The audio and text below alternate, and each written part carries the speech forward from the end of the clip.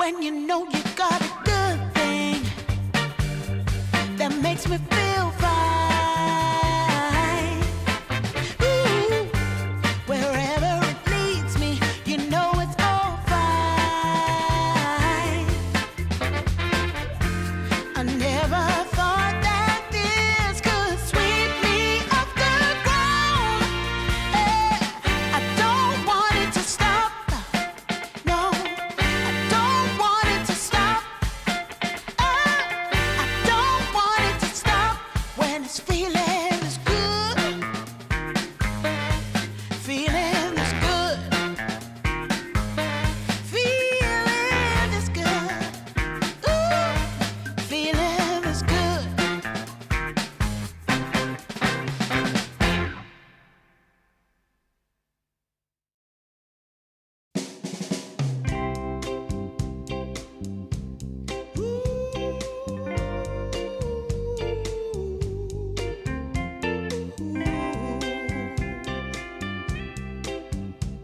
Yeah, yeah. I've been waiting a long time, just longing for a glance from you. Yeah, a chance to look in those big brown eyes. No telling what my heart would do. Hey, when we met, I sure knew it felt as good as it could be. In that moment, though it felt so good, I wondered why you noticed me. If you gave me just a little time, it would sure ease my troubled mind. Don't tell me that you don't feel the same inside. Don't tell me who. These are feelings that I ought to hide. I don't care where you came from, just tell me where you wanna go. If there's a chance to be together, that's all I really need to know.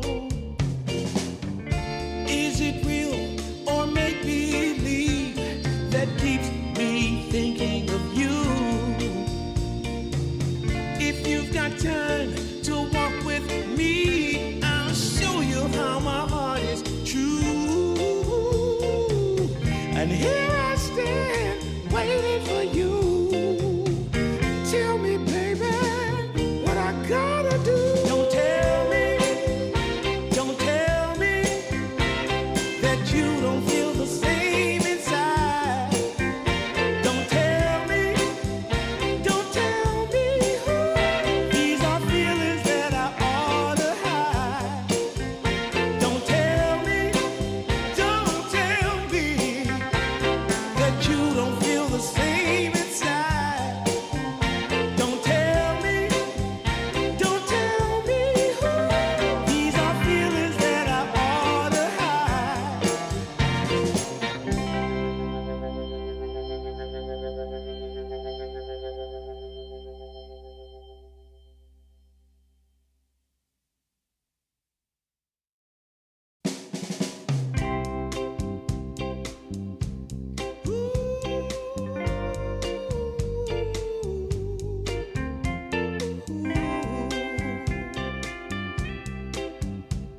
Yeah, yeah. I've been waiting a long time, just longing for a glance from you. Yeah, a chance to look in those big brown eyes. No telling what my heart would do. Hey, when we met, I sure knew it felt as good as it could be. In that moment, though it felt so good, I wondered why you noticed me. If you gave me just a little time, it would sure ease my troubled mind. Don't tell me that you don't feel the same inside. Don't tell me, don't tell me who. These are feelings that I ought to hide. I don't care where you came from, just tell me where you wanna go. If there's a chance to be together, that's all I really need to know. Is it real or make believe that keeps me thinking of you? If you've got time to walk with me, I'll show you how my heart is true. And here I stand waiting for you. Tell me, baby, what I gotta do. Don't tell me that you don't feel the same inside. Don't tell me who. These are feelings that I ought to hide. Don't tell me that you don't feel the same inside. Don't tell me who. These are feelings that I ought to hide.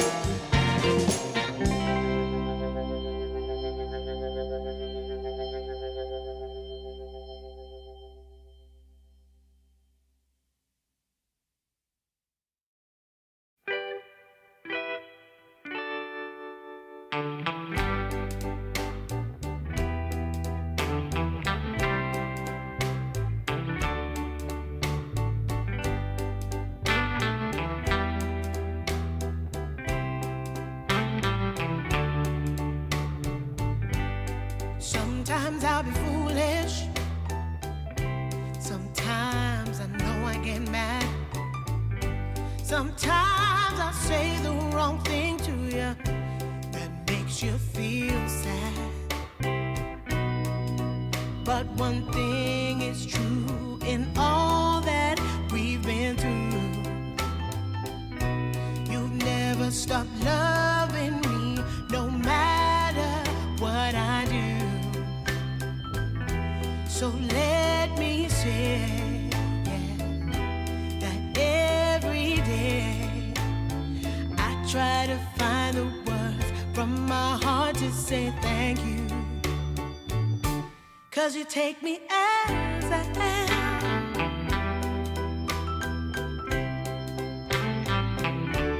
You take me as I am. Oh, baby. If you stop loving me, well, I would understand. But I won't take you for granted, no, no. When you hold my hand, your love makes me feel that I could fly to the moon. Not even the birds above can sing a sweeter tune. I needed to say that you find a way to make me feel anew. And I want to say thank you, 'cause you take me as I am. Oh, baby, take me as I am. Oh, take me as I am. Oh, take me. Oh, take me. Yeah, take me.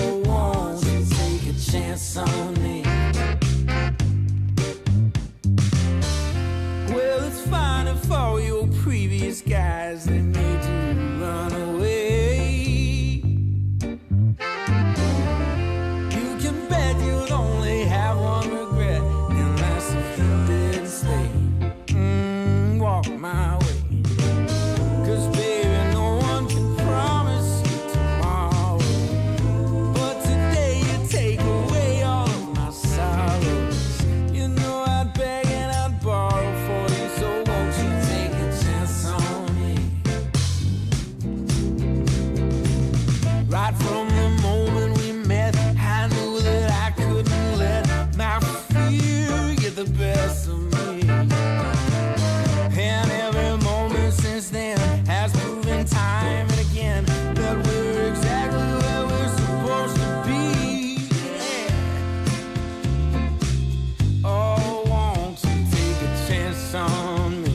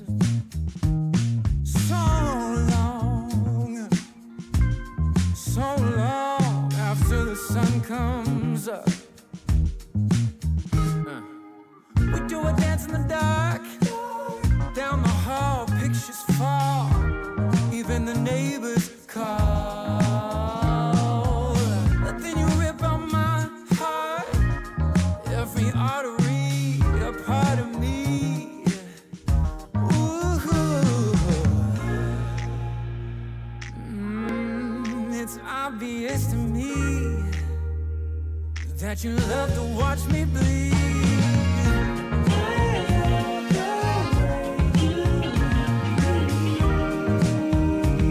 But not half as much as I love when you leave. I hate to see you go. But I love to watch when you're walking away from me. Walking away from me. Yeah, yeah. I could be anything you want. I could be anything you need. Baby, tell me it's something real, and I'll give you everything. Every now and then wicked smile. You know I can't help myself. They play around with me for a while, keep tearing me up until there's nothing left. Ooh. it's obvious to me. Yeah, you love to watch me bleed.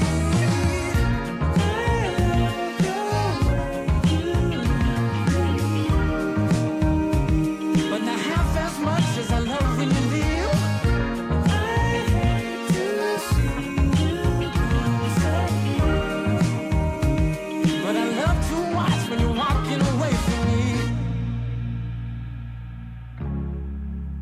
Yeah, yeah. I love the way you love me. I love the way I hate to see.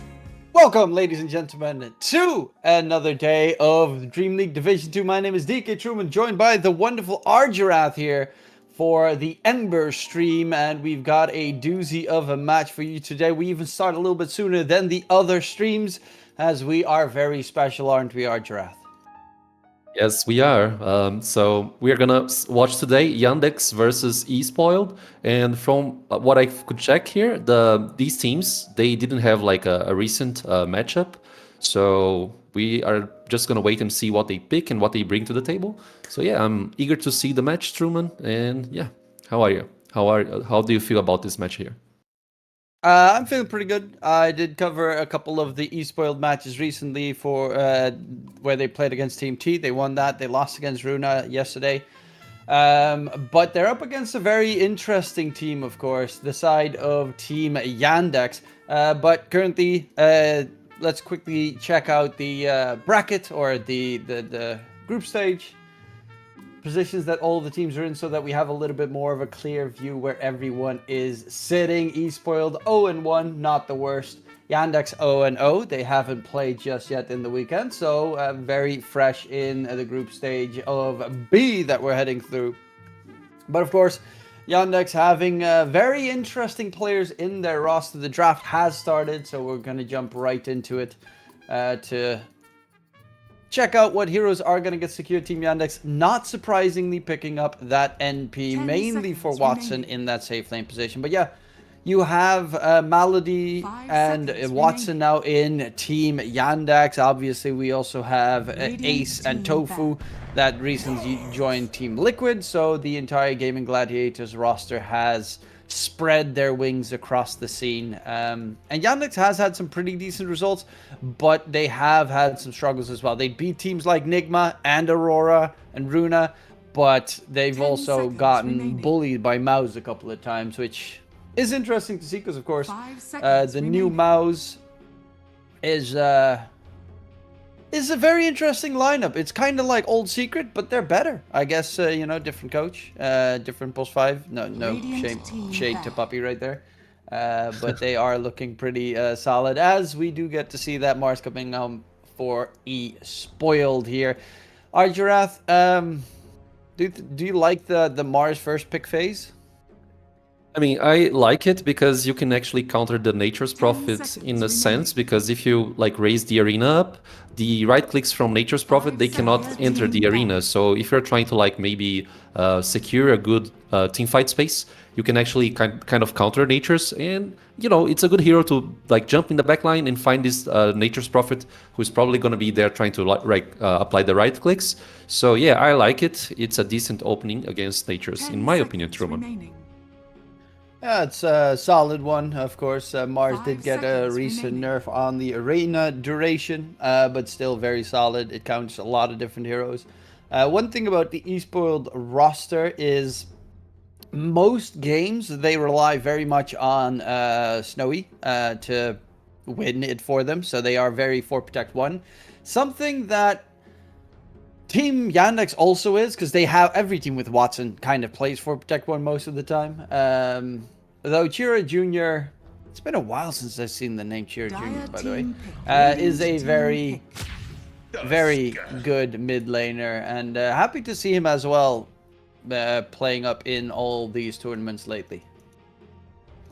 Yeah, it's been a while since I've seen the nickname too, but it's like someone that you can recognize.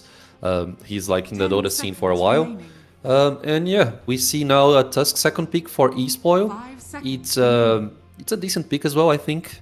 Maybe you don't actually want to like make the lanes as Mars and Tusk playing with each other, but let's see how the rest of the draft goes, so we can have a better perception on what they are trying to do with this Tusk here.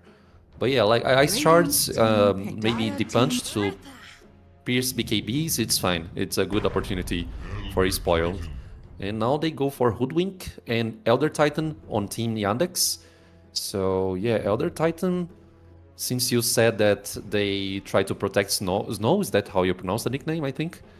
Snowy. Maybe, yeah, Snowy. I mean, Elder Titan is a great hero to like counter many of the HCs that are agility based. So I feel like it's interesting what they're doing here. But you know, like Spoiled, they just answered now with a Storm Spirit, considering that they don't have like a nice reliable stun on Yandex side. Yeah, so Storm and Enchantress, they really want to go for the lane aggressions, it seems. Yeah, it's Enchantress is very likely going to be for Asdecor, as he loves playing those micro beast summoning heroes. Tusk Mars lane is, yeah, I mean, it can really go horribly wrong if you're up against a tough lane. Nature's Prophet Elder Titan is tough. Double melee against an Elder Titan. Seems to me that normally you shouldn't be able to win that. So that's going to be pretty tough when you've got the Hoodwink for the break as well against the Mars and against the Enchantress. You know, that's a nice bonus there because Enchantress is one of the harder heroes to quickly kill. And they're going to throw in a lot of magic damage to make sure the Enchantress gets taken down quickly. Obviously also lanes well against the Storm Spirit in mid, one of the stronger laners out there. It could also be flex, obviously, still towards that off lane. Last pick is for Espoiled, so they can always...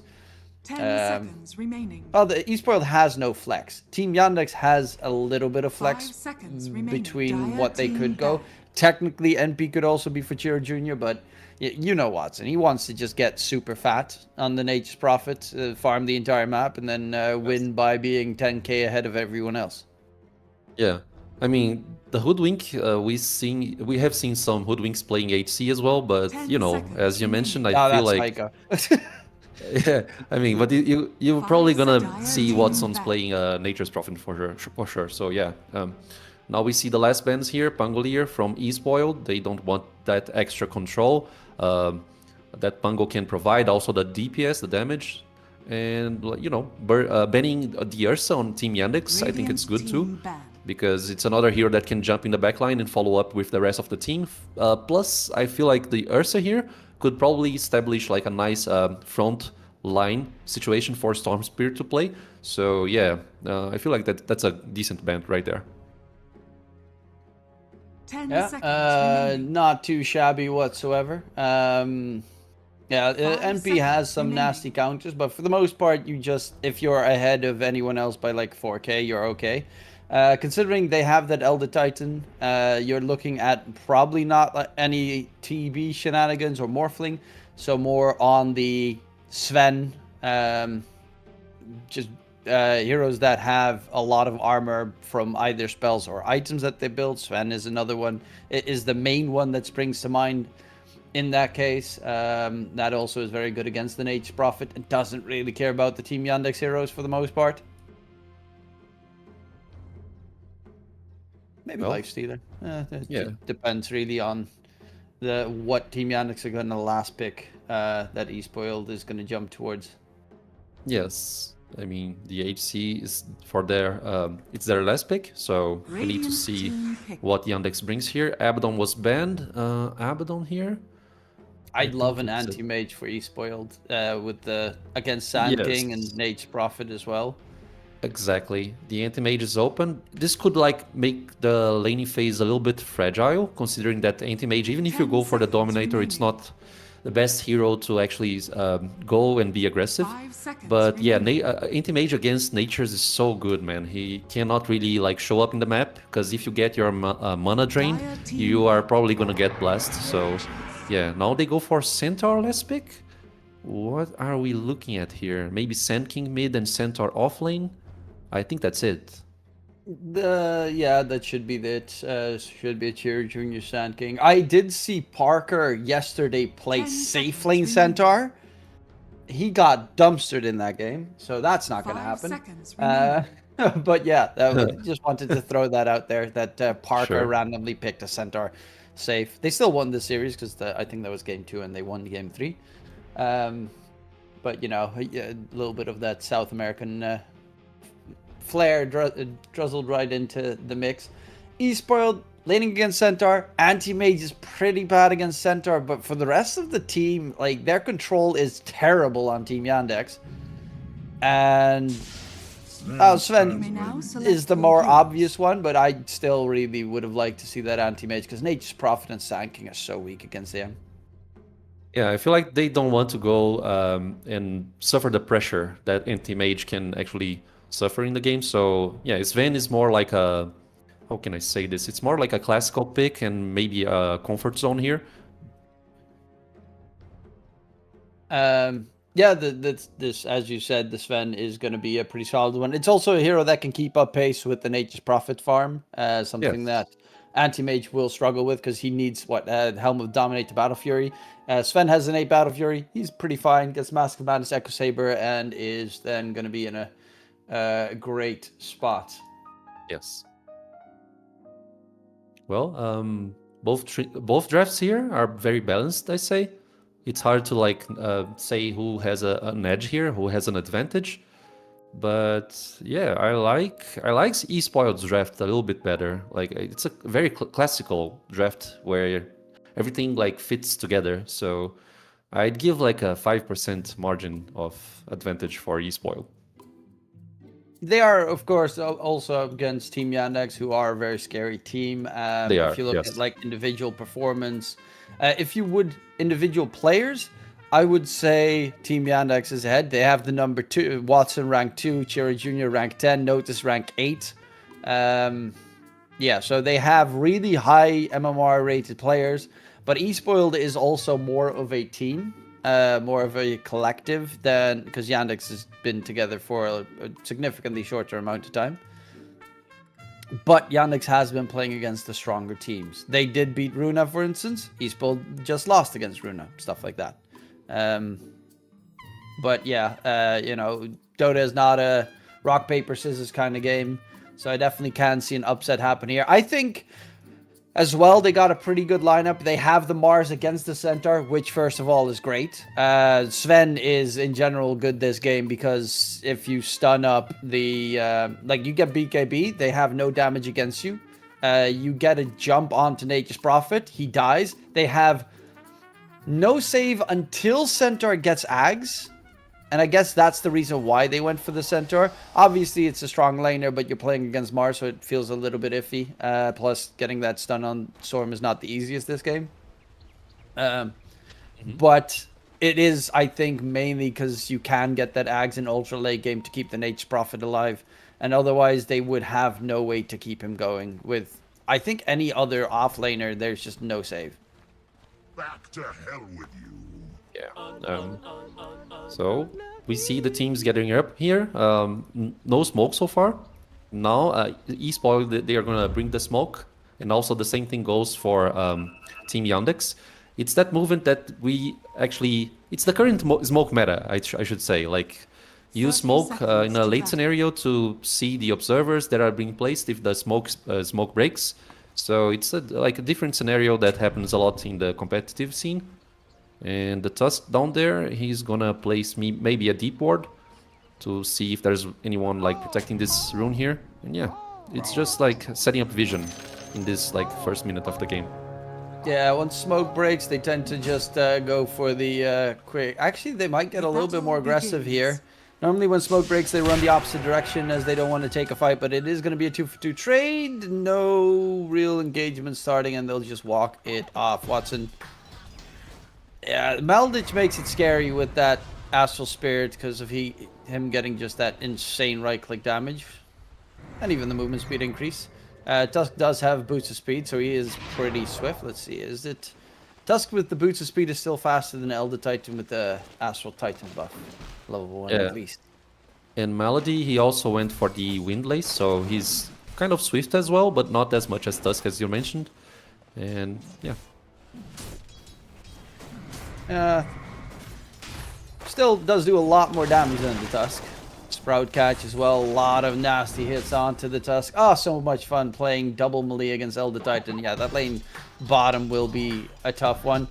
Top, I think it should be pretty even. There's definitely kill threat between both sides. But the Enchantress going for the overprotective Wisp facets plus Nature's Attendance level 1 kind of shows that they're just trying to stay alive with the Sven.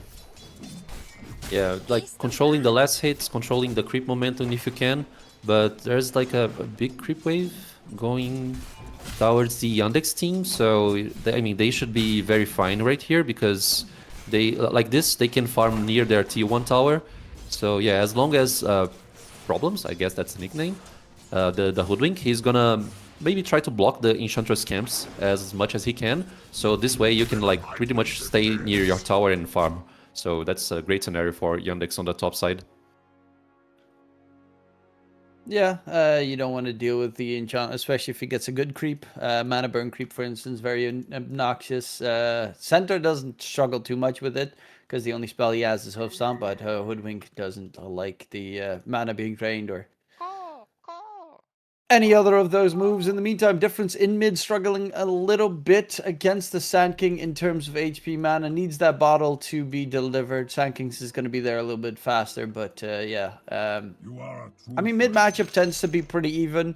If it goes wrong, you can always jungle on both these heroes, so that's kind of neat. But the rotations are going to be very important, especially before level 5, level 6 to kill the Storm Spirits, and that's why normally you tend to see Storm Spirits, once they're level 5 or level 4 even, they tend to go to the jungle and get the experience there, give the mid lane to and support that is not needed in their lane, which in this case probably will be Tusk, because at one point there's just nothing that he can do once Elder Titan gets level 3, level 2 Astral Spirit. Yeah, I mean, Tusk is gonna rotate on that the 6 minutes rune, and then you can try to like get the lane from Storm Spirit. And even before, like you mentioned, like Storm, he just want to get level 6 and play it safer because, you know, like Sentient +1, maybe like a Hoodwink rotating on his lane can get the kill easily onto Storm. And we're gonna see Chira Jr. getting like 2 water runes. That's kind of bad for Storm, but, you know, I mean, that's how the game goes. Yeah, it's not too bad. Difference still has 2 water bottle charges. Last hitting is actually not going that bad for Difference either, so he's having a pretty decent lane at the moment as well. Just not being hampered at all, getting all those last hits underneath the tower, not a single one whiffed. Waste is struggling really much on the Mars. That is to be expected. The Elder Titan Nature's Prophet lane is just too strong. If you have a Tusk as your support, there's just not much that you can do. Tusk can only pull the creep wave.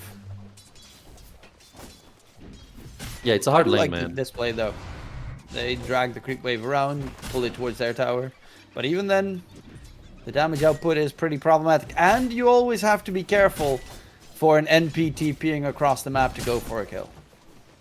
Yeah, I mean, that's one of the brightest sides of Nature's Prophet, that he can easily rotate to get a kill. Maybe like on mid lane, because Difference is having his struggle here against Sand King, so like an extra TP, an extra hero to join the fight is definitely something.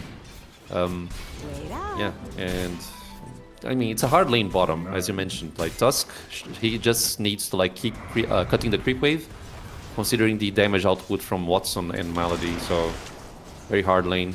2 melee heroes against at least 1 range hero, it's quite something. Yeah, not fun. And also just Elder Titan being nasty. Natural Order also, he's got that facet with the Natural Order drains magic resistance and armor over time, so he keeps the spirit on top of the enemies. And then TP top side, mid by Watson, going for Difference, catches him in. There's a rotation coming out from the Tusk. They're gonna go for the Sand King. Ice Shard's block is here, and the first blood gets secured by the Tusk. Going for Watson next. Difference is healing up with the bottle charges. Watson dropping low. Bushwhack. Snowball in to dodge it. And another kill for the mid lane on the Dire side. Great job. Kill. First blood for Emerald S.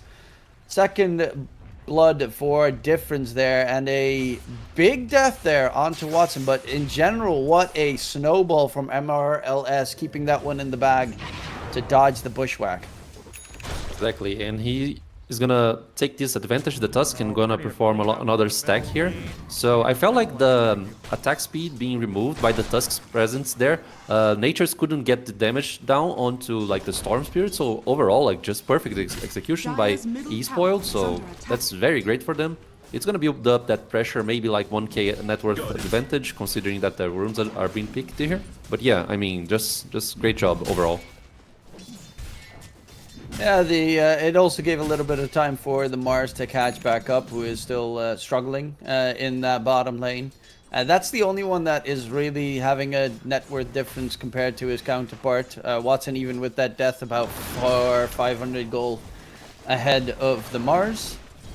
While, yeah, Snowy top lane is doing pretty decent. There is going to be a TP in from Aztecor. I'm wondering what his game plan is here. Okay, he's gonna bring the Wild Wing Ripper to go for a kill bottom. Zip in from the Storm, going for Watson with the tag team damage. Ice Shards block. Watson, Nature's Prophet in trouble, but he gets himself out of there. However, the chase is deep and the chase is strong, as Difference does manage to take him down, and Watson is dead again. Yeah, just like you know, securing one more kill, considering that Storm got level 6, so that's one way to build up pressure to keep the snowball rolling, quite literally.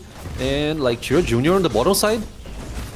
Okay, he's gonna go for the epicenter play with the Invis Rune, gets the cast off, two-man burrow. The heal from Aztecor might keep himself alive. Snowball in to dodge the last little remnants. Can Waste get himself out of there. He is running away, and MRLS on the run. There's a Sprout in 2 seconds, but they're not going to chase, and they don't get a single kill. Level 1 attendance on Aztecor keeps himself alive. The snowball dodge as well to keep Waste alive.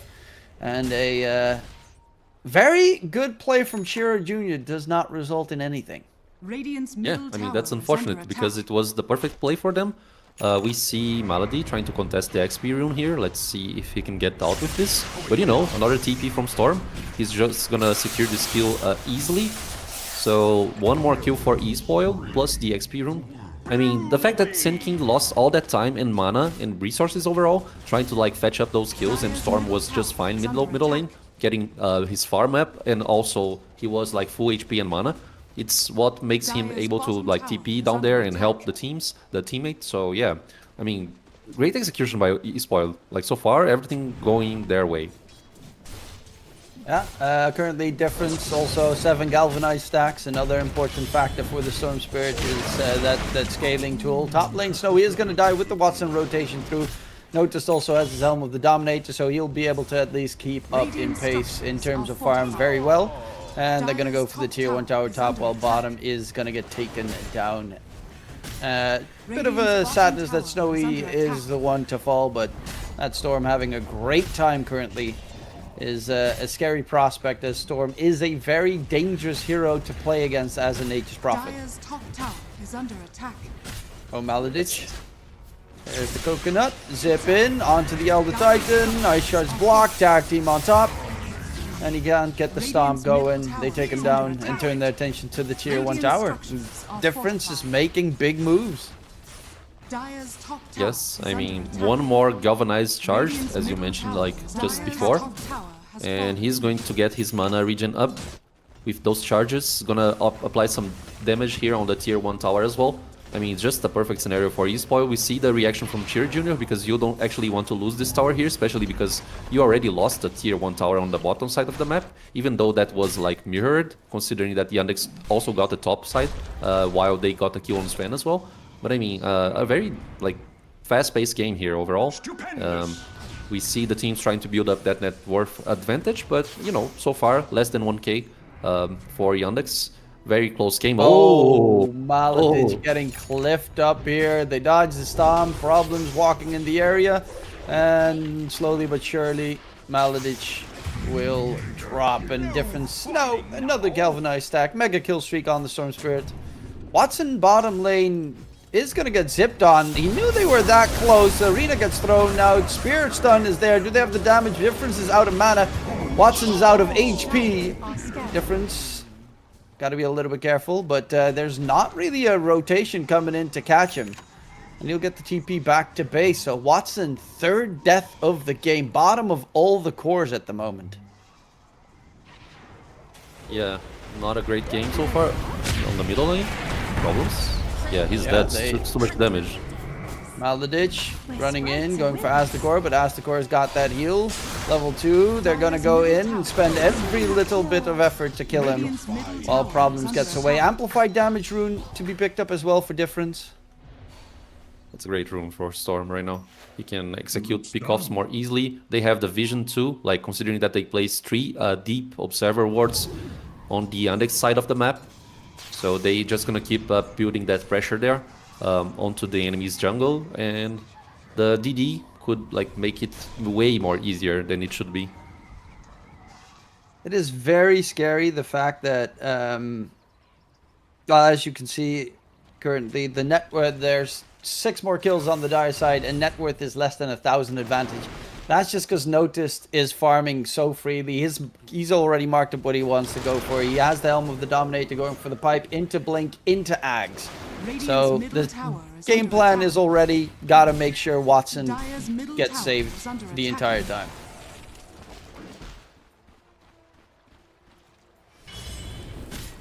But then Watson's also going to need to get the farm to be able to make sure that that happens. Granted, Yes. he is an Aegis Prophet, so he farms really fast. Even just popping your ulti gets you so much farm all of the Yeah, time. maybe he wants to save the ulti for the team fights, because you know we're gonna see dagger on Cheetah Junior in like a second. So yeah, we see the dagger there. So you probably want to preserve your ulti for the team fight when everything erupts.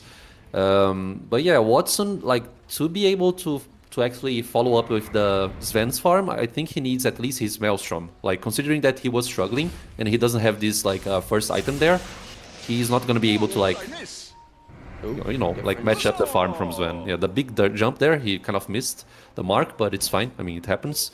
And they are just trying to seek more power runes. That's very great scenario for a Storm Spirit. When you get tier 1 tower so early on the game, you are able to like secure all the power runes for Storm, and that's what he wants, considering that he uses a lot of mana.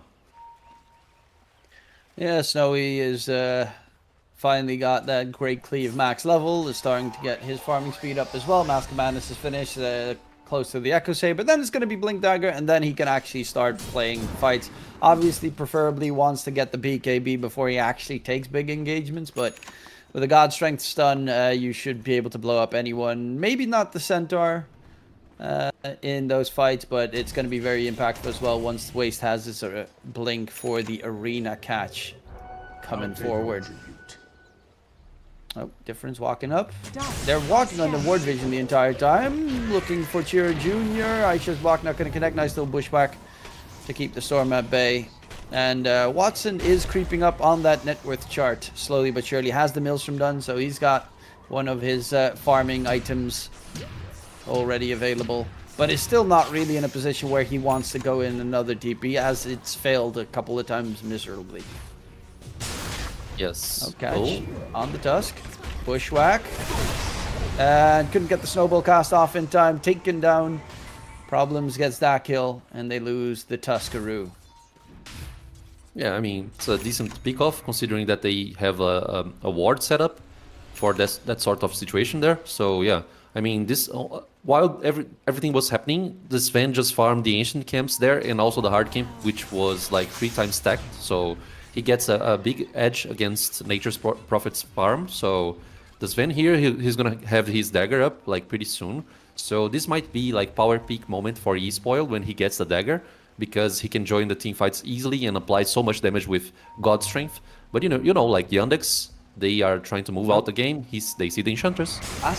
Enchantress has been tanking. This is the 3rd gank Enchantress tanked And there's going to be the arena catch. They do still have this Sanking available. It's going to get taken down. Notice now it's stuck inside the arena, but from behind comes Watson, who's going for the right-click fight. Snowy didn't have his God Strength for that engagement. Wace is walking in, has the spear, is going to throw Watson, stun him up. Difference from behind with the tag team. They're going to blow him up. Notice no stab way out of there. He's going to cancel this TP. Snowball came in. Maladich right-click down by Difference. They're going to try and disengage. They did find Snowy, but they're going to lose 4 in the process with 3 cores dead to rights. They only got the Sven.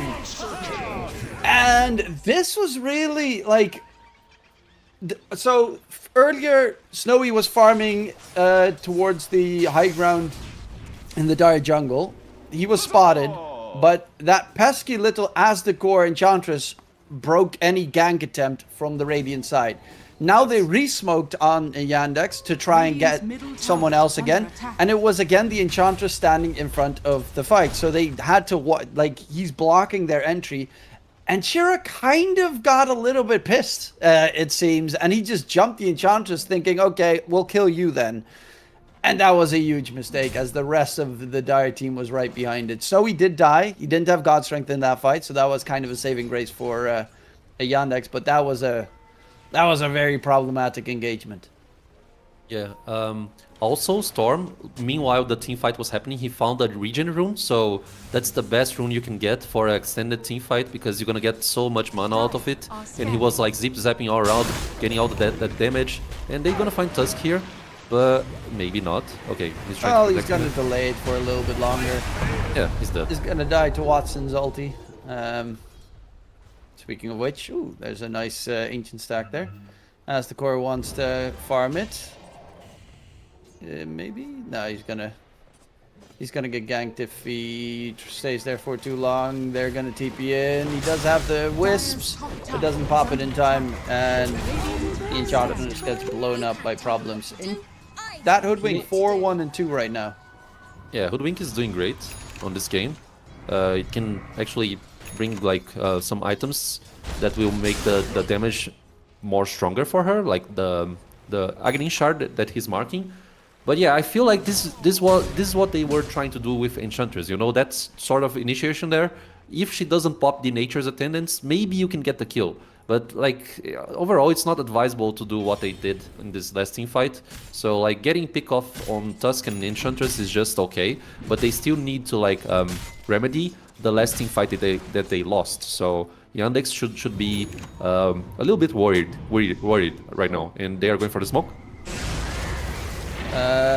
Jared Jr. was spotted. God Strength used. They didn't see that God Strength was used. But yeah, they got caught with a very neat little observer ward there placed from the Radiant side. Right behind the tree, so it's hard to spot it. I like that ward spot. Nasty. But yeah, the smoke gang failed. God Strength was used as well, so that's going to be on cooldown for Snowy. As it will just be a bit of a delay. I'm curious to see who's going to be focusing on the Tormentor this game, because there are some really good shards. Obviously, Hoodwink, I think, is getting his delivered right now. Elder Titan shard's pretty nice, so that he can get that blink shenanigans. But on the Dire side, Enchantress's shard is amazing, and so is the Tusk shard. Especially the Tusk shard can be so problematic in team fights for a hero like NP, who it's going to be a while until he has that Hurricane Pike, so he is going to be very slow. Yes, I mean, if you get caught on the ice shards, you can try to clutch out to get out with the Sprout. We've seen this in this game already, but you know, it's not gonna be easy for him to position. So yeah, contesting the Tormentor is just great. Oh. They find the Sven, and he quickly gets deleted in the process. So big kill there coming in for Team Yandex, and they're keeping that net worth the entire time so very close. It is a very even game so far. Yeah, I mean, it's just too great to have a pick off onto the enemy HC and like not trading anything for it. Just great scenario. They are aiming for BKBs right now, especially the Sven, the Mars, Storm also trying to build up his BKB, because you know it's like they have a lot of stuns on Yandex side. So you have to watch out. Very strong magical damage too. So the BKB can help a lot in this type of scenario. difference, very close to Radiant's it, by top the way. tower is under attack. And about 50 seconds, the Tormentor is gonna spawn. Dire is actually pretty close to the Tormentor already. Radiant are... It looks like they're pushing the bottom side of the map. Which, yeah, they're gonna have to go for a long sprint towards top to try and open that area up. But Notice has that blink, has the pipe, has the Helm of Dominator. First piece of the Ags is also done. That's going to be obnoxious to deal with. As the core, they're going to get the Water Sponge in onto the Centaur, but they're going to jump in on the back line. Centaur Stampede isn't going to help the two supports. They get taken out quickly. They're looking for Notice, who does have that blink dagger, but there's no mana left on difference, and Notice is going to go, oh, right behind the tree. He gets away. Little fog action there. In the meantime, Tormentor has spawned. And they still... God Strength is about to end, but they should be able to take the gateway, get that first Tormentor of the game. Maybe. It depends really if Yandex is attempting to try and get it themselves. Yeah, I mean... There are no cooldowns. Oh, Chira Jr.? Is he gonna get spotted? close. Yeah, he's not gonna get spotted. It's fine for them. And feels like they are not going for Torment right now, because if you force a team fight and the Yandex supports they were about to respawn, they can actually set up an easy team fight, considering that they have the T1 to TP in. So yeah, I mean, it's not advisable for them to do this sort of thing. They're gonna find Watson there. Taking the Twin Gate. Watson Yeah, they see doesn't Watson. even get spotted. I think they just jumped. I don't know if they saw him, but it is going to be a Tormentor going to Yandex. So that Yeah, net worth advantage is pretty much gone after that Tormentor. Yes, that's what I mentioned. Like, they didn't have God Strength, so like setting up a team fight here on E-Spoiled side, it's not great. So the Ooh. Tormentor go for them, and it's for Sand King. It's a good one, right? It's a very good one, especially now that he doesn't have to buy it, and that jumps his net worth quite a lot up. He's close to the Ag, so with the Shard and the Aghanim Scepter, that's actually going to be a lot of damage, but you did mention it previously. BKBs are almost done on the Dire side, and then you don't really... If you pop it, that's the question, obviously, but if you manage to get the BKB off, you don't really fear the Sand King that much. Yeah, but it's still so scary, man. If you get stunned first and you don't actually get to pop the BKB, so the damage is so huge. So you have to watch out. No problems. One does get spotted. Zip in. Quickly taken down. Godlike streak for the Storm Spirit. As difference is, well, 905 with 20 galvanized stacks. Lots of mana regen. Dip in. Going for Maledich Elder Titan. And yeah, there's no backup. There's no... The Radiant team really just doesn't want to fight yet, especially with the Centaur so close to his Ags. Yeah, I mean... Even then, you're up against Sven, so it still gets scary even with Ags. It is, but like you can try to like save someone, especially Watson that we were mentioning, that he can be found in the backline. So now the chart for the Centaur, the workhorse ability is so great to try to save someone. So I mean, it's a great timing overall for both teams, as it seems. They're going for Roche. Dead. Yeah, They're so Roche close. Notice can get such a big stun. They do get the Aegis on difference though. And he's going to zip in aggressively. Wow. Oh, dodge and weave, baby. Dodge and weave.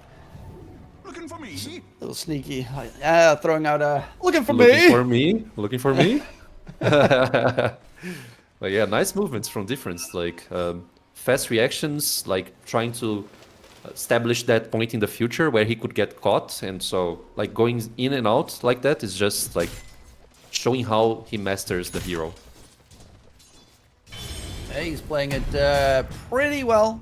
Well, very well, actually, because he is top net worth, and that's in a game with an Aegis Prophet and a Sven, both incredibly flash farming heroes. I'm also impressed with the fact that Notice is so stupidly farmed on the Centaur, as Ags is about 100 gold away from being done. But yeah, the thing that I'm a little bit afraid of is, yes, you have a way to save the Aegis Prophet, or at least take him in the cart, but you're up against a Sven, and you still get cleave damage against... You still take AoE damage, I think, if you're in the cart, right? So if Sven cleaves, I think he still kills you. Oh, Sand King gets the burrow to the side, and there's going to be a hitch and ride. He's taken out of there. And Sand King gets saved. What a top tier save coming out for Noticed. Spear Mar, the Hoodwink doesn't connect, but they're going to chase after Hoodwink. Nice little bushwhack shenanigan. Keep them occupied, but he will get cleaved down. And they do get a Hoodwink, but it cost them a lot in that engagement to kill him. Yes, it costs a lot, especially the Storm's mana. But he has so much mana regen that he, like, if you get like 1 minute out of the engages here, the Storm gonna have his mana up entirely, I guess. So yeah, I mean, nice save from Noticed. Like, very good usage there of the Aghanim Scepter. Regarding the Sven cleave, I don't really know if it affects the cards right there. So I think overall it's gonna be able. They're gonna be able to like save someone with the card. The problem is I can't read it because I see hit Workhorse, but like Hitch a Ride only shows up when he's in Workhorse form. Yes, I know. If you press Alt, it doesn't bring up the thing as well. So we need to wait the Centaur to use the skill to actually read what it does and how it works entirely. I'm gonna see if I can find the tooltip on it. Let the fun begin. Because I think you're just untargetable, but you still take damage if you're in the thingy.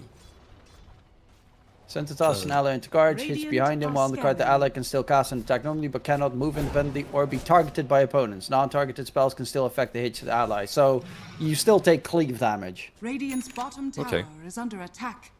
And So if spell you're still damage as caught well, right? inside, Are fortified. yeah, anything that's AoE you still take. So if you have like 100 HP and you get put in the cart and Dire's Sven hits top anyone tower nearby, is you're under still dead. attack. But like a single target physical damage, does it goes through? Well, no, because you can't No, target right? him. You can't Yeah. hit Is under attack. select him with spells or anything. So it's all Sure, AoE. yeah. And they have a lot of AoE on the Eastboiled side. It's one way to save from duels from Legion Dire's Commander, top for tower instance, is right? under Because when Legion use the Radiant's duel, middle tower you simply is under get the attack. hero on the card and then run away. It's a nice counter play when you have Yeah. Legion on the other side. Yeah, no, that should work. They are smoked on both sides. Jump in. Shirajuna spotted. Gets the blink away. Maldich is going to be the target then instead. God Strength used. There's Hitch a Ride. He's going to take him with him for a spin. They do lose the dust. There's going to be the arena guys though. Notice dropping low inside the arena is going to get cleaved down. Sipping forward. Snowy gets 2 kills. BKBs are about to end, but Watson gets speared right back. And do they have the damage to take him down? No BKB available. Sven is going to lose a lot of his HP. Is caught inside the trees. Loses his life difference. Can he get out of there? Will go for the zip, as the core is going to be the target here to fall last but not least. And yeah, this is one of the big downsides for the Sven, is he gets caught inside a sprout. He doesn't have a Battle Fury to cut the trees, so he's just like staring at the enemy the entire time. But great save there from Chiro Jr. on that Sand King to at least make sure the Sven can't get the extra hits off to Watson, because that got very dicey. Yes, I mean, we have a buyback on Malady, but the thing is, I felt like Espoil, they tried to bite more than that they could chew, because if you overextend so much against Sand King and he has Epicenter up, with all those items that he has, like the Aghanim Scepter, the Aghanim Shard, it's not the best scenario overall, so like nice play from Yandex. And the following up here. Okay, They're gonna get Kira Kira Jr. And they kill him. He's gonna go for TP Great Stomp. And the Walrus Punch not gonna connect. Maldich does not have a buyback available. He would be a dieback if he falls. Difference is still trying to catch up. There's an MP TP coming in, but they're not gonna go for Maldich. MRLS on the run. Stomp not gonna connect, but the Bushwhack is. And Aztecor tries to tank the Sharpshooter in time, but will not be in front, and they lose the Tusk. Still a slight net with advantage for the Dire side, but you can definitely see the threat. Once BKBs are down, the fight gets very scary for Despoiled. Yes, exactly. And we see Watson right now actually building up the net worth and actually making more money than Sven. So that's something to look out for as well, because soon he's gonna have that Daedalus up. And the damage that Watson is gonna apply in the game is so huge. Like after Daedalus, he might go for Satanic, which can bring more sustainability for this Nature's Prophet as well. I mean, that's one way to play this hero. And let's see how it goes, because, I don't know, Satanic against Sven, if you get a clutch Hurricane Pike, and if you bait out a lot and like try to overextend the team fights, just as we saw, you get more chances of Sand King actually using the epicenter and succeeding on the counter initiation as well. So overall, great stuff, like great game we are watching here. Yeah, Astakor in the front as well. He's got the Holy Locket and the Solar Crest, so very tanky, zipping from difference, going from the back line. God Strength used onto the center. They know he's the save hero. He gets taken down. Now there's no save possible for the Radiant team. Chira Jr. on the disengage, gets the blink out of there. Big double kill coming in. And yeah, the Centaur is a very tanky hero, but God Strength is a very strong spell. It is, and the initiations from Mars, Waste, he's doing such a great job. Like, They he's want to not go missing in out on them. Yeah, they want to go in. He doesn't expect this. Burrow comes in.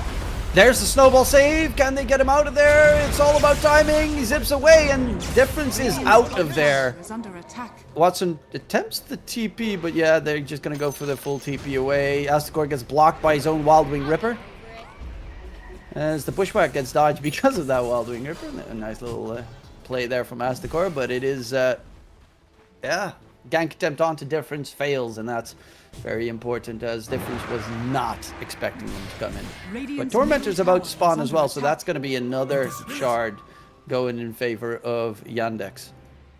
Yeah, and once again, it's very hard for eSpoil to contest this, even without the epicenter up, because, you know, it's near the Yandex tier 1 tower, so it's so easy for them to contest this side of the map. And like the Q attempt there was great, the reading was there, but the damage was not. Like when Chira Jr. gets his Cuddy, maybe this sort of situation he can actually apply the necessary damage. I feel like Watson wasn't there on... Was he there on this last pick-off attempt on Storm? No, because... Yes, happened so fast, right? He was there, I think. Radiant's bottom I tower. cannot really Woodward was remember, there, but... Chiro Yeah. was there. I think And he was also there. Maladich, right? I feel no, like... I think it was NP because Maldich died. Okay. So he was there, but the snowball save was just in fast enough. Yes, yes. And then afterwards, the Bushwhack was used and the Burrow, so there was no way to stun the Storm after the snowball. Okay. I mean, just unfortunate scenario, because they have the damage to kill Storm in that type of scenario. The clutch snowball from Tusk. Oh, they find Shira, spear stun, and he is dead. This time no save. Chasing for Maladich, trying to get that kill. Center Stampede is used. Big cooldown as well on the Radiant side has been thrown out. Roche is up. This is Roche with the banner. Question is, are they going to go for... like, they have used God Strength for it, so they're trying to get something out of it. Bushwhacks, but there's the stun. Maladich held in place. Radiant's Sentry middle tower Ward, is and under they're going to go attack. for the tier 2 tower in mid. Radiant structures are fortified. The threat of a Sven in a game is always just really hard to deal with. They're going to go in onto the Sven.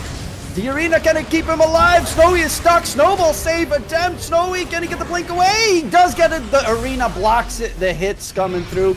Tusk is trying to sprint out of there. The focus is Watson here. Takes a lot of damage from Difference and Astakor, who are just chasing him down. And the Nature Prophet's almost dead. They're going to go in for the Walrus Punch, and the Nature Prophet falls. Difference is now going to be the target here. Burrow Incher Jr. is back alive. Difference is a 10-kill streak lost.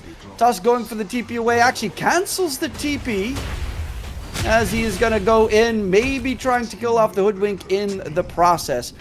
But you do manage to take down Watson, but losing Difference there to a 10-kill streak, that's Cheer Jr. getting 1,000 gold. That is pretty painful. Astakor will die to a heavy investment, as it will be Team Yandex with a very big team fight victory after that.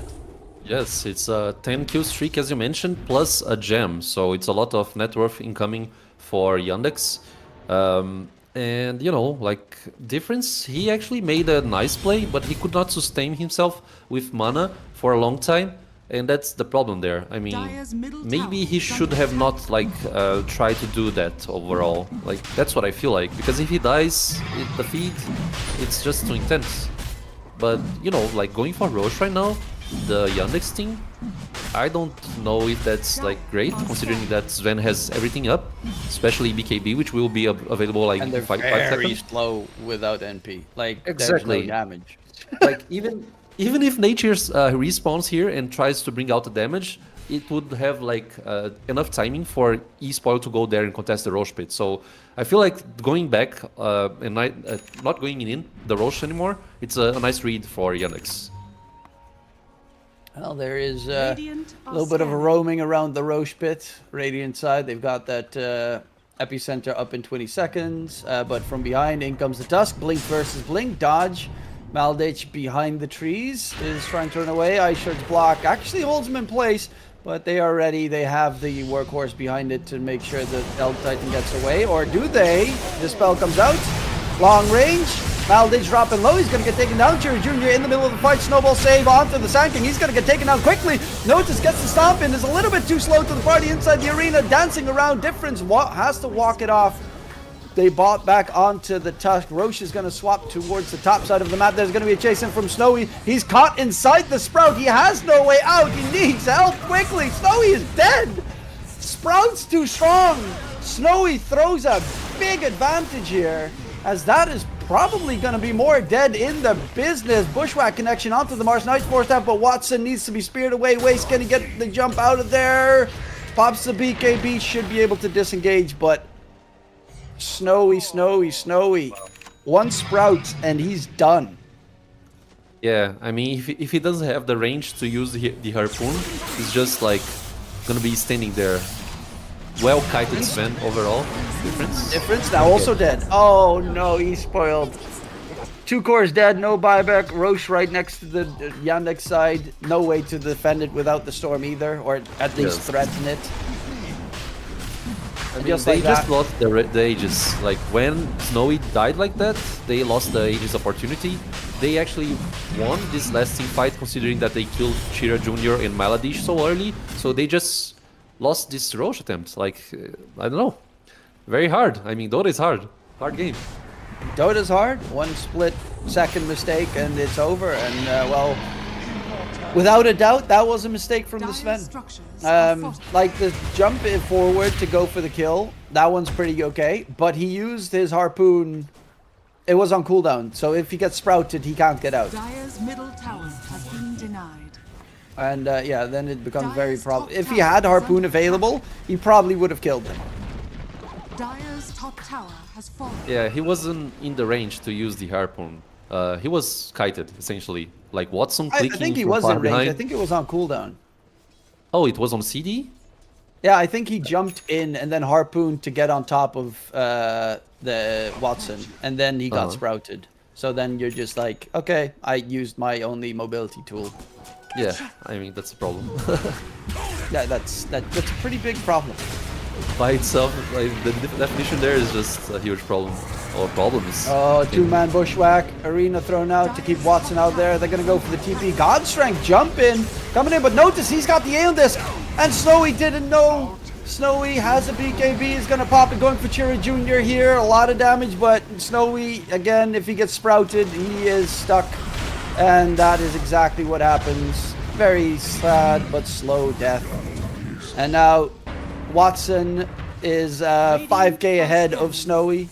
Level 25 as well, so he's got the no cooldown on TP. Dire's top tower is under attack. And Yandex, they have what feels like full control of this game. Also, like, not spotting out that there's an Aeon Disc on the Centaur.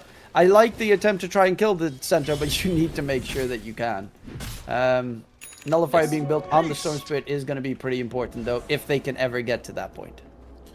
Yeah, I don't know if they can reach that state because, you know, Yandex just gonna keep pressuring the map and trying to, like, maybe secure a tier 3 tower, considering that they have the Aegis up. So it's not gonna be easy to wait and maybe like we don't actually might see this item coming up. Sorry for stuttering here. Dire's No bottom worries, no tower has worries. fallen. It happens. As high ground pushing might still be a little bit. Radiant's top I mean, tower Tusk is under dead, attack. so maybe not that problematic. As they're gonna start getting some buildings here. Watson on the high ground has that Aegis still. Obviously, if they go in for the kill, you will have the save behind it from that Centaur. That's why Centaur is the best target, but that's also why he went for the Aeon Disc. Aeon Disc. The recent changes as well, it's very interesting on that item. You cannot really like clutch out when you want to assemble the item. Now you have like a 6 seconds fixed cooldown. So prior to that change, you can actually like wait to the best moment to use the Aeon Disc. Now you just have to use Which was like dumb. yeah, I feel like it was very silly. Yeah, I agree with you entirely. It was silly. Like I can understand it for like Abaddon using it on his ulti or something, but yeah, no, that felt like it made no sense. Difference is so very close to the Nullifier, and it's a very big item to get if they can secure it. Emerald got caught from behind. So no tusk for 60 seconds. A lot of damage onto Watson from the impetuses there with the Hurricane Pike. But they're going to go for the backline jump. The nice bushwhack stun. Burrow onto 3 targets. Can they get any damage off here? They're going to go in. They cleave down the 2 supports. Notice a little bit too slow. The target here is Watson. But Watson with the Hurricane Pike, he's actually taking a lot of damage from the Enchantress. He's going to go for the TP out of there, actually going back in aggressively onto Snowy, but Snowy doesn't have a BKB, and there's the hitch a ride. Watson's going to get taken for a spin, blink forward, looking for more. Quickly got to like the start of that fight was so terrible for eSpoiled, with a great burrow coming out from Cherry Jr. I mean, they killed like 2 supports very quickly, the eSpoiled team, but the fact that they could not, you know, withstand this team fight for a long time, it's a problem, especially Sven. He's being kited, and like considering that Watson, his last item was the butterfly, now Sven has no ways to bring up out so much like damage onto the Nature's Prophet, considering that he needs a MKB, and that's pretty much game. I feel like the last prior errors that we saw from eSpoiled, I mean, it was so custom. Like, they are now losing the game. It's mega creeps, and let's see what they can do. It was such a good game from Difference as well. He does have the Nullify now finally done, so maybe that can help him quickly getting the kill. They're going to go in onto the Centaur, try and kill him off quickly, but a great stomp coming in, and Difference in the zip dies. Centaur too tanky without the Sven. They don't have the damage. GG gets called, and eSpoiled lose game number 1. And, I mean, this was such a winnable game. This was so incredibly winnable for them. It was a mistake or 2 or 3 or 4 or 5 was kind of the big issue here. But yeah, and nonetheless, great job coming out from Team Yandex, staying in there the entire time, take us to late game, and MVP in my eyes has to be noticed on that Centaur without a doubt. To be fair, this Problems played really well, like some of those clutch bushwhacks. At the end there, the zip from Difference on top of him and then hitting that bushwhack immediately. Great performance coming out from the supports, but Notice was so good on that Centaur. Yeah, I mean, they needed that clutch card to save out everyone, and he was there to save everyone. So yeah, regarding eSpoiled, just as I mentioned, they need to like make less mistakes in this late game stage, because if you lose like a 45 minutes team fight or something like this, you're gonna be in a bad scenario. So that's everything about it. Like, very close match overall, but the mistakes they make everything decisive. Yeah, that's kind of normally what you see, the bit of a difference between layers of players / teams. Is Team Yandex felt a lot more like they were 8-2 behind, but they played calmly. They didn't go rushing into fights for no reason. They kept farming across the map. Noticed, like, his team was dying all around him, and he just kept farming on the Centaur until he had the items he needed to win the game. And that's pretty much how they won the game. They knew how the game was gonna go, and eSpoiled, they got too impatient, and they tried to force the issue, cost them dearly, and that is unfortunately for them the first map loss. But of course, this series still has a second and possibly a third, so we're gonna go towards a short little break. We'll be right back for game number 2 between Yandex and eSpoiled after the break.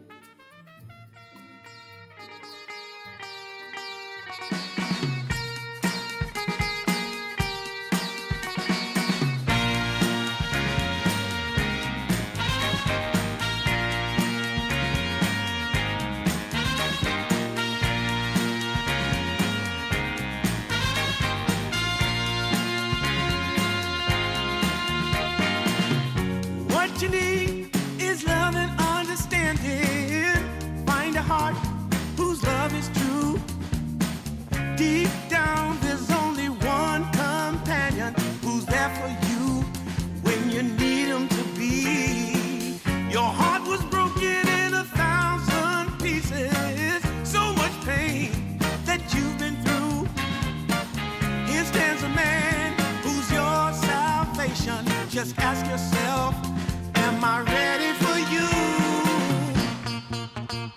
100% now. I'm ready. 100% now. Yes, I'm ready. Eyes wide open. I'm ready to move. I'm ready to move. 100% now. Take a chance in a new direction. Any place you wanna go. I don't have all the right answers, but one thing I know, I'm so ready for you. 100% now. I'm ready. 100%. You know I'm ready. Yes, I'm ready. Eyes wide open. I'm ready to move. Well,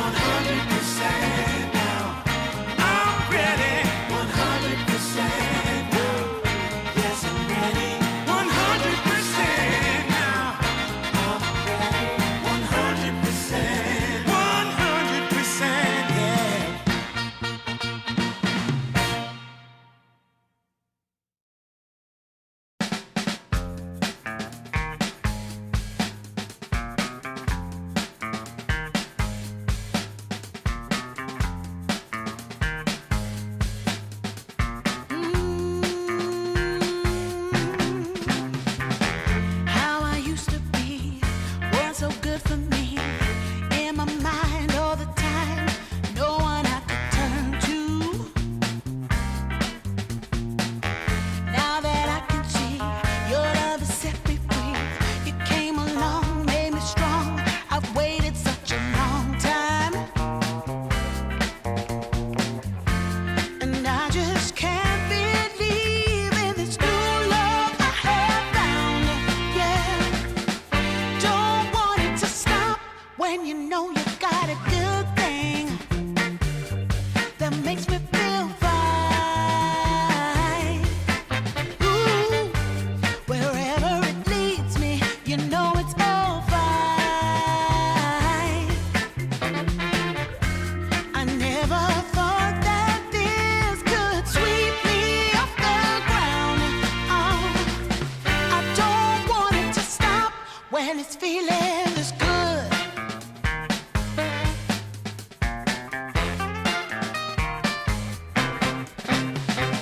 Whenever you're around, my heart begins to pound. Though I know you'll take it slow, no way to stop this feeling. For every single day, whenever you're away, in this place there's a space where I'll be waiting for you. And I just can't believe in this new love I have found. Yeah, I don't want it to stop when you know you got a good thing that makes me feel fine. Ooh, wherever it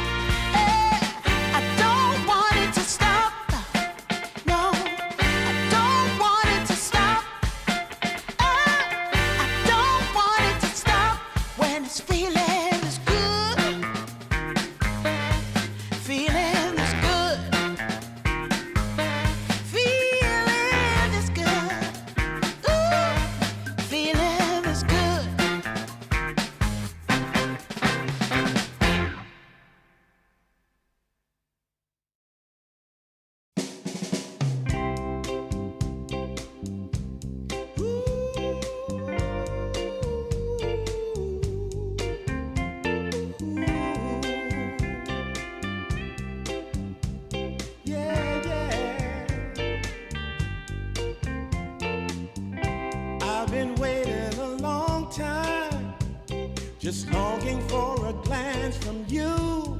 Yeah.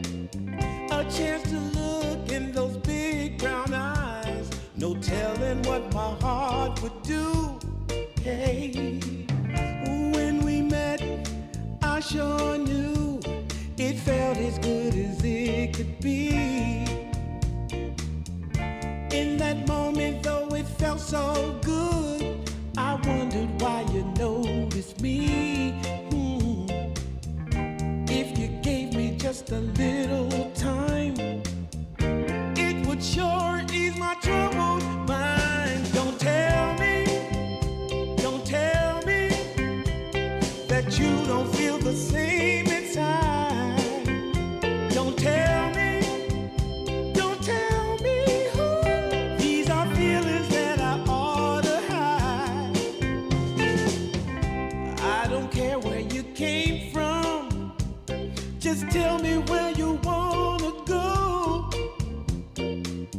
If there's a chance to be together, that's all I really need to know.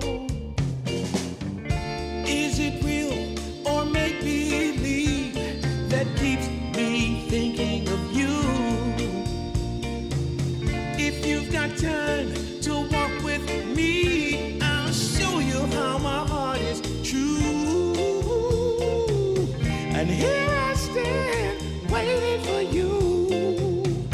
Tell me, baby, what I gotta do. Don't tell me that you don't feel the same inside. Don't tell me who. These are feelings that I ought to hide. Don't tell me. Welcome back, ladies and gentlemen, as we are getting ourselves ready for game number 2 between eSpoiled and Team Yandex. My name is DK Truman, joined by the wonderful Arjarath. And, well, that first game in this series, you know, I was expecting eSpoiled. I mean, it was close the entire time, even with all the kill the lead, but it really felt like eSpoiled needed one good fight, and then they would be able to swarm over the entire game. But Team Yandex, you know, they're a pretty good team. They're playing also against stronger teams than eSpoiled does, though I definitely do feel that there is a chance here to take them down. Well, there is. We could see a 2-0 for Yandex, considering what we saw in this last game here. But, you know, everything can happen in a Dota 2 match. As you mentioned, it's not like a rock, paper, scissors game. Even if you have the better draft advantage, maybe you will still lose the game. So, yeah, the execution was very, like, crucial there on this last game, I feel like. That's what was the hiccup for eSpoiled. Yeah, I think that was as well a little bit the problem for eSpoiled. They 10 seconds remaining. they got a good initiation, and then they went a little bit too far, thinking that they were too strong with the 2 supports dead. But the cores were pretty tanky, pretty scary as well. I do think Notice, especially on that Centaur, was hard to deal with. And, well, this is one of those teams where one mistake can cost you the entire game, and it did. Nonetheless, definitely great stuff. MLS on the Tusk did some marvelous plays. As the core staying alive was pretty neat. This time around, though, eSpoiled, they're going to steal away that hoodwink that they had so many issues with in the previous game. Yeah, the supports, they played marvelously. Both teams, they had like great support execution. As you mentioned, the Tusk, the Hoodwinks, Bushwhacks as well. Bushwhacks. We see now eSpoiled actually taking Hoodwink for their side, considering that this hero is very strong at the moment, I feel like. It's a very meta, you could say. And Yandex, they are just gonna keep picking Nature's Prophet. Why not? You have Watson playing this hero. It's like his comfort zone, so... I mean, leaving Nature's Prophet, it's like a statement, in my opinion, Truman, because you try to say to the other team, like, yo, you know, we respect your natures, but we are gonna overcome this difficulty anyway, so I don't know, man, like, will it pay off? That's the question.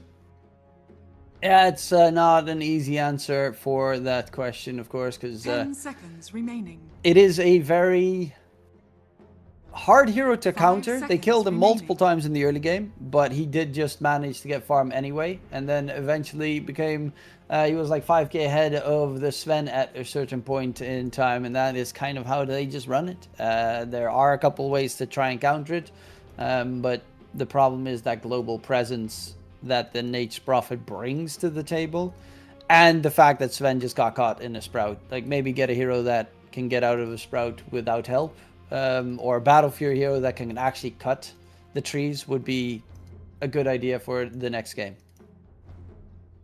Yeah, I mean, you don't want to sit in the Sprout there for a long Dire time team pick. and take out that damage without trying to deliver some as well. That's definitely something. Radiant team pick. Okay, we see the same kind of opening of our team Yandex, but I think last game they actually went for Natures and Hoodwink. But you know, an early Elder Titan showing up here, it counters like a good amount of agility heroes, which they can use on 10 e-spoiled side, seconds as we already remaining. mentioned. It's like a 4 protects 1 sort of draft here 5 until seconds Snowy gets remaining. all his items.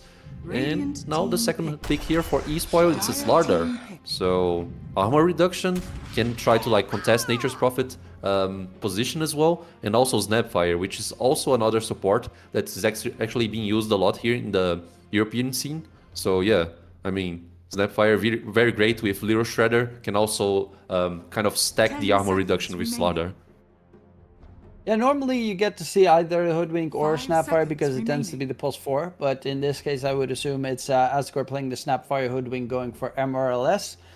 You did mention on minus armor. All three of the heroes great with minus armor or apply minus armor, so it's for Nature's Prophet not the greatest, as it doesn't really have the best armor gain. It's okay, but it's not fabulous until you get a couple of items to boost you in that regard. So in that way, it's nice. They also have, if you get a good stun from the Slardar, in comes the Snapfire, Mortimer's Kisses, the Hoodwink Sharpshooter. Very deadly damage, which is hard to deal with. And another great thing about eSpoiled is they flex that Slardar. He plays it, Difference also plays it mid, and Waste plays it off lane, so you have the double threat possibility here.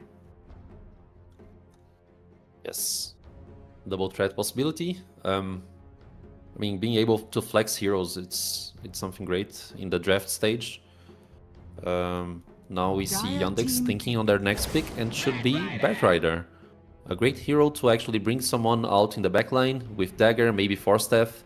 Apply so much damage as well with the Napalm and Firefly Radiant skill. team pick. And now they also go for Mars, Yandex.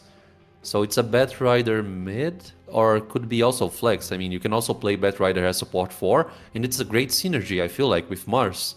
Like sticking a palm and then the spear, maybe the cocktail 10 Molotov seconds remaining. with... It's not the name of the skill, it's... how do you 5 say it? seconds The second remaining. skill of Batriders. Do you remember the name? Shulman? Flame Break or... Flame Break, I call it Radiant Molotov team because it's back. kind of easier, but you know, the Mars trying to capitalize on this Flame Break ability, it's also a Dire possibility. team ban. And yeah, Abaddon for E-Spoil, this was one of the last bans from the last game, so Yandex, maybe they know that Snowy likes to play Abaddon, and like overall, like bringing this Abaddon before it gets banned, it's great for them, because if they initiate on this Abaddon with like Arena, Spear, even 10 Lasso, it's not a seconds great remaining. opportunity for Yandex. So I like this Abaddon pick, that's what 5 I'm trying to say seconds here. remaining. Yeah, the Abaddon is solid. It's Dire team Radiance ban. Builder, which is nice at least interrupt the Mars's blink. And obviously it's great against Batrider because you get you can save someone who gets lassoed or remove sticky napalm charges and other dots. It is again not a Battle Fury builder, so you won't have the Quelling Blade at all 10 times to get seconds out of there. remaining. But in this case, they do have the Snapfire Cookie to help you out of the Sprout, which is 5 a little bit seconds more remaining. helpful. And Radiant also team Abaddon back. is a gets a blink dagger at a certain point, and if your ulti gets popped, you can still just blink out, which is kind of neat to have.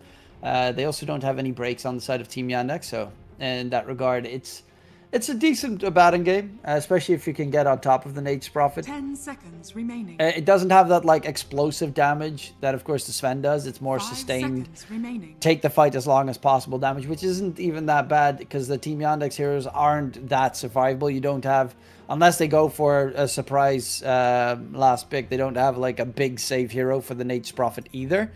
So it is pretty scary. Plus, Abaddon, Slardar, great at taking Tormentors and Roshan together. Yeah. One thing we should mention probably is the fact that if Abaddon doesn't get like a good laning phase stage, he's probably gonna get out farmed by Natures if Nature is having a good time, because you know, like Natures can bring out so much farm considering the usage of teleport. When you get the skill up, you can farm to approximately like maybe 2 ancient camps under 1 minute, so it's very great for Natures, while Abaddon, he cannot really mirror this effect. So yeah, that's one thing we should like stay aware of. And we see the last bans here. We see Storm being banned, also Ember Spirit. Maybe Yandex actually aiming for a Queen of Pain or something.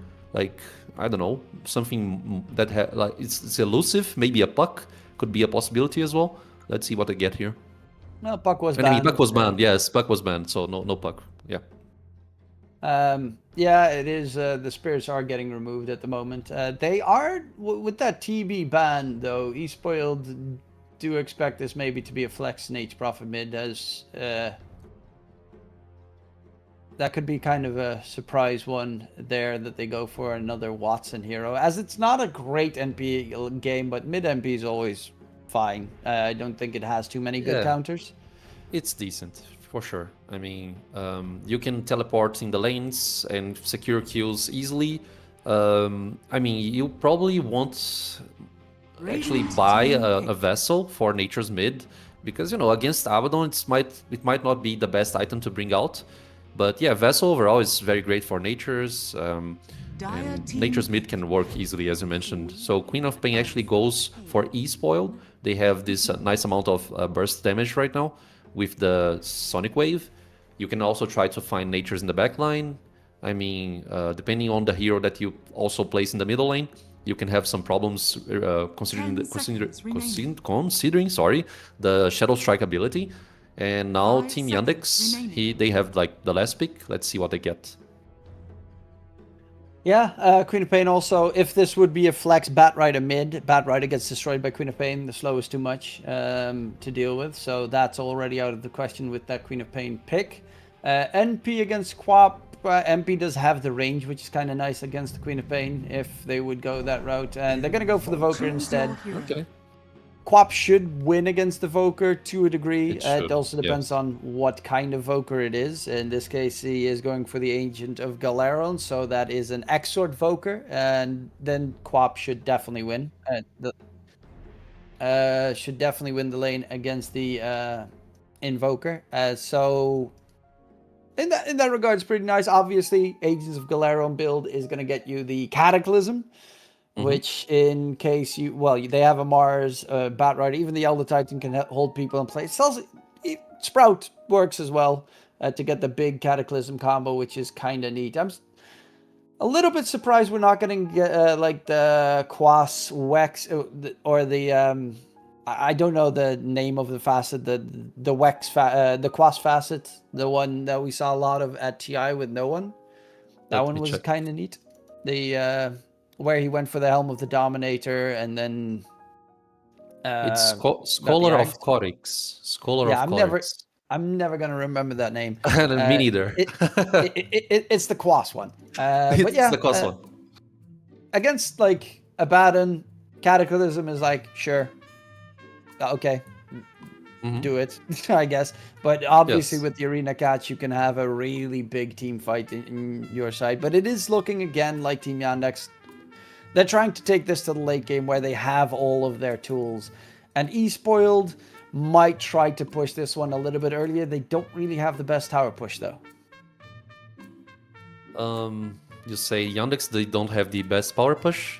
Is that it? I know E-Spoiled doesn't have the best. The other side, yes. I mean, I Yeah. agree with you entirely. The fact that Yandex, they also like have great skills to use to protect high ground mostly. Like if the if it gets to a late game scenario, we're gonna see Invoker like blasting everything up with tornadoes, like meteors as well. So I feel like He does have he went for the Wex right at the Oh, end. he went for the so Wex. There's no Cataclysm. It's the weird, I mean, the shard of the Wex build, the EMP drag, that's really good.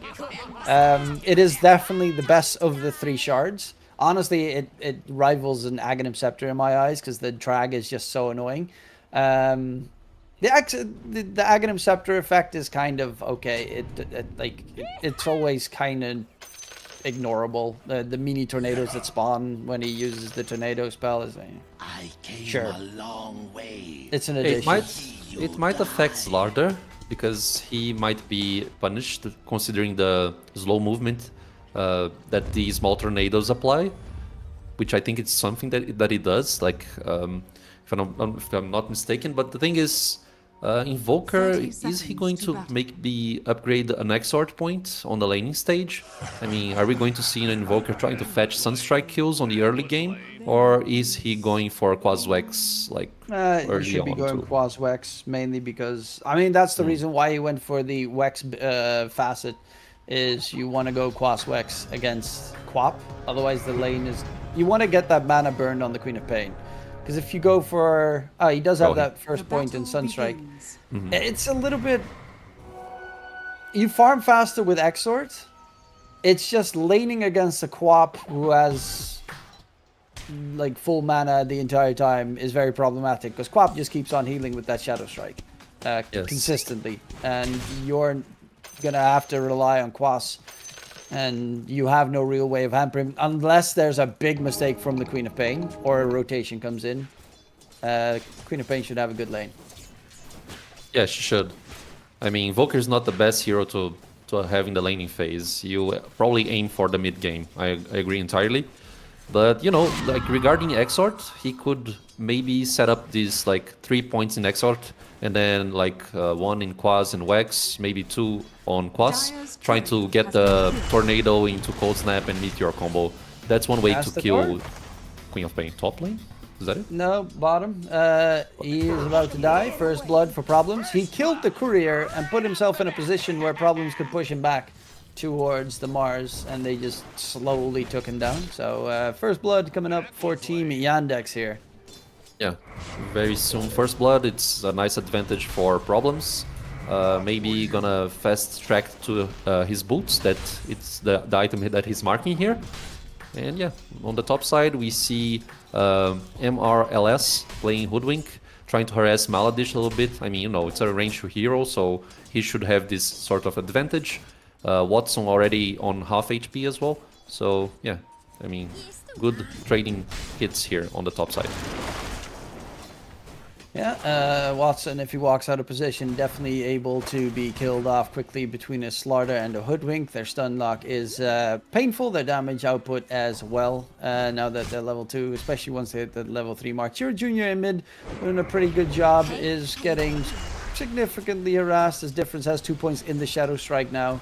Started off with Scream of Pain to get the range creep hit, but with the Shadow Strike levels, it makes it rougher for Chira Jr. to stand in that lane, as he is not a bottle builder. So Yes. difference should be a-okay. Watson's actually having a lot better of a time top lane than I initially would have expected. Notice 5 denies already in that bottom lane. Snowy, of course, Abaddon can be a really good laner, but they have ways of getting the Abaddon off of you, so the Curse of Avernus threat isn't that big. It is not. You have the Flame Break, you have the Spear. Also, the God's Rebuke applying a little movement speed slow is definitely something that you should watch out for Yandex team. And now we're gonna have the Lotus on both side lanes, which is also something that you want to contest and make use of, because, you know, it's that extra region in the lane that you can actually maybe miscalculate the enemy's damage and win a little skirmish. So yeah, the Lotus goes for Notice on the bottom side of the map, and the other one went for Waste. A very scary thing, of course, is he did go for those expert levels on the Voker, completely ignoring the Wex. So you do have to deal with Sun Strikes. If you get stunned up on the side, it's always going to be a worrisome effort. And he's queued up that he wants to go for boots into Axe, so it's not going to be a Helm of the Dominator Voker this game either. He just wants to get his Aghanim Scepter as soon as possible to get those little added tornadoes. And obviously another aspect is you essentially get 3 levels because your Quaswex and Exert all level up by 1. Yeah, I mean, interesting build, because considering that he is not actually going for Midas as well. I mean, Invoker, you tend to want to go for that Midas because you scale your levels this way. But, you know, I mean, if he trusts the combo and what Aghanims provides for him in the game, it's a decent opportunity too. Yeah, one of the more advantageous things about Exert Foker is the fact that you farm faster than Wex. That always. Oh, top lane, Elder Titan gonna get stunned up. Maldage taken down, but gotta be careful of Sunstrikes. And Waste will not be Sunstruck. Both of them still very low, though. Watson has another Sprout available, but there is a Bushwhack coming in. Watson stunned up, and Bash of the Deep is coming up soon. Watson is dead. Double kill for Waste. And it is another... not the greatest first death on Watson, just like last game. Yes, this is gonna build up so much momentum for eSpoiled. So once again, we see this scenario that where eSpoiled kind of wins the lane. And as we can see here, the lane creep momentum is very pushed near the tier 1 tower. So that's a very bad thing for Yandex because they need to like contest and like execute tools. So they don't fight so close to their tower, to the enemy tower, sorry. And yeah, I mean, great start for eSpoiled, I agree with you. And then again, those skills need to also translate to farm, as the net with advantage is still less than 8,000 gold. Problems rotating towards mid. Difference, of course, has a blink to get out if they go in on towards him, but the mini stun from the cold snap could be pretty problematic for the Queen of Pain if he tries to blink out. But it is really a contention for the rune about to spawn. Queen of Pain needs to fill up the bottle. Is not getting any support from his own supports. So, yeah, kind of just going to have to guess that it's going to be bottom. Or if he jump stop, could die. And amplified damage from Maldich. Yeah. So that's unfortunate for difference. Yeah, if you are a Cop mid lane, you definitely want to secure the power runes. Same for Storm Spirit that we just saw from eSpoiled. But this game, Yandex like pretty much moving out the game, and like having the support to move out is something that makes it easier to contest the power runes. They really want to go for a fight top. Maldich has that amplified damage. Bat Riders here as well. They're right next to the enemy. The Experience Shrine is about to spawn as well in 20 seconds. I love this observer ward place from the Radiant side. Underneath their own tower, but they spot anyone trying to get close to the Experience Shrine. So they're really contesting it, chasing in. Bushwhack catch on the L Titan, but in comes Chira Jr. with the rotation as well. Topside Sonic Wave onto Maldage, dropping low, taken down. Problems on the Bat Rider, is going to get crushed up. No Firefly, so he can't get out of there. And another double kill coming in. While there's a fight, Watson took the TP in. Now is chased by MRLS, and he's just going to wait until he can bushwhack him.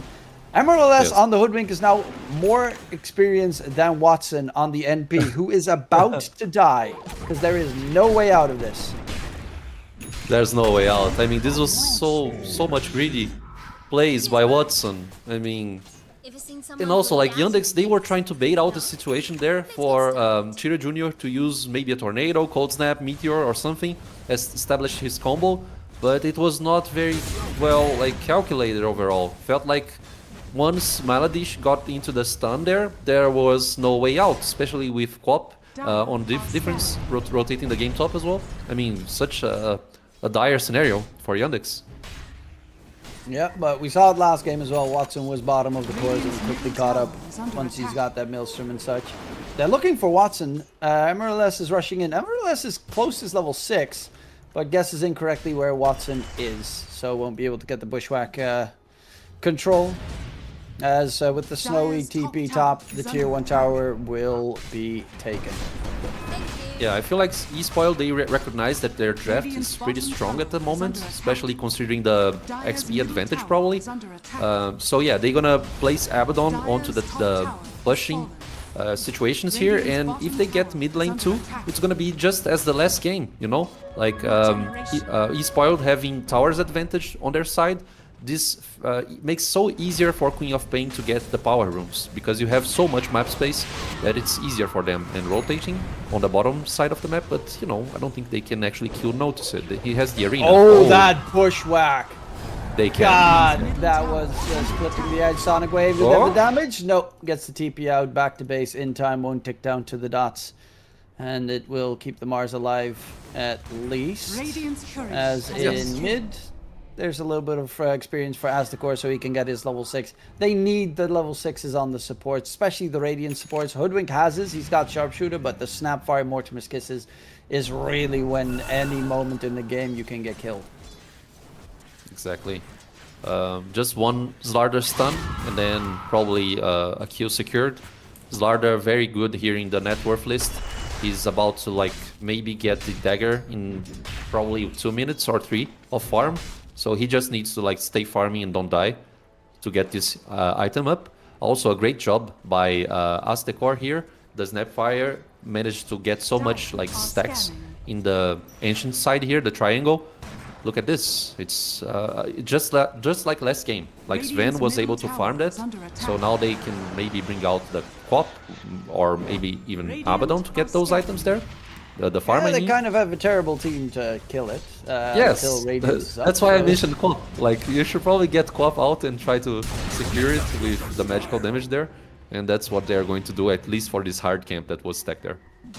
Yeah, the ancient stack is probably a bit too much. Maybe with Sonic Wave you could, but also feels sad to use it that way. Aztecor does get a lot of nice experience for it, so that his level 6 is almost there. But you also have to be careful that it doesn't get stolen. Like an MP gets vision in that area, Wrath of Nature flying through. Hell, even Bat Rider can solo it if he wants to. So they have tools to clear it. The fat meatball from the Evoker. Bottom tower is under attack. Exactly. He's actually building up Ags already on Chira Jr. Radiant's bottom tower has fallen. Yeah, I mean, that's interesting. I don't see that much of Invoker build coming out, like rushing out Aghanims after power treads. I wonder if, like, after Aghanims, he's going for a Midas or something to, like, scale his levels and a little bit of farm as well. I mean, if he's getting kills, it's fine. Like Chira Jr., if he's getting kills out of those, out of this Aghanim Scepter, it's okay. But otherwise, I don't know.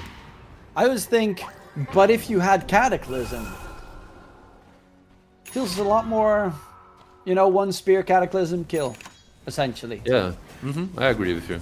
I agree entirely. And these tornadoes always just, I don't know, they feel so underwhelming. Like, they're annoying because they do that AoE damage For a queen. for the duration, but it also feels like I can just, like, step to the left or right and it's gone. Radiant are scanning. I don't think it even slows. I think it just does AoE damage. Yeah, Twister damage check. per second. I thought it applied slow, so I was wrong in that sense. But yeah, I mean, I don't know. I agree with you, man. I don't know. Trying to get the bushwhack, but misses it. Going for the Elder Titan then instead. Queen of Pain is hasted. Spots out Problems trying to clear up that camp. Problems. Difference has a Sonic Wave. He's going to throw it out to also hit the neutral creeps on the side. Problems dropping low. Arena catches there. Problems is dead. Difference is going to get caught in response though. And that was maybe a little bit too deep with the rest of his team nowhere in sight. Yes, it's not a good trade, you know? Like, getting 2 kills and dying on that type of, like, kill there, it's not good. I mean, the cop should stay up, should keep farming and not die. So, a little bit more than he could get out of. And yes, I mean... Radiant's middle tower is under attack. Yeah, not overall, great. like, yeah. Well, for the rest, they're still doing a pretty good job. Net worth advances on the side. Slardar is top net worth, something that is normally very hard to achieve. Has the Blink Dagger done.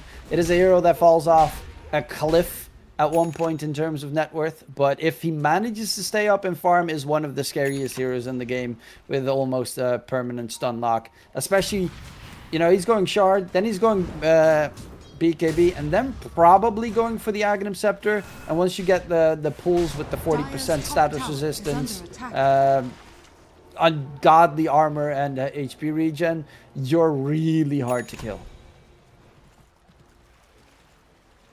Yes.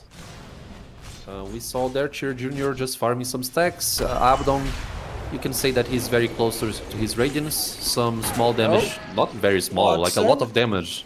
They didn't finish him. Yeah, very close. Watson had 100 HP, gets the TP out. I'm surprised that they didn't at least go for the extra hit there. Guarantee that he's dead. I know that they were a little bit fearful. Tornado comes in, Arena Kai jumps too, and with a great stomp on top, Nate's Prophet ulti. Waste is the one that's dead together with MRLS. Trying to get that Observer Ward taken down, but lose both of the heroes. Blink Dagger from Notice used there as well, and the net with advantage just like that is gone. They don't kill Watson, and they lose two heroes immediately afterwards. A bit of a punishment. And Slardar is like on the top list of the net worth there, so I don't know. I mean, they need to secure kills without dying. That's the thing. Like Quap died, Slardar and now Hoodwink. I mean, great answers from Yandex on this sort of like counter initiation situations. That's the core in the meantime, continuing his stacking spree. Does he get the Ancients? Yes, he does. So, big stack, a Radiance on the Abaddon is almost done, so might be able to use that to farm up the Ancient stack. It's still not the easiest to clear, but Snowy is second in net worth. Only Noticed is higher at the top, though, as... Well, to be fair, last game on that center, he was always top net worth as well for the longest part of the game, so not too surprising that he's still top net worth. Yeah, great performance here on the Yandex offlaner. He's aiming for that BKB. It's gonna take a while for that item to show up.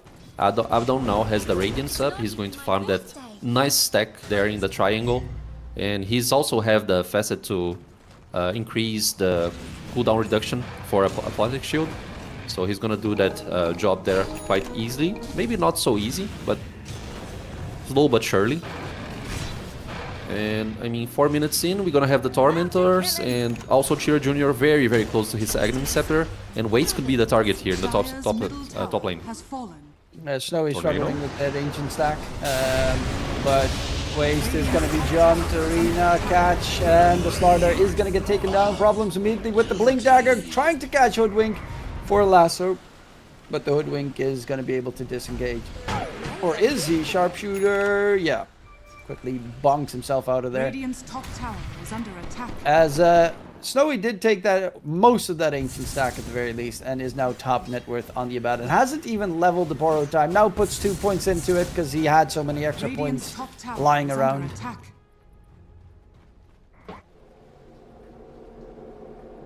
Yeah, I've seen some Abaddons that completely ignore the Mist Coil ability. Like, they go for the stats, and why not, right? It's a hero that can benefit so much from right clicks and being able to like establish a front line scenario. And yeah, I mean, he's going for Yasha now, maybe working towards that Manta there.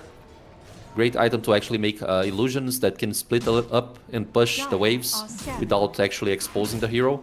So it's a decent item there. Slardar went for the Aghanim Shard, so now he applies the Corrosive Haze when he actually lands the Slithering Crush.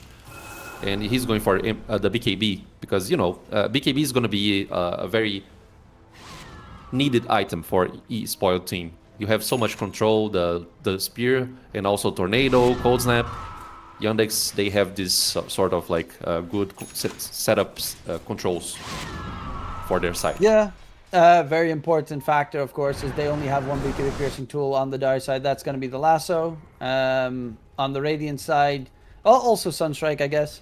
On the Radiant side, the only BKB piercing tool that they have is Slardar, essentially. Most of Slardar, Corrosive Haze, Bash of the Deep. And I guess Sonic Wave from the Queen of Pain is also going to be an important one to take note of, because BKB isn't, on both these teams, the immediate answer that you're going to stay safe. But against the Voker, you really want to be able to not get caught by most stuff. Problems. In the meantime, bottom lane, going to go for the TP away. Is going to get crushed up with that sharpshooter. MLS does get the kill before the TP comes in. So a little Batrider kill there for good measure. I love Difference's item build. He's going BKB Ags, and I think Quap Ags, especially if you get it at a decent earlier timing, is one of the scariest things in team fights. Yeah, I like that item so much. Also, the stats that you gain, it's very good for Quap to withstand the team fights, maybe a burst damage scenario. And they are trying to go for top lane because they want to contest a Torment, or a team fight's about to erupt here. Arena catch. Hoodwink is the only one caught. There are the kisses flying in. Gets healed up nicely, but taken down. Notice on the side. Splitter come flying out. Notice is going to be targeted by Difference. Nice tornado to keep Difference away. Maldage going to be targeted. Snowy still has the borrow time available. They're going to turn on towards the Elder Titan. Borrow time still not popped up on the Abaddon. Finally uses it, going in for Chira Jr. here, who's going to get bashed up. TP out from Watson. Gonna get the disengage going as they find a 2-for-1 trade. And the Dire side has no more spells. Snowy does have to be careful, of course, on the Abaddon, because he also has kind of nothing in the bag with the borrow time now used. Oh, noticed? Walks right up towards Waste. Waste is waiting for the Blink Dagger to get the catch onto the Batrider. Oh, that was kind of sneaky there. That's how you know someone is a very experienced offlaner. He jumps onto the Mars and immediately gets out so that he has a Blink Dagger available for another catch. Dire's middle tower is under attack. Yes, sir. I mean, experience, it's something that pays a lot in Dota. It's such a hard game with so much details that you should pay attention to. And now the Tormentor, it's going for Hoodwink. Problems. Batrider checking up, getting vision on the high ground there. There's no borrowed time for another 15 seconds. As the core knows something funky's up. And they won't go in for a possible catch there. He was, I think, trying to interrupt the TP, but they're smoked up on the Radiant side themselves. Chira Jr. is invised up, but they have a sentry here. Get the Slithering Crush. Chira is going to try and walk away. Does he get taken down? Stomp, dodged by Snowy. Control onto Chira. The Voker is dead. And he's spoiled now. Chasing deeper. Maladich in the trees will be spotted. Rush down. And the strength they have, like, there is no BKB on Watson. He can't fight at this stage of the game. Notice, same story. Finally is getting the BKB so he can stand his ground a little bit. But even then, it's getting really tough here for the side of Yandex. Yeah, especially the net worth advantage that E-Spoiled are building up here. And when they saw the Invoker dead, I mean, they are not supposed to be shy, and like you can easily dive towers. Even if Mars reacted to do that, like a kill attempt on Maladish, I mean, they are so strong without Invoker. Problems. Mortimer's Kiss is flying in. He's trying to sidestep it, but dominating streak for Aztekor. Yeah, Glimmer Cape from Hoodwink, his own Solar Crest, and the support items keep him alive, get a kill in response. And they're immediately looking for more. Maldich top side. Watson is behind it. Watson actually walking into the river could be big. No, they're going to go for Cheer Jr., who was farming up the jungle. Maldich gets spotted thanks to the Observer Ward. They're going to chase in for the Elder Titan. Goes for the Stomp. Tried to sidestep it, but it is Maldich. Dead. Dominating streak for Snowy. I mean, that's what I mentioned. They are basically chain feeding right now because you cannot really withstand Abaddon's presence here. And if they get one pick off, it's the factor that's gonna enable them to keep up rolling this like steamroller machine, you know? They just like place Abaddon up front, also Slardar, and if you find a hero, you kill. It's essentially that, especially because you have a little bit more items than the other team. So yeah, even if Arena is used, like in a counter initiation scenario, you're gonna see Abaddon like withstanding also Slardar. It's like two beefy heroes that can like go and keep on killing everyone, and also Difference having another pick-off. It's essentially chain feeding and waiting Watson to bring out the BKB. Or maybe not, because Watson actually went for a Manta, yeah. So, Yeah, it's I mean, that's not good. interesting. If you want to play passively, if you want to be passive in the game, you should probably not to die out so much. Okay, they are maybe a little bit too deep. I think they learned their lesson after last game with the diving too deep on towards the enemies. There is a Orchid now done on Snowy, but now he's going to go for the BKB next. As Asticor on that Snapfire as well. He's got 1800 HP plus that Solar Crest, so the extra armor. It's hard to kill off Snapfire in general because the strength... the hero has 3.5 strength gain as a support. It's like Jakiro. Some heroes are just stupidly tanky. Yeah, man. I mean, that's what they need, the eSpoiled team. Because beefy heroes, not enough damage for Yandex right now. It's gonna miscalculate so much opportunities for Yandex. So, I mean, building up those stats there, I feel like that's a good opportunity this game. And now Roche is gonna be started here by eSpoiled. Yeah, they take it very quickly with the minus armor. Yes. And the Curse of Avernus. It's actually interesting to see. Watson so far has TP'd twice onto the Radiant side of the map, on both times to place an Observer Ward on the Radiant High Ground, so they get a lot of vision here. Bushwhack connects onto the Bat Rider, and he's just dead. Sunstrike in the Roche pit, gonna be a little bit too late. The Age's already onto Snowy. And I guess they're gonna go for try and push out the sides. Chira Jr. in the meantime on the Voker is going for the Gleipnir as his next item. Has the Ags, has the Shard, and in for Gleipnir for more control for his team and bigger AoE, which is, you know, it's always nice, the bigger AoE. Especially if you get the level, the tier 4 facet neutral item. I mean, it's decent, but it's not gonna stop eSpoiled right now because they have Manta on Abaddon, BKB on Slardar, almost BKB up on Quap as well. I mean, Gleipnir not gonna solve much of the issue right now. Just gonna maybe have some stats more to this Invoker, maybe a little bit more tankiness to him. So yeah, I feel like that's not great at all. They need to think out this through somehow. Maybe they are like confident that they can hold the high ground, which was something that we mentioned, right? They have a nice high ground opportunity here, and maybe this way the Natures can try to outperform everyone. But it's gonna be a hard game, I feel like, especially because, you know, Snowy trying to get that dagger up, so he wants to go in the backline and trying to find anyone. Considering that the siege damage that they have, it's not very great, you know, it's like, it's decent. But He's you have to actually expose that building one so much. Oh, bottom. Bloodthorn first? Okay. Yeah, I mean- Steer Jr. getting jumped, Bushwhack catch from MRLS. And it's another kill, Chira Jr. Death number 4 so far. While in mid, Snowy chasing after Maladich. Can't really catch up to him. As the core, same story, couldn't get the reach for the cookie. They will find notice though. Interrupt his Blink Dagger, as he will pop the BKB and go for the TP out. Bash of the Deep! Oh, too slow on waste there. Oof. That would be the kill right there if he landed the hit.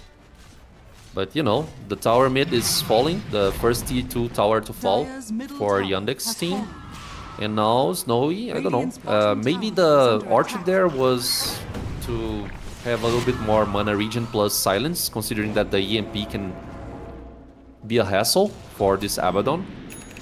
So yeah, maybe he was aiming for that mana regen, I don't know. Trying to justify the item here. I mean, Bloodthorn in general is always good for the Abaddon, especially with the Manta style, because you get the Bloodthorn debuff on enemies. With the Curse of Avernus, your illusions hit faster and stuff dies pretty quickly. So yeah, in general, it's a good item. Blink Dagger would have been also pretty nice to have at this stage, so that you at least have a way to initiate as Abaddon, because now you just have to run after people, which is kind of slow. Oh, there. Like, he's alone here on the Abaddon. His entire team is on the other side of the map. Manta out of the Sprout. as his board time is going to get popped. And will they try and reinitiate with that Aegis still alive? Gotta be a little bit careful here, especially Waste has to be careful. There's the Experience Shrine spawning. Stun comes out, lasso onto the Abaddon. Sonic Wave onto 4 heroes! They lose Maldich already. The Abaddon charging 4. He still has the Aegis. He's feeling immortal. They get the Experience Shrine. Felt like they should have gotten more out of that Sonic Wave. But Maybe. still they got initially what they wanted, and that was the Shrine. Yeah, Slardar wasn't able to actually follow up with that great Sonic Wave, so also Woodwink was far back to apply a great Bushwhack too, so not so easy. They are gonna find here, noticed it, but nice reactions. Managing to escape there, and the gem out. Like, it's the second game I feel like eSpoil, they bring out this early gem to secure vision on the map and like deward everything, which is a nice move, like good for them. That's interesting to me that Waste is going to go for the Echo Saber instead of the Ags. It makes obviously sense, because if you upgrade it at one point to get the harpoon, then you can at least get out of the Sprout. Because you want to get rid of the Quelling Blade at one point, and you're not going to build Battle Fury on the the hero. Oh, Chira. Yes. Didn't get spotted? Really? Felt like he was standing right next to Astakor. Yeah, I don't know. Maybe he's also aiming for that mana region against EMP, I don't know. And you're probably gonna ditch out the Quelling Blade, as you mentioned. You need something to leave the Sprout, because he's actually carrying the gem. Unless he wants to like get rid of the gem and let support carry this item, he needs to like ditch the Quelling Blade, as I mentioned, to get the at least the Echo Saber on his slots, inventory slots. Smoke here for the eSpoil team, but the Aegis is not up. They just have the massive net worth income advantage. Now there's a Blink Dagger coming in as well. Chiro Jr. does get hit by the dust, but they don't manage to get the catch on the Voker. However, Snowy, his Blink Dagger is flying out, and should still be able to get themselves at least the tier 2 tower top. Tormentor is also up in is actually already up, so they can quickly get themselves another shard. Their supports already have one. Slardar has one. Abaddon and Queen of Pain would get one. Queen of Pain is really good. Abaddon is not the greatest, but every little bit of damage helps. Radiant's bottom tower is under attack. It does.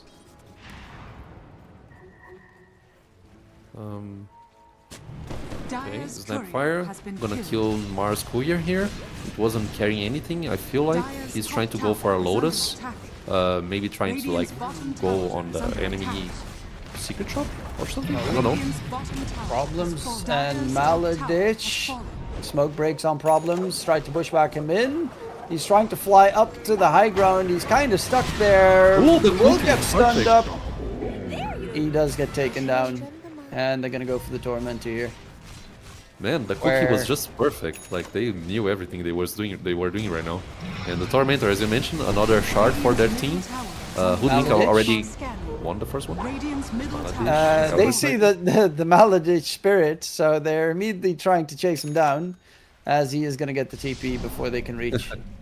Yeah, he was so far away, man.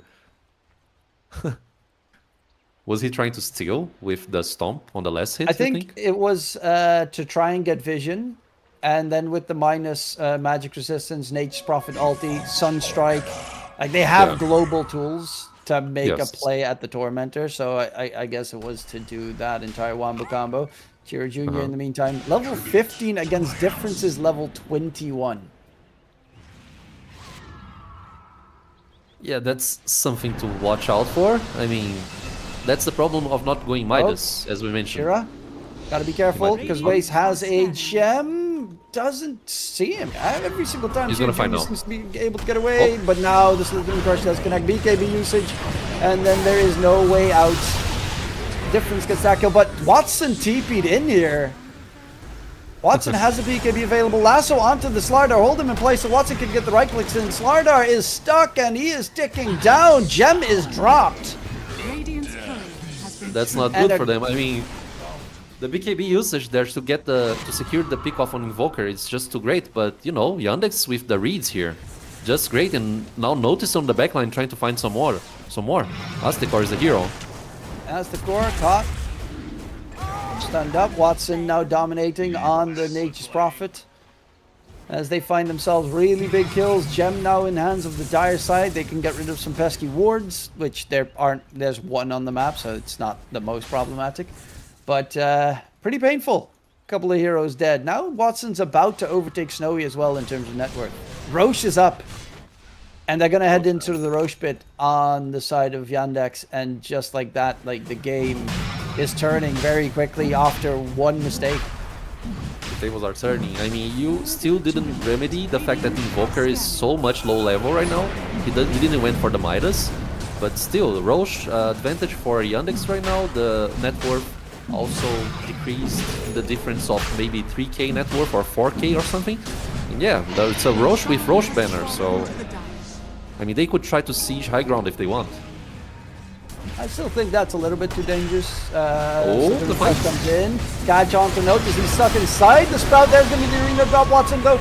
Sonic Wave is going to get missed onto Watson. Nate's Prophet will lose his first life. Snowy back to full HP. And they're quickly going to get the jump out before there's any more chase from Team Yandex. So at least the Aegis is removed. A very quick Aegis lost here. Yeah, I mean, they could not like protect this natures for too long. Maybe now he's going to go for a Satanic. But yeah, he's marking for the Satanic now, the Watson Nature's Prophet. So he needs that extra sustain to maybe win these sort of like team fights that we just saw. Yeah, it's not like he's against the Sven, so the massive burst isn't there this game. Yes. Still, Queen of Pain does do a decent amount of burst with that Sonic Wave. I think it... I don't know, did he Manta dodge it or something, but somehow the Nate's Prophet didn't get hit by that one. But the fights are... if they're together on the Radiant side, it's really scary to get anything done. Snowy has a borrowed time up in 4 seconds. And the Dire team was pretty close to maybe go for a fight, but again, Snowy is not the target you want. Yeah, definitely not. Abaddon with an extra life, borrowed time. You don't want to target that hero up front. Unless you have Break and Silence on him, but it's also like he can dispel some things with Manta. It's not the ideal situation there. Okay, Chiro Jr. just slowly but surely trying to get the farm up.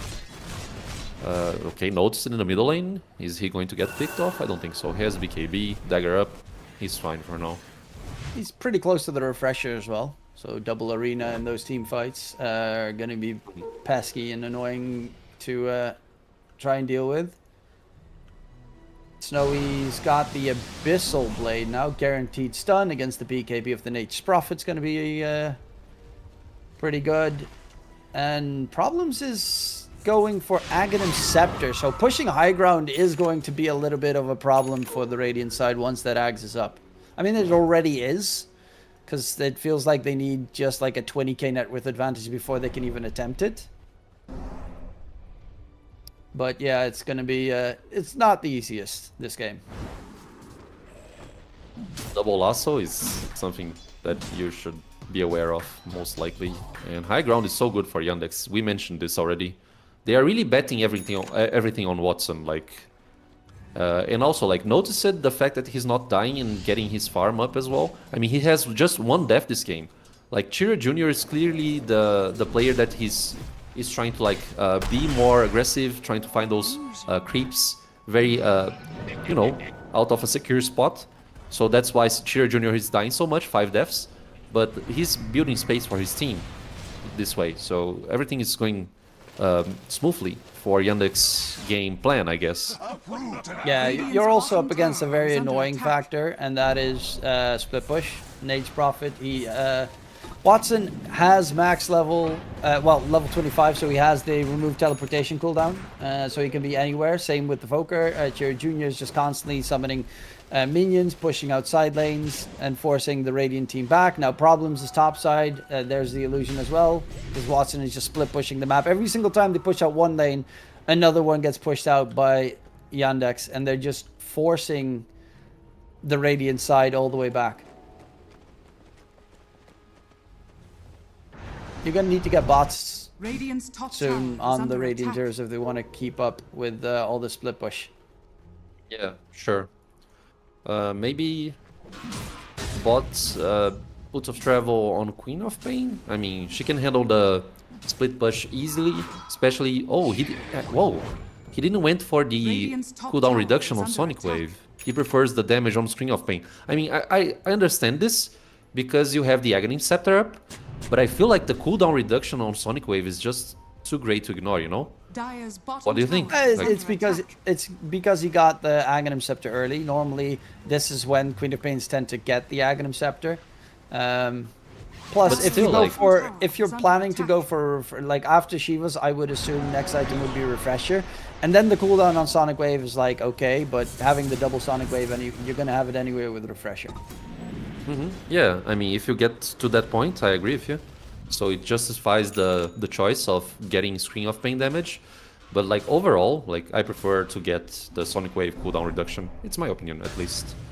I know, I can played Pop understand that. a bunch of times, and yeah. But you know, he's also probably at low. Oh, Slithering Crush onto the Bat Rider, take him down, and now Snowy cliffed himself for a sec.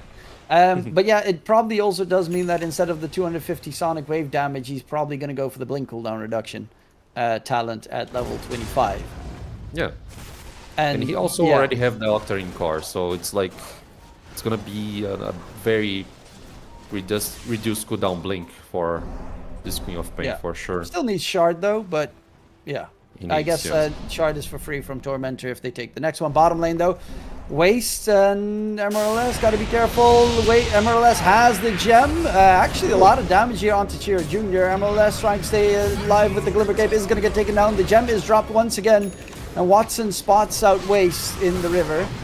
As there is going to be a backline jump, backline Sonic Wave. Chiro Jr. is dead, and the Queen of Pain is going to chase for more Spear Stun onto Snowy. Nice Slithering Crush from Waste. As Malady ticking down, and this is a lot of damage coming out from Difference the entire time. They're going to get the jump in onto the Nature Prophet. Watson going for the BKB fight. Snowy has the Burrow time. He's going to pop it immediately. Trying to Satanic heal it up, but Satanic is now over. Refresher used by Notice. There's going to be a jump in Watson with the BKB. Is he going to try and stay alive? He's going to get taken down. Notice is going to get controlled. Lasso drag. It's a two-man drag, but Difference is just pumping out damage with the Shadow Strike spam. And they do get the Bat Rider out, but a gigantic team fight victory for the side of Espoiled, and that is just like the damage in that fight. A lot of it is of course from the Abaddon, but also just the Queen of Pain, Shadow Strike, Shadow Strike, Shadow Strike, Shadow Strike, Shadow Strike, constantly being spammed out is disastrous for the Dire side. Yeah, I feel like in first instance, Yandex, they wasted so much time trying to fetch the gem on the ground. I don't know if you noticed that. The Invoker there, he lost like maybe 3 seconds or so trying to get the gem, and that was a problem by itself. So yeah, like losing the Invoker early on this team fight was definitely something to consider. They're going high ground. I mean, they have damage, but Yandex have the no glitch. buyback on the Dire Heroes. Roche isn't up for another 20 seconds. They know that at the very least. They're going to continue with the push. Chase in, Maldage forced back. But yeah, they're going to go and at least get a set of racks. Jiro Jr., EMP, Obnoxious. Well, they're not going to get them lead racks, it seems. Fortification is here. Difference is pretty deep. Has the Refresher. He did, by the way, go for the Sonic Wave damage talent instead of the Blink cooldown reduction. So we'll still have 1,000 damage per Sonic Wave you throw at 2. That's 2,000 pure damage in the fight. It's a lot. It's a lot. I mean, it can surprise Watson for sure, considering this. He also got an Arcane Rune right now, which will be definitely something to watch out in this next team fight. Octarine Core plus Arcane Rune. I mean, the Shadow Strike, as you mentioned, was so great on this last team fight. It's gonna be even more greater. And we see something happening here. Snowy up front. They are contesting Rush area. Missile Blade hit in. He's trying to stay alive. Lasso Drag comes out onto Aztecor. Snapfire caught inside the arena. Notice throwing out his spell, trying to kill up the Snapfire. Snapfire still not dead. Sonic Wave pushes back. Notice there's going to be the Refresher. Blink in again. Notice dropping low. Mars is dead. Viva comes out from Malady. as the Radiant team is running away. Snowy does get his borrowed time popped, which is interesting because Roche is up right now. And there is no buyback, no borrowed time for Snowy. So going for Roche is a little bit risky. It is risky. I don't think they will go for it without borrowed time. 1 minute. It's gonna be enough time to Mars, for Mars to respawn. So, I mean, this could be Yandex's moment, depending on what they see, what they get here in the map. I mean, Queen of Pain, she has the BKB up, considering that she used the Refresher Orb, so she can protect herself, and also Slardar has BKB. It's, I mean, you really will have to find out someone like alone in the map and be able to burst that hero out. Otherwise, I feel like they have defensive resources. And yeah, Roche being made here. It's the third Roche, but they killed the last one, so the roar comes out for the disarm. This is pretty scary for Watson. Does have a BKB Satanic, but Slardar is right here and gets to jump in. Spots out Watson. Sprout does not connect. They get the bushwhack catch. Sharpshooter in, BKB used, he gets stunned up in the process. Watson dropping very low, needs to run away. Nate's Prophet ulti is going to go for the TP out of there, and Watson is gone. The rest of the team, though, might not be so lucky as Maldage is going to get chomped up. They know he doesn't have a buyback available, and they're not even going for Roche. They're just looking for kills in this engagement. Snowy jumps in aggressively, has that borrowed time available. There's going to be the Mars with the Refresher available. Gets the spear stun onto Illusions, not the real Snowy. Snowy's borrowed time is going to get popped. Watson, no BKB in the fight. Sonic Wave is going to take him down. Watson is dead. Has a buyback available. Notes with the second round of his ulti coming through. Waste is low inside the arena. Needs to get the blink out. Is going to get jumped. No, Watson actually doesn't hit him. As Waste is going to get speared by Notice on the side. As Notice will be chased by the Queen of Pain. Can he get the TP out in safety? Yes, he can. Wow. I mean, 2 cores buying back here. Invoker bought back, Nature's bought back as well. So considering like that they probably won't be able to secure the next Roshan, it's on E-Spoiled's side of the map. I mean, that's not a good scenario for Yandex whatsoever. So we might see a checkmate scenario here, a momentum for E-Spoiled. I mean, great game, man. A lot of back and forths. And we see like the net worth advantage is so huge for E-Spoiled. Right now, like 27k is just too much. I don't know if you can make the comeback now, Yandex. They had a chance, but now it's very oppressive scenario here. Yeah, difference is very obnoxious on that Queen of Pain this game. And Watson's in the Roche pit, right next to the Hoodwink, spotting out Watson, throws out the stun. They're trying to bait out his BKB here, as they want to wait for Slardar to return on the Radiant side before they take an engagement. But Roche is obviously for both teams very important. Roche half HP. Shira Jr., they get the Lasso Dragon onto Aztecor. They have such a problem killing off the Snapfire, who is now inside the arena. Sonic Wave is going to get the pushback onto Notice. There's the Sunstrike coming in. Aztecor finally does get taken down. Difference, though, is chased in by Watson. Difference is dead. Watson gets the backline kill as Snowy is rushing forward. Needs to be careful for Watson in the area. Watson has no buyback available, so he's susceptible to dying. Snowy is caught inside. Watson forced to pop the BKB Hurricane Pike off the hard ground, but Snowy knew that was coming. Abyssal Blade it comes out, and Watson is going to get control. Watson is dead. Chase for more. Noticed. He does have a buyback, but gets the blink out in time, and Shira Jr. Voker will get out as well. But who else can disengage on the Dire side? It seems it's likely that everyone else but Watson gets out. Roche should be taken quickly, and then probably attempt to finish the game before any fun stuff happens. Yeah, I agree with you. Roche, pick Roche here and then go high ground after, maybe just go straight T4s, I don't know, because Watson without buyback, there's no enough DPS available for Yandex. So yeah, Roche here with also Refresher Shard, which should go for Abaddon probably. He can use like borrowed time 2 times. And the Aegis went for difference considering that he bought back for this last team fight. I mean, it's just too great. Everything is going accordingly for E-Spoiled team.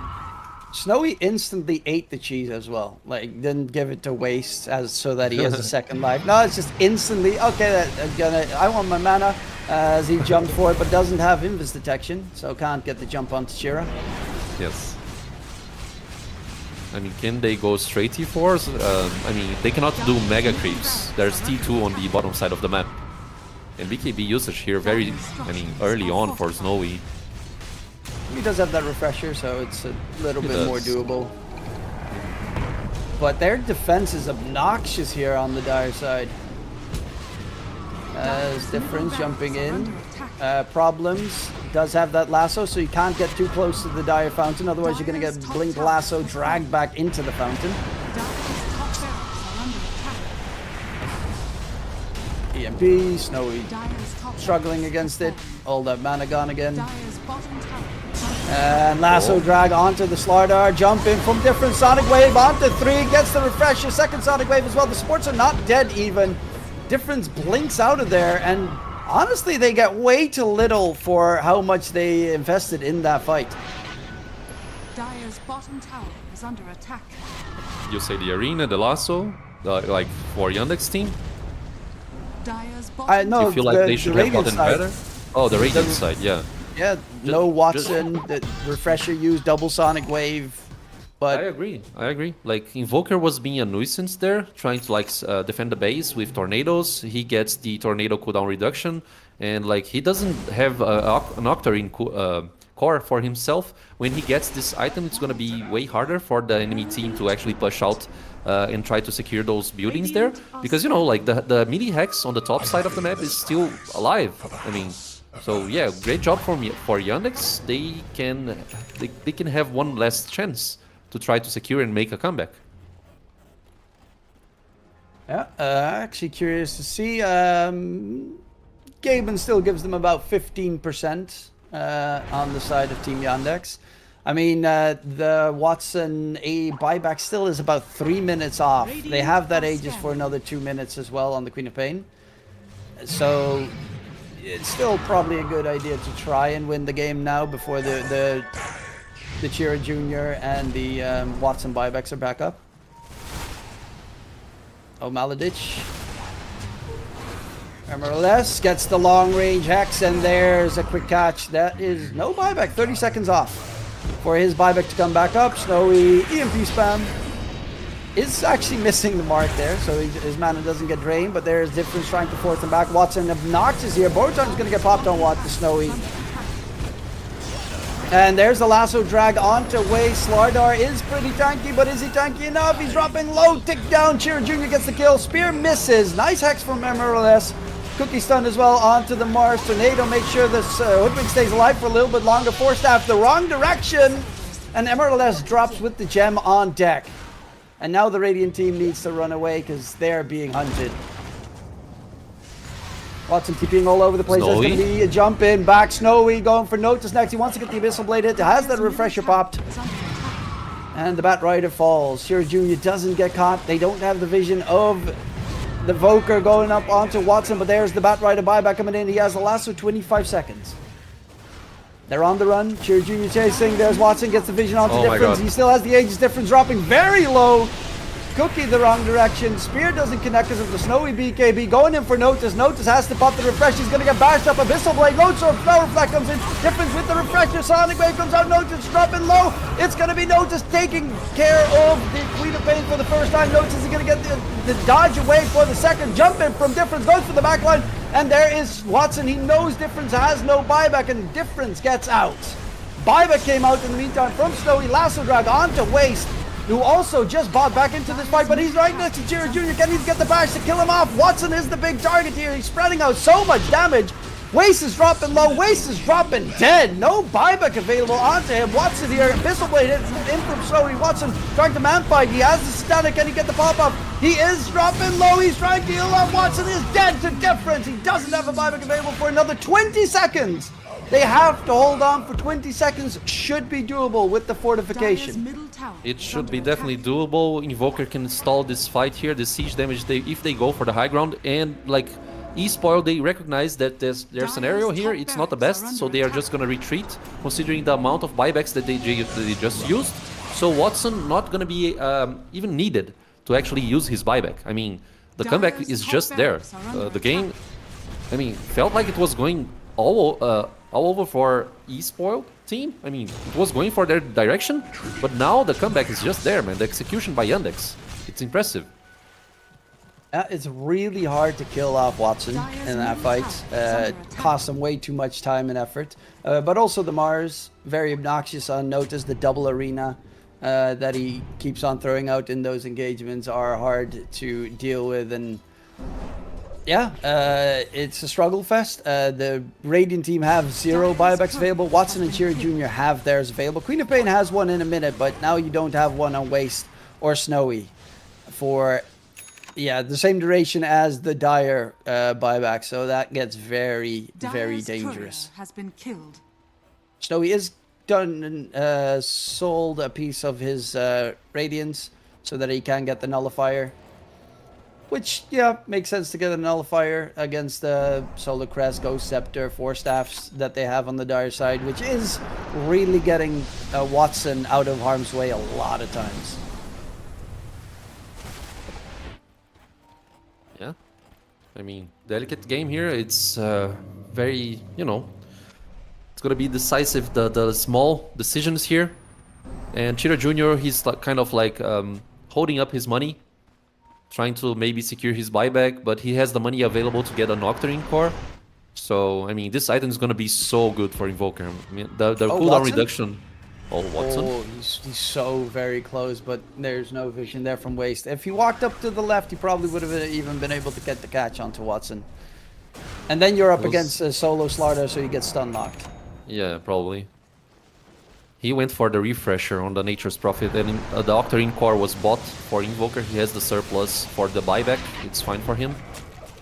Refresher for this Nature's Man. Double BKB, I think that's good enough for him to withstand the team fights. Maybe double Satanic as well, if he has the mana to actually use. I mean, Satanic doesn't consume mana, but the BKB does. And yeah, I don't know, he's not actually having his mana drain this game, so I feel like he should be able to use everything. The problem this game is how do you finish it? It's really, they kind of need their buybacks on the Radiant side. Oh. Zemerless gets Hex off on the Bat Rider, throws out his spells, 4 staff is there, and even Aztecor with the Ags now able to yeet his ally away. One of the greatest things about Hoodwink is the Go Nuts facet. Like, if you use Scurry, you get 300 cast range, which we've seen a couple of times already with that Scythe of Vice. The incredible range he gets with that spell.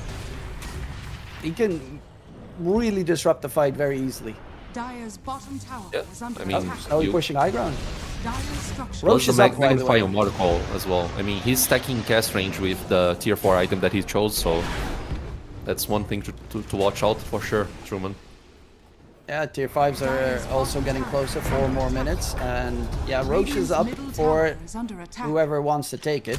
I would assume it's probably going more towards the Radiant side than the Dire.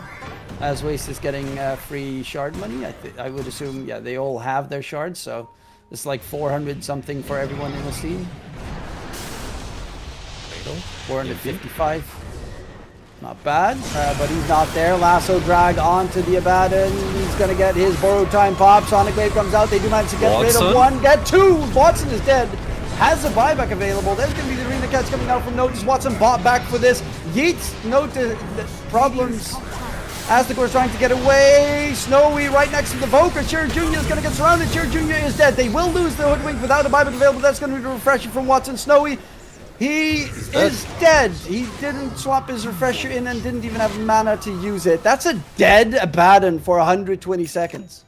Yes, I mean, and Roshan is just up. I feel like this could be the comeback just there. I mean, if they get the Aegis and try to secure some high ground advantage, like getting at least two sets of access, it's gonna be great for them. I mean, the Roche is gonna die so quickly. Watson has the damage to do so, the alacrity to like amplify the damage as well. It's a very quick Roshan. And the refresher shard here should go for who wants it? Maybe Invoker, yes. I mean, this was they killed off 2 heroes, which very important heroes to kill off. Cheer Jr. obviously and Watson.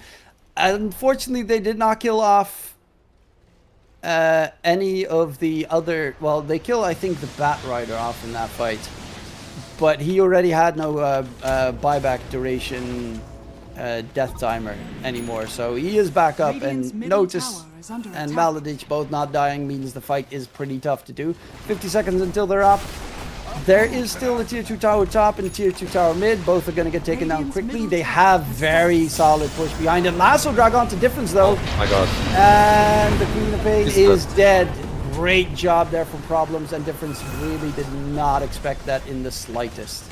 At least he has the buyback available. They are going T4s, is that it? Yeah, they're going tier Yeah, 4s. Watson's okay, got I a mean lot they of have push. one glyph available for E-Spoil.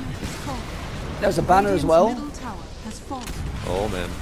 I feel like they're gonna do it. I mean, they can actually try to come back here with this decision. Yeah, Difference, stuck. Sonic Wave needs to be forced out.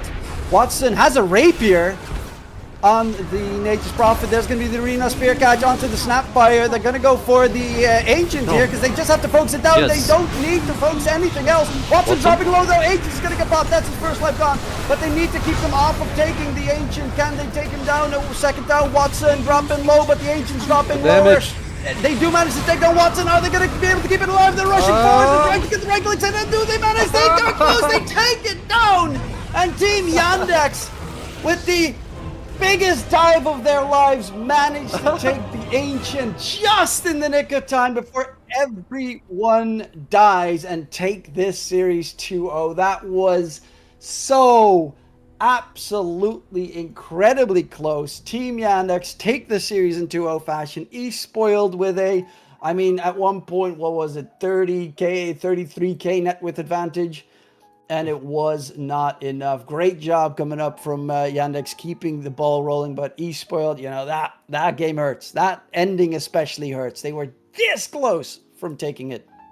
Man, what a comeback. That's all I can say here. I'm out of words. The damage there on the Ancient was very close from not actually happening, but they managed to do it. Like the Arena's trying to stall up, the aggressions onto Watson, the Tornadoes trying to protect him as well. But I mean, great job by Yandex, man. It was not supposed to be their victory, it seems, but they managed to do it. Like, great job.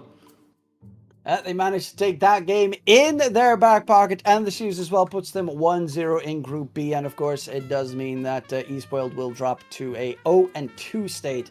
With after that game, that definitely does sting a little bit for the side of Spoiled. But nonetheless, that was the series here concluded in 2-0 fashion. There will be another series starting in about 2 hours on this channel. That will be One Win versus Kalmychata. We'll be back for that series as well. Any last words for the viewers at home, by the way?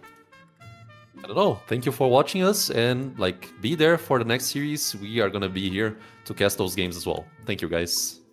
Yep. So don't forget to check out the channel. We are on ESL Dota 2 Ember. My name is DK Troom, joined by the wonderful Arjarath. Hopefully you enjoyed the show, and we'll be back for the second series of the day at 6 p.m. CEST. And in case we don't see you, good afternoon, good evening, and good night.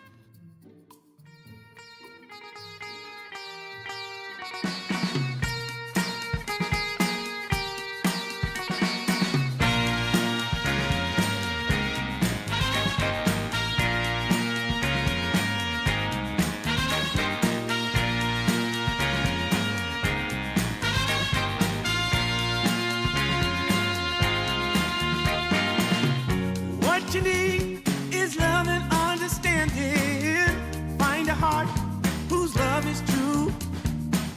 Deep down, there's only one companion who's there for you when you need him to be. Your heart was broken in 1,000 pieces. So much pain that you've been through. Here stands a man who's your salvation. Just ask yourself, am I ready for you? 100% now. I'm ready. 100% now. Yes, I'm ready. Eyes wide open. I'm ready to move. I'm ready to move. 100% now. Take a chance in a new direction. Any place you wanna go. I don't have all the right answers, but one thing I know, I'm so ready for you.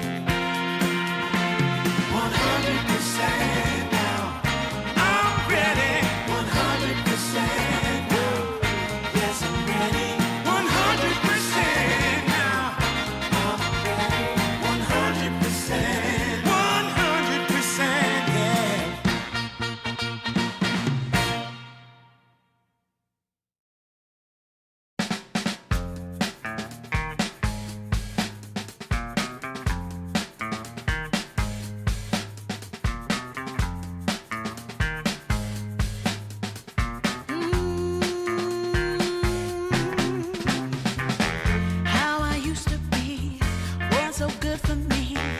In my mind all the time, no one I could turn to. Now that I can see your love has set me free. You came along, made me strong. I've waited such a long time, and I just can't believe in this new love I have found. Yeah, don't want it to stop when you know you got a good thing that makes me feel fine. Ooh, wherever it leads me, you know it's all fine. I never thought that this could sweep me off the ground. Oh, I don't want it to stop when it's feeling this good.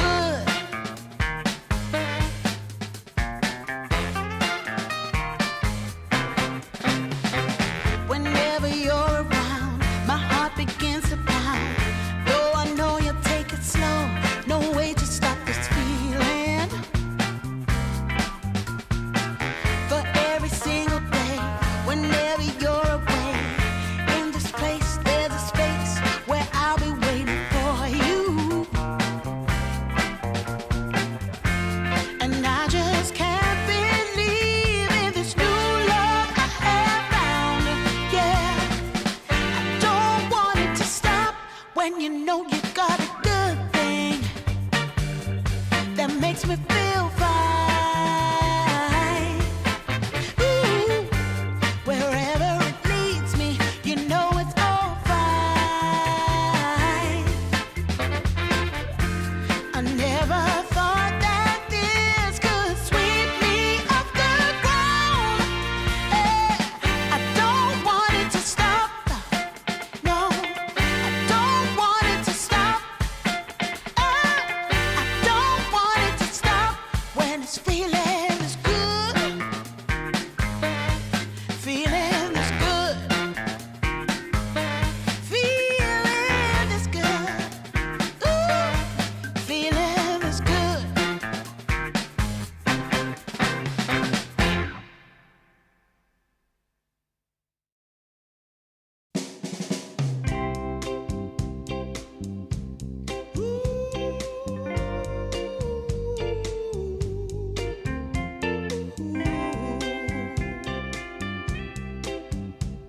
Yeah, yeah. I've been waiting a long time, just longing for a glance from you.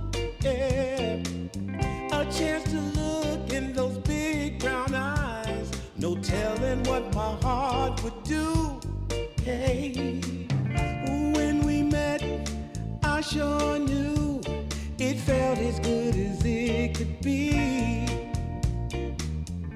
In that moment, though it felt so good, I wondered why you noticed me. If you gave me just a little time, it would sure ease my troubled mind. Don't tell me that you don't feel the same inside. Don't tell me, these are feelings that I ought to hide. I don't care where you came from, just tell me where you wanna go.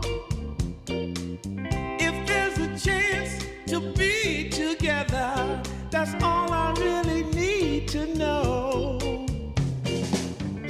Is it real or make believe that keeps me thinking of you?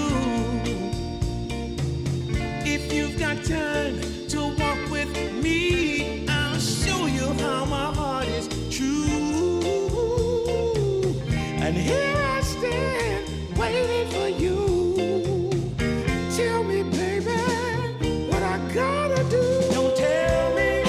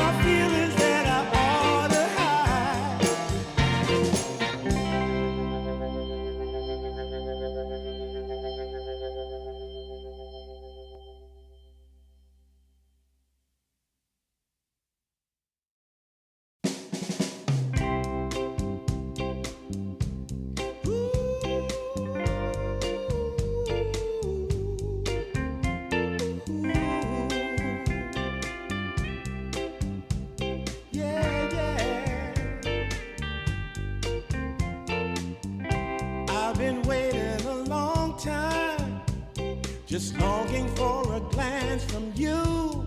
Yeah. A chance to look in those big brown eyes. No telling what my heart would do. Hey, when we met, I sure knew it felt as good as it could be. In that moment, though it felt so good, I wondered why you noticed me. If you gave me just a little time, it would sure ease my troubled mind. Don't tell me that you don't feel the same inside. Don't tell me these are feelings that I ought to hide. I don't care where you came from, just tell me where you wanna go. If there's a chance to be together, that's all I really need to know. Is it real or make believe that keeps me thinking of you? If you've got time to walk with me, I'll show you how my heart is true. And here I stand waiting for you. Tell me, baby, what I gotta do. Don't tell me that you don't feel the same inside. Don't tell me these are feelings that I ought to hide. Don't tell me that you don't feel the same inside. Don't tell me these are feelings that I ought to hide.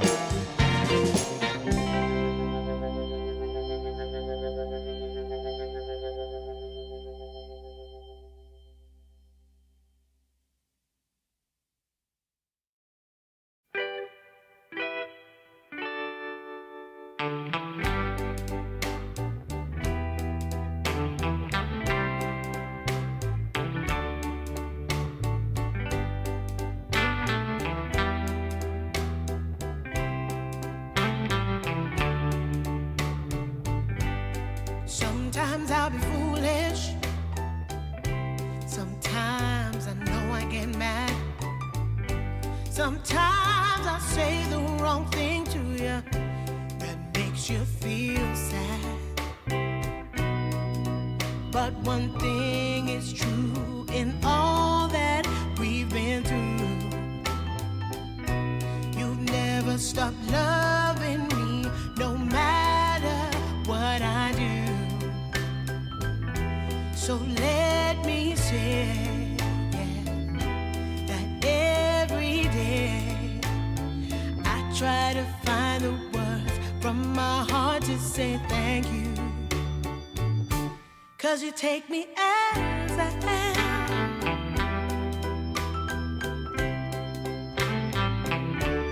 You take me as I am. Oh, baby. If you stop loving me, well, I would understand. But I won't take you for granted, no, no. When you hold my hand, your love makes me feel that I could fly to the moon. Not even the birds above can sing a sweeter tune. I needed to say that you find a way to make me feel anew. And I want to say thank you, 'cause you take me as I am. Oh, baby, take me as I am. Oh, Lord,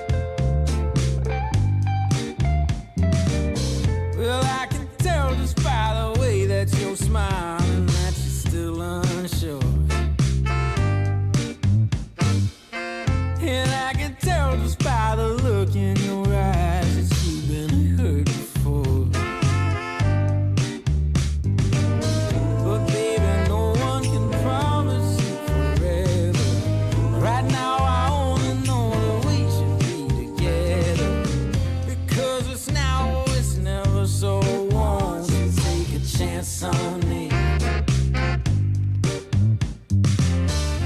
Well, it's fine if all your previous guys that made you run away. You can bet you'd only have one regret, and that's if you didn't stay. Walk my way. 'Cause baby, no one can promise you tomorrow, but today you take away all of my sorrows. You know I'd beg and I'd borrow for you, so won't you take a chance on me? Right from the moment we met, I knew that I couldn't let my fear get the best of me. And every moment since then has proven time and again that we're exactly where we're supposed to be. Yeah. Oh, won't you take a chance on me? Ooh, oh, won't you take a chance on me?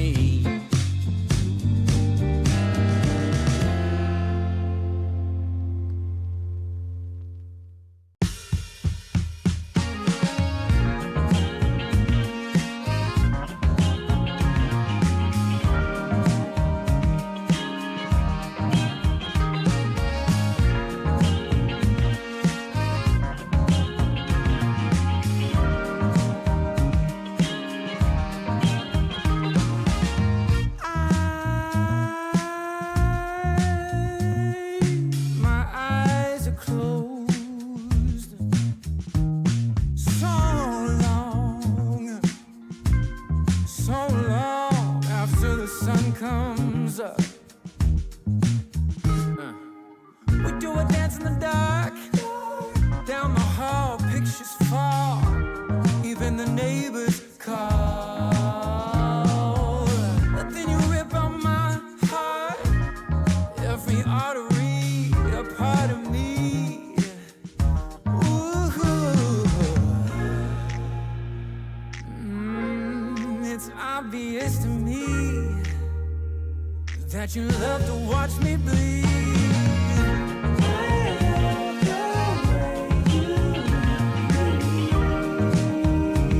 But not half as much as I love when you leave. I hate to see you disappear. But I love to watch when you're walking away from me. Walking away from me. Yeah, yeah. 'Cause I could be anything you want, I could be anything you need. Baby, tell me it's something real, and I'll give you everything. Every now and then we can smile. You know I can't help myself. They play around with me for a while, keep tearing me up until there's nothing left. Ooh, it's obvious to me. Yeah, you love to watch me bleed.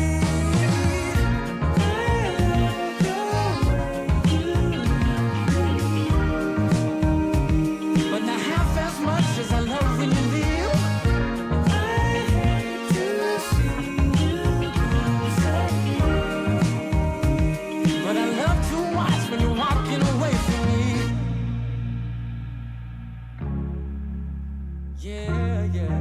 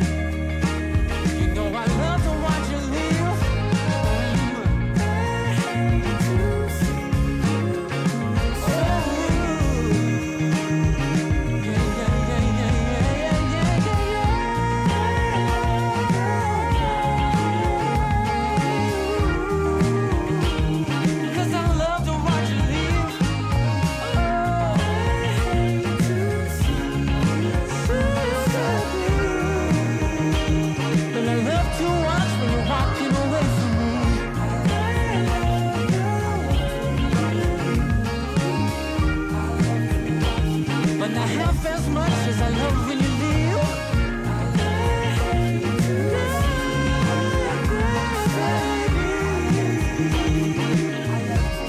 Would you walk away from me?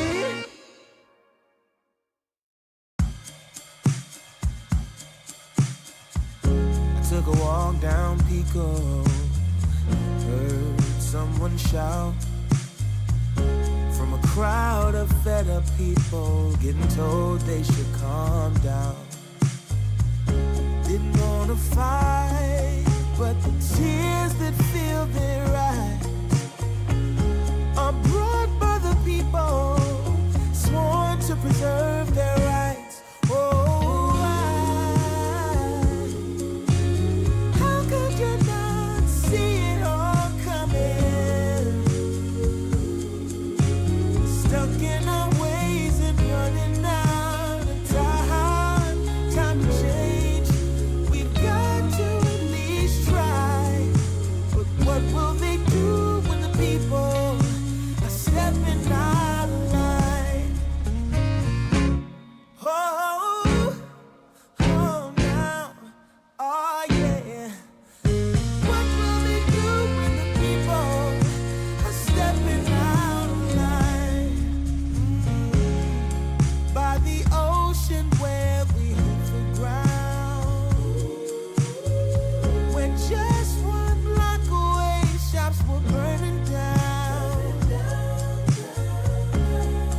No surprise, the peaceful pay. We can't kick our feet out till justice takes its place. Oh, how could you not see it all coming? Stuck in our ways and running out of time. Time to change. We've got to at least try. But what will they do when the people are stepping out of line?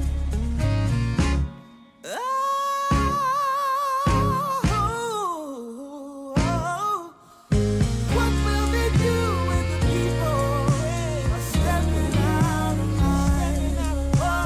What will they do when the people are stepping out of line? Stepping out of line. I wanna know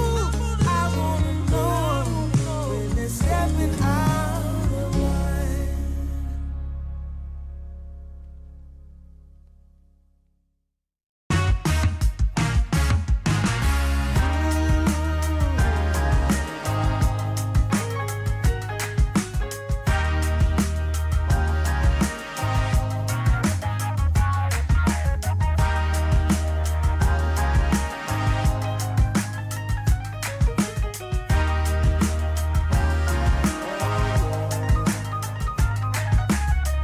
Turned on the dime when I saw you walking by. Something about you caught my eye. Yeah. Ain't trying to waste my time, just standing in your line. Gotta take a shot before you pass me by. So you wanna be alone for a minute? Well, come on, tell me what's on your mind. I wanna know what makes you happy. I wanna know, can I make you mine? Ooh, I wanna know if you know that I treat you right. I wanna know, can I spend the night? Well, I had my eyes on you for a little while now.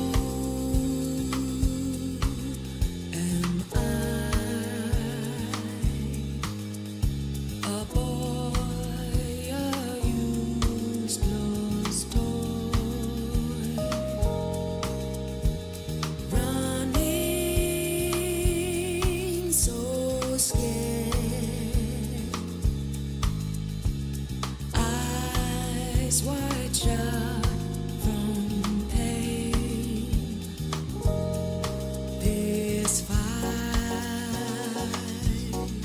this poisoned land of fools and broken dreams. Oh, please set me free. Take me home.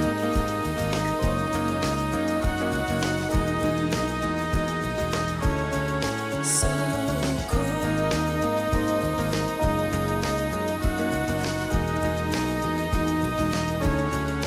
My heart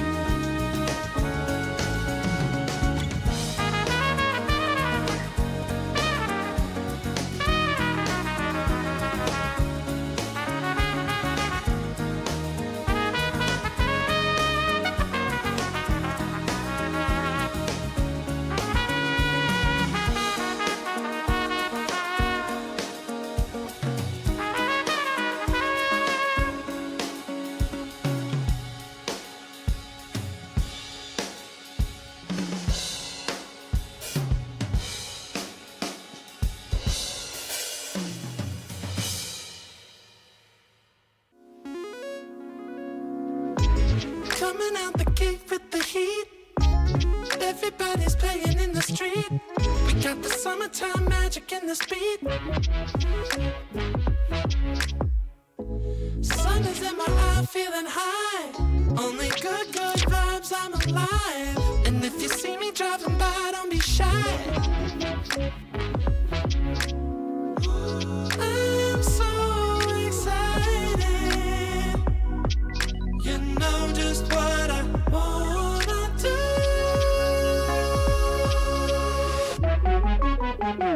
I'm glowing on up, I'm glowing on up, I'm glowing on up. I'm glowing on up, I'm glowing on up, I'm glowing on up. Don't it feel like summer? I'm glowing on up, I'm glowing on up, I'm glowing on up.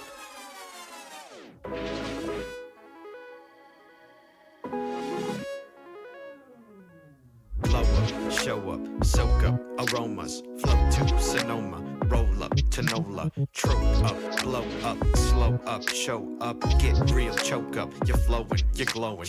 Astral samosa, you're landing on Europa, your horns blowing, you're chosen, all the deep cuts you know it. I got the pre-glow and the post-glow, inspiration knows no boundaries where it flows. Your fingertips to the globes tilt to the universe on stilts, hold on and chill. I'm so excited. You know just what I wanna do.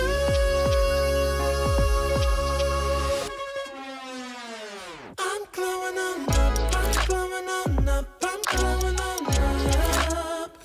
I'm glowing on up, I'm glowing on up, I'm glowing on up. Don't it feel like summer? I'm glowing on up, I'm glowing on up, I'm glowing on up. I'm glowing on up, I'm glowing on up, I'm glowing on up. I'm glowing on up, I'm glowing on up, I'm glowing on up. Don't it feel like summer? I'm glowing on up, I'm glowing on up, I'm glowing on up.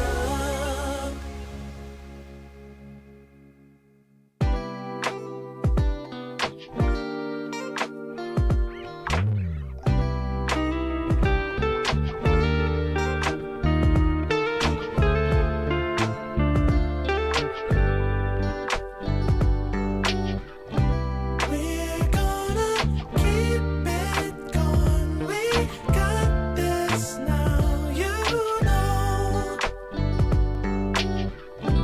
We're getting closer now. We're ready for some more. Now is the time, reaching for blossoms in the sky. Sun setting low, making us golden as we ride.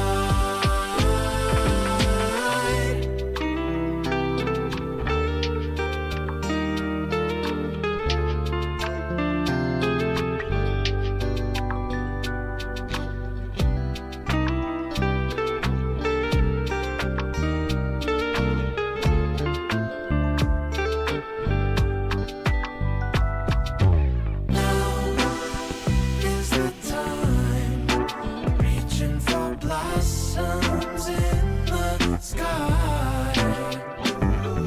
Sun setting low, making us golden as we ride.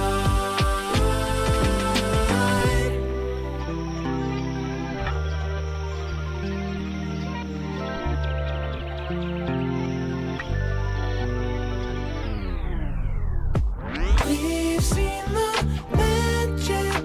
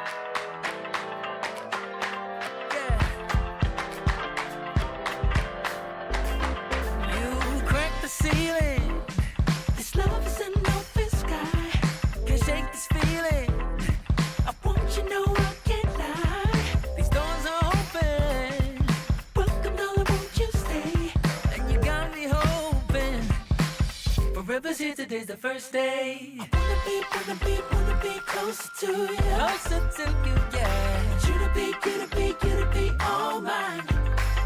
I got all these choices, but I so made up my mind. Yeah, there's nobody better. Gotta be you. A thousand voices, 'cause it's so good to be alive. Yeah, there's nobody better, so it's gotta be you.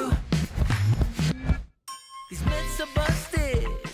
The grass is greener on my side. It's done and dusted.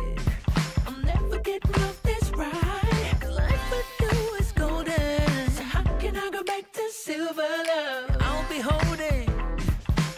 Oh, I'll be holding on, can't get enough. Wanna be closer to you. Closer to you, yeah. Want you to be all mine. Oh, yeah. Got all these choices, Yeah. but I so made up my mind. made up my mind. There's nobody better. Nah. Gotta be you. Got to be you. Thousand voices, Yeah. 'cause it's so good to be alive. Yeah, there's nobody better, so it's Gotta be you. Yeah. It's gotta be. gotta be you. Gotta be you. Gotta be you. Gotta be you. Yeah. Gotta be you. Oh, it's gotta be you. Yeah. These choices, but I so made up my So mind. made up my Nobody mind. better. Gotta be you. Oh, it's got to be Thousand you. voices, 'cause it's so good to be alive. Yeah, there's nobody better, so it's gotta be you. Hey. Nobody else, no. It's gotta be you.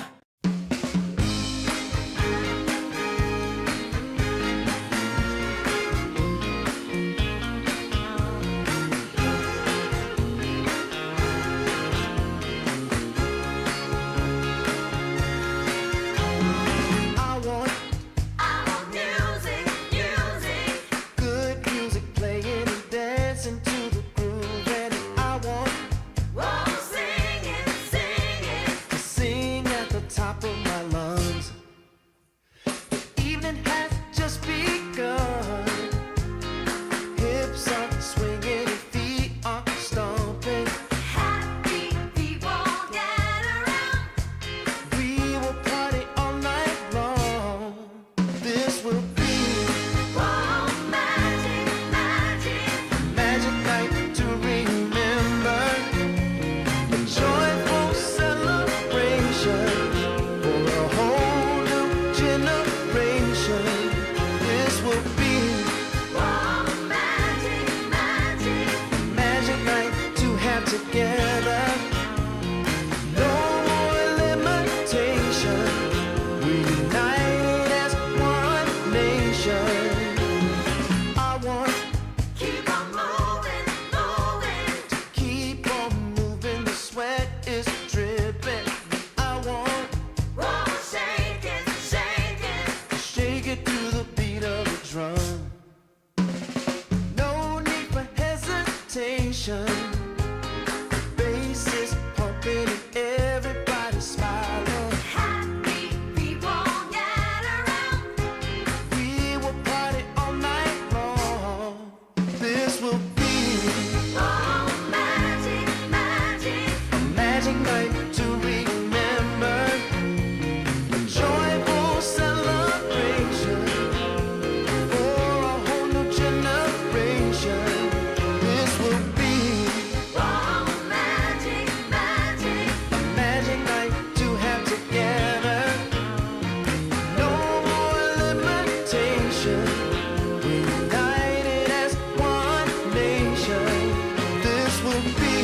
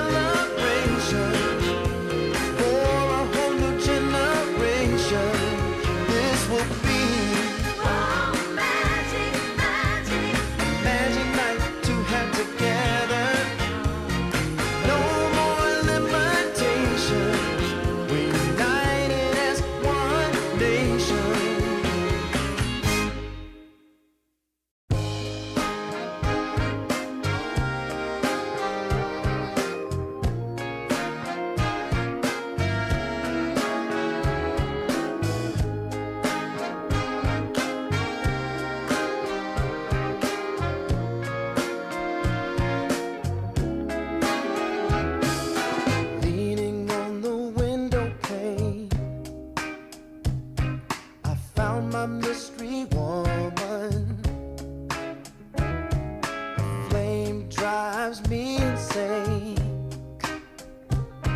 she's heavenly creation. The spirit of the hot summer day, controlled by her emotions. Tomorrow seems too far away. Now I've got my shot. I'm meeting my soulmate. Lady, can you see me? You're my everything. You're my lady. Lady, can you feel me? I feel head over heels. You're my lady, lady. Maybe you can't hear me, my sweet little thing, my sweet lady. Lady, can you see me? You are my everything. You're my lady, lady. Some might think I'm crazy. You're my constellation. My vision's far from hazy. I need no confirmation. Take my heart and don't let it stray. True love and affection will come again another day. As the sight of your light always takes my breath away. Lady, can you see me? You're my everything.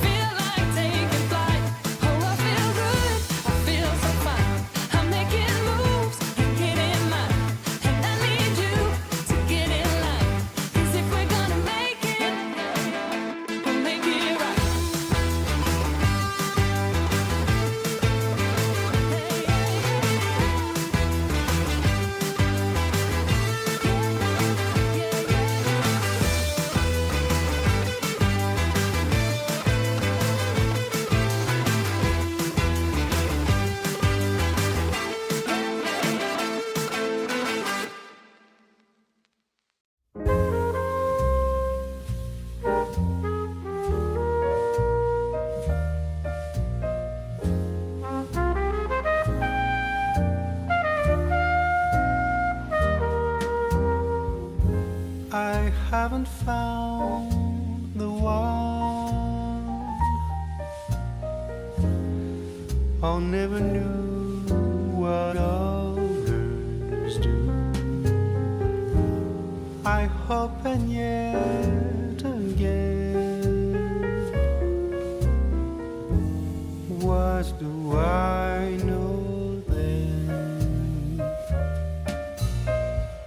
I believe it's all meant to be. All my dreams are so out of reach. I fool around, but we never know. I fell in love, but a long time ago.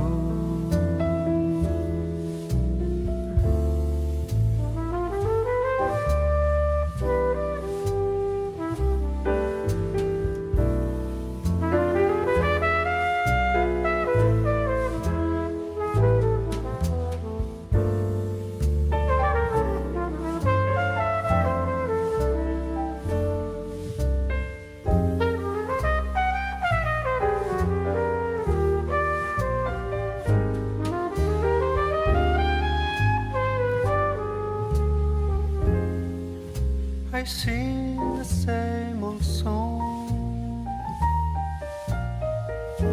been going on for far too long. I hope and yet again, what do I know then? I believe we're all meant to be. All my dreams are so out of reach. I fool around, but we never know. I fell in love, but a long time ago.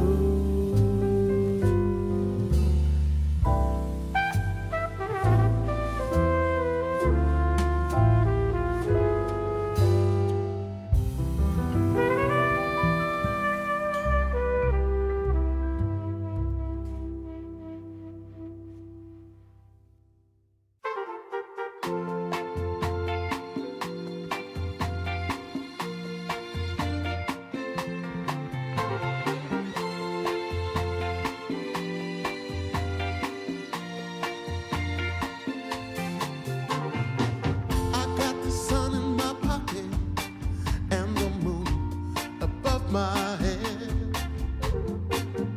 Got the whole world at my feet and there ain't a cloud ahead. There are stories I need to tell. There is laughter I need to share. Joy and love all around. I can feel it in the air. Whoa, nothing can stop me now. There's nothing at all.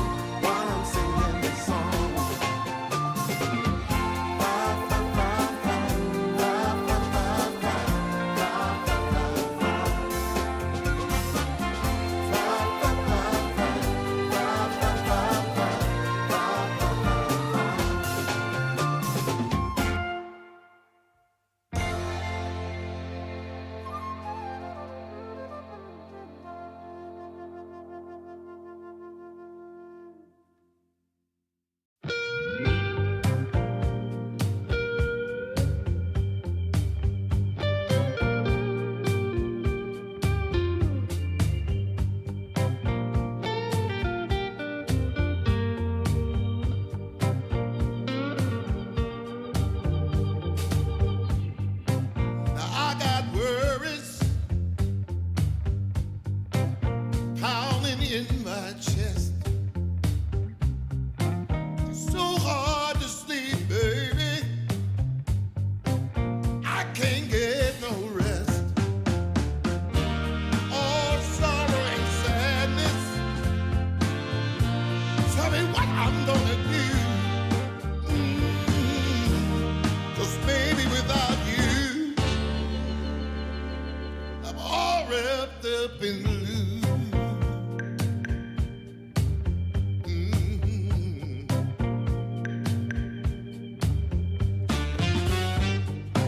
I thought it would be easy to make it on my own. But baby, now I know what it means to be alone. Lost in the shadows. Tell me what can I do? 'Cause baby, without you, I'm all wrapped up in blue. Wrapped up in blue. Wrapped up in blue. Wrapped up in blue.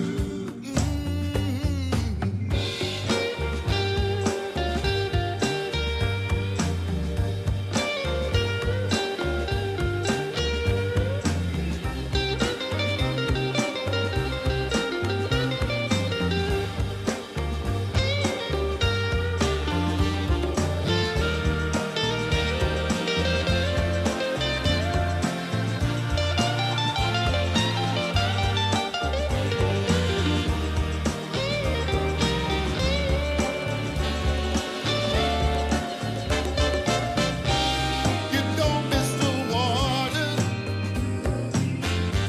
till the well runs dry. And you never see when the truth turns into a lie. Hey. Wrapped up in blue, all wrapped up in blue. Wrapped up in blue. Can't find my way out, no. Wrapped up in blue. Tell me what can I do? Wrapped up in blue. All wrapped up in blue. Wrapped up in blue. Somebody help me now. Wrapped up in blue. All wrapped up in blue. Wrapped up in blue. Somebody tell me what to do. 'Cause I'm wrapped up in blue. Wrapped up in blue. Wrapped up in blue. Wrapped up in blue. Wrapped up in blue. Oh, yes, I am.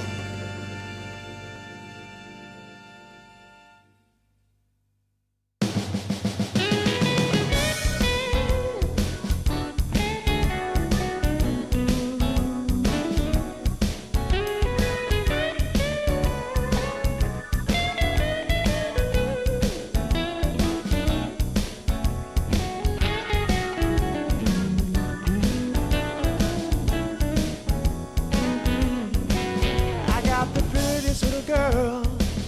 She's as pretty as can be. Yeah, yeah. I got the prettiest little girl. She's as pretty as can be. But what I don't understand is what she sees in me. Ooh, I've been drinking too much, staying out all night. I can't remember my left from my right. I'm kinda blurry from my head to my toes.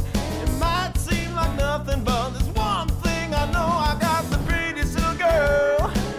She's as pretty as can be. But what I don't understand is what she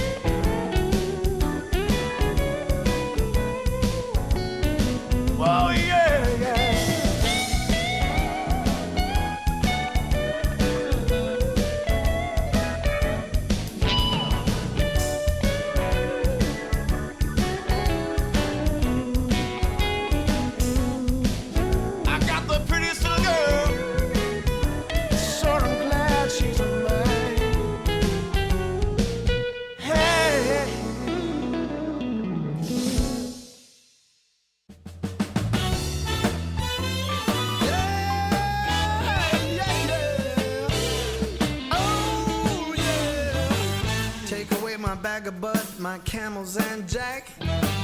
Go ahead and take them all, I don't want them back. Those nasty things mean really nothing to me, 'cause lately it's so plain to see.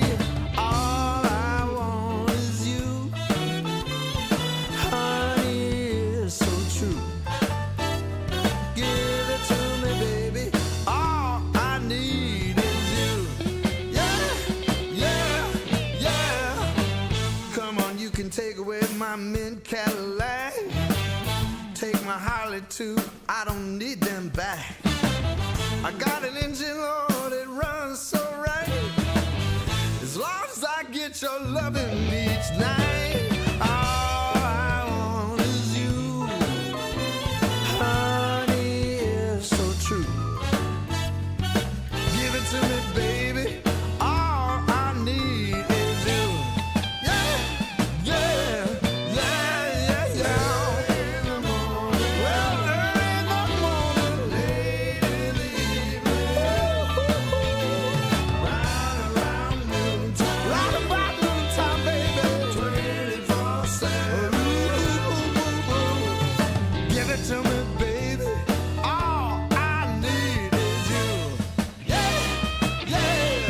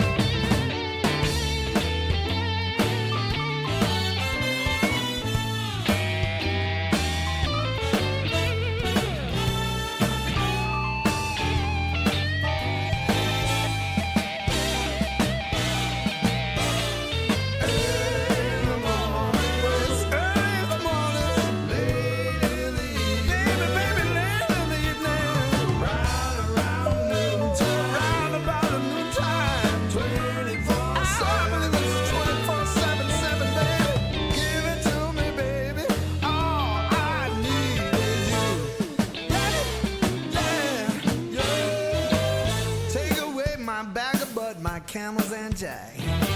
Go ahead and take them all, I don't want them back. The only thing I could ever really miss is what I feel when I get your kiss. All I want is you, honey, it's so true.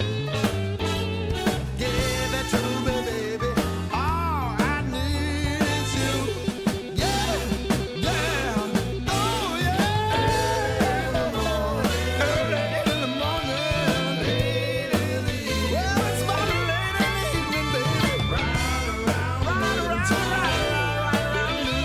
Between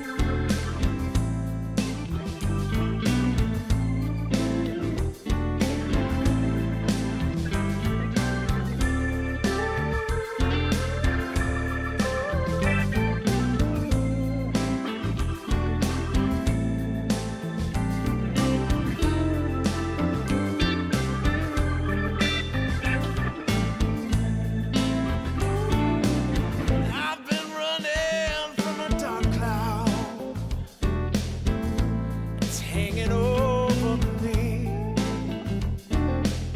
I've been running from a dark cloud.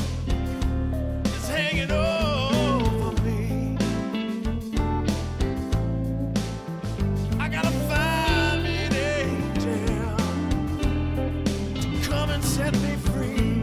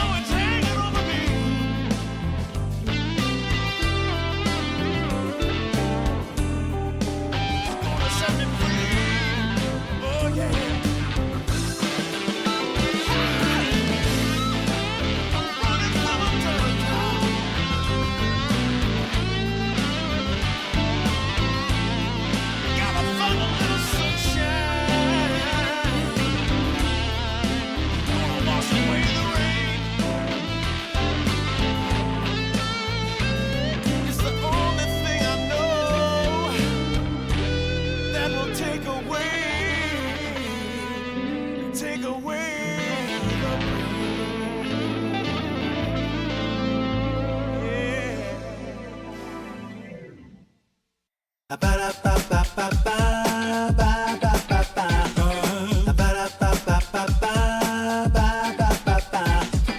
If you wanna get with me, all you gotta do, call me when you need me. I'll be waiting for you.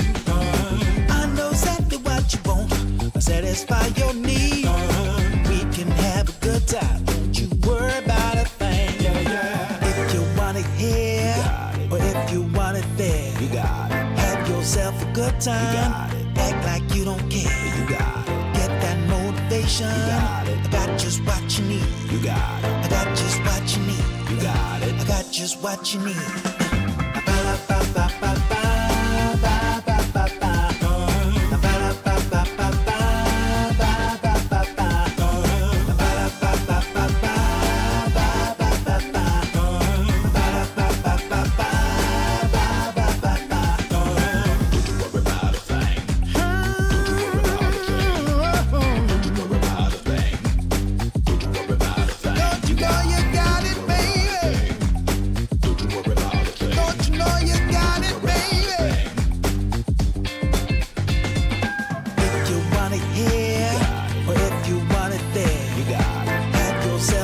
Act like you don't care. You got it. Get that motivation. You got it. I got just what you need. You got it. I got just what you need. You got it. I got just what you need.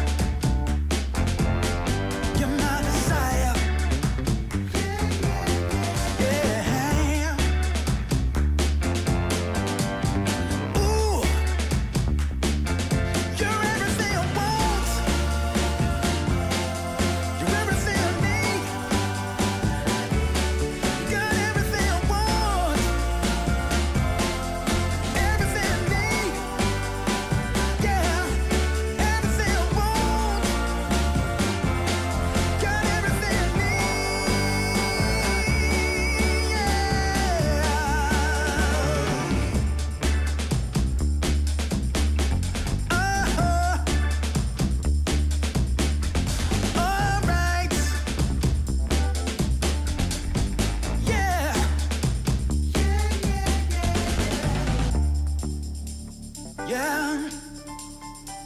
Yeah. Yeah. Ooh, everything I want. Everything I need. Got everything I want. Everything I want. Everything I need. Everything I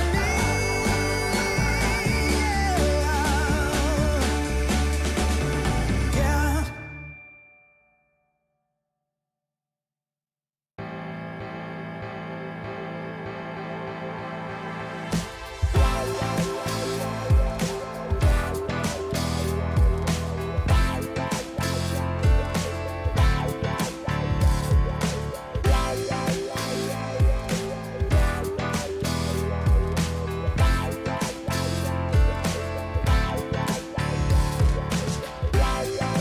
Find the feeling, live and breathe it, feel it in your soul, soul, soul, soul. Anything you've ever wanted could be right there at your feet. Take your dream and take the power, be the best that you can be. Oh, we can go higher, higher, yeah. Gotta take the chance to rise above it all. Come on. Oh, we can go higher, higher, yeah. Gotta take the chance to rise above it all. Yeah. Ooh, face your fears, yeah. There's no limit. Can you reach the sky? Keep the faith and rise above it till you reach your high, high, high, high. Even when your body's aching, get up right back on your feet. Feel the message of forgiveness as your heart begins to beat. When you feel the fire's burning, nothing left to be.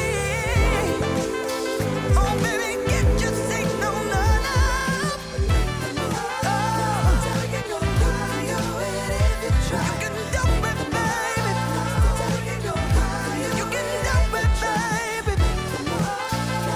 We can go higher with it if you try. Oh, you can go do it if you try now. Ooh,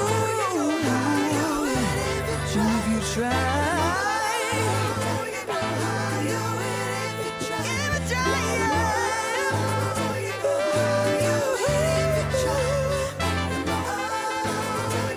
You can do it if you try. Sure gonna be a cold winter, baby, without you loving around. I will be waiting.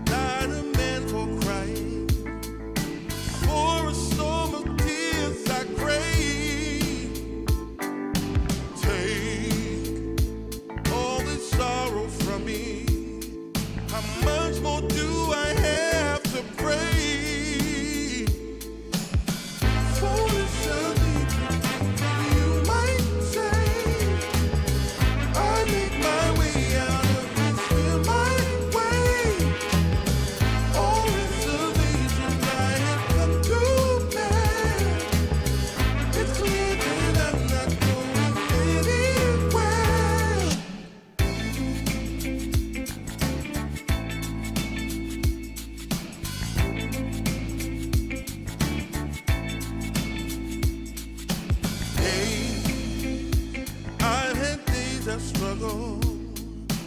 Nothing quite as rough as today. Hell, I've been held up. Nothing seemingly goes my way. Oh, I'm not a man for crying. For a storm of tears I crave. Take all this sorrow from me. How much more do I have to pray? Foolish of me, you might say. I make my way out of this in my way. All reservations I have come to bear. It's clear that I'm not going anywhere. Foolish of me, you might say. I make my way out of this in my way. All reservations I have come to bear. It's clear that I'm not going anywhere.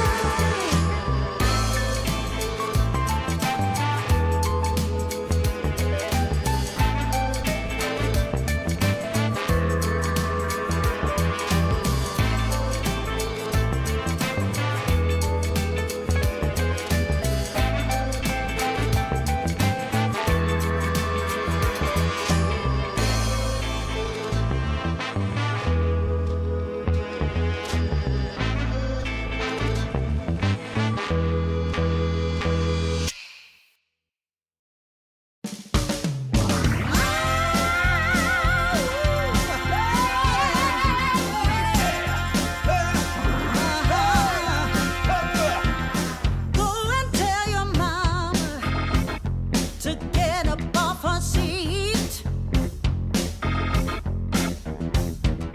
Go and tell your mama to come out in the street.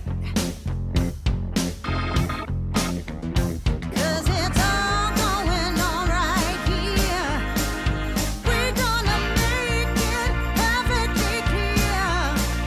When you hear our voices ringing in your ear. Yeah, yeah, yeah, yeah. Go and tell your mama she better come around. Yeah. We got the mother of all parties, and it's about to go down. Yeah. Yes, we're having a celebration. We're gonna rock the entire nation.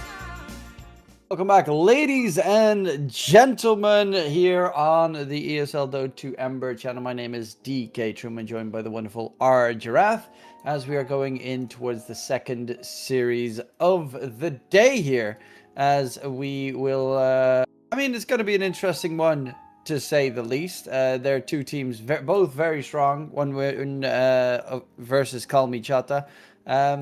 Yeah, these teams have faced each other quite a decent amount recently, haven't they, Ardrath?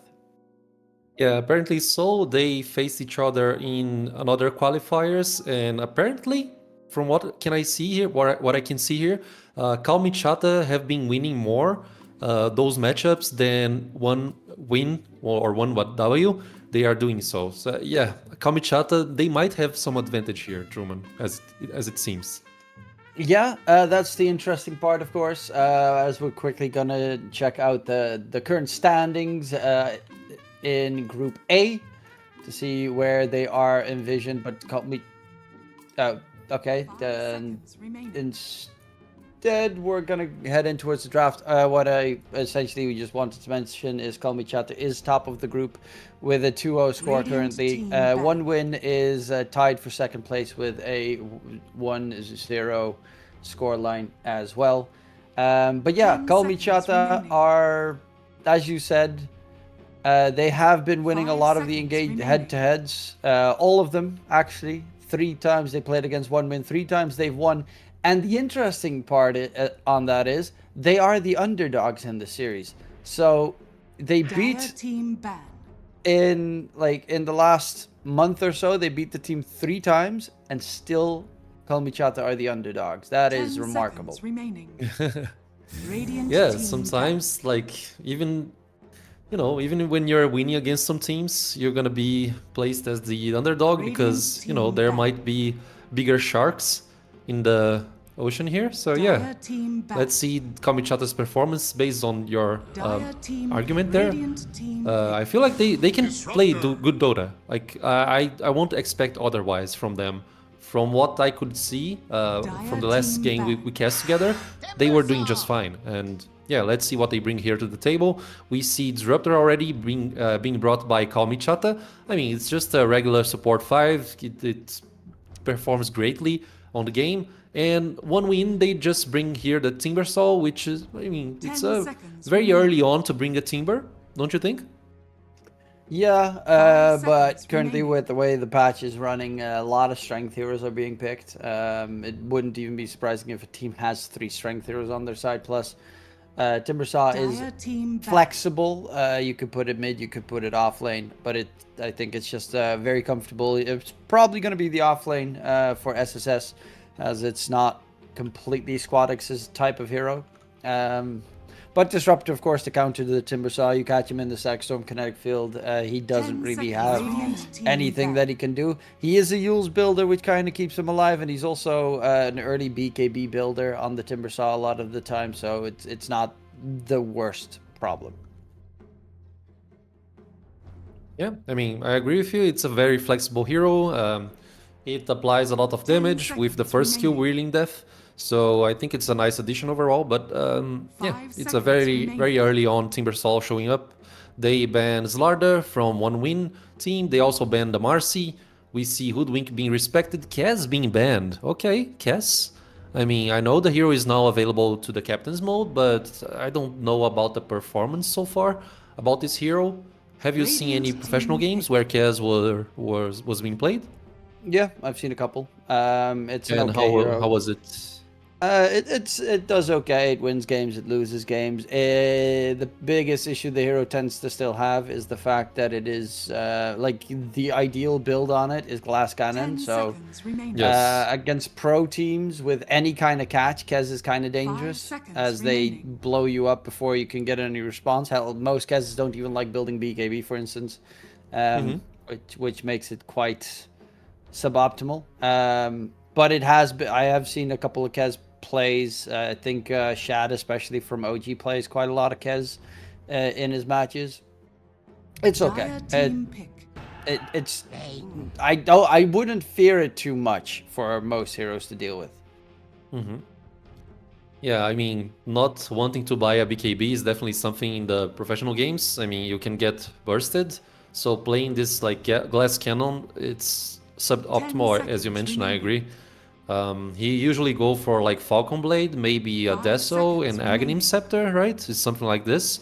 But it's like overall, the net worth, when you get all these 3 items plus the boots, it's just too much. You cannot handle the pressure by the 25 minutes mark around. So, and yeah, now we see Bane from one win. Okay, it's a nice support 5. I love Bane actually.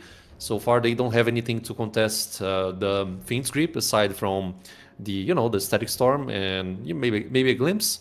But Bane tends to bring out the Aghanim Scepter as well. So like the Disruptor itself, maybe just him by himself, he will not be able to like cancel the Fiend's Grip here.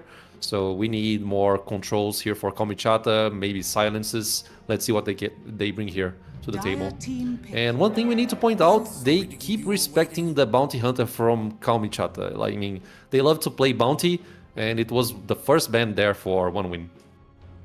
Yeah, there are some people that are really good bounty hunter players. Rare Gods is an amazing player in general, but also super scary on 10 the bounty seconds hunter. remaining. Ringmaster is a decent save against Bane. It does 5 have one seconds very big remaining. issue, and that is his little box that he puts people in doesn't work at all against pure damage, and Timbersaw is only pure damage essentially, so he just rips. Anyone who tries to be saved immediately gets shredded by the Timber. Yeah, so no magic resistance considering that it is a pure damage.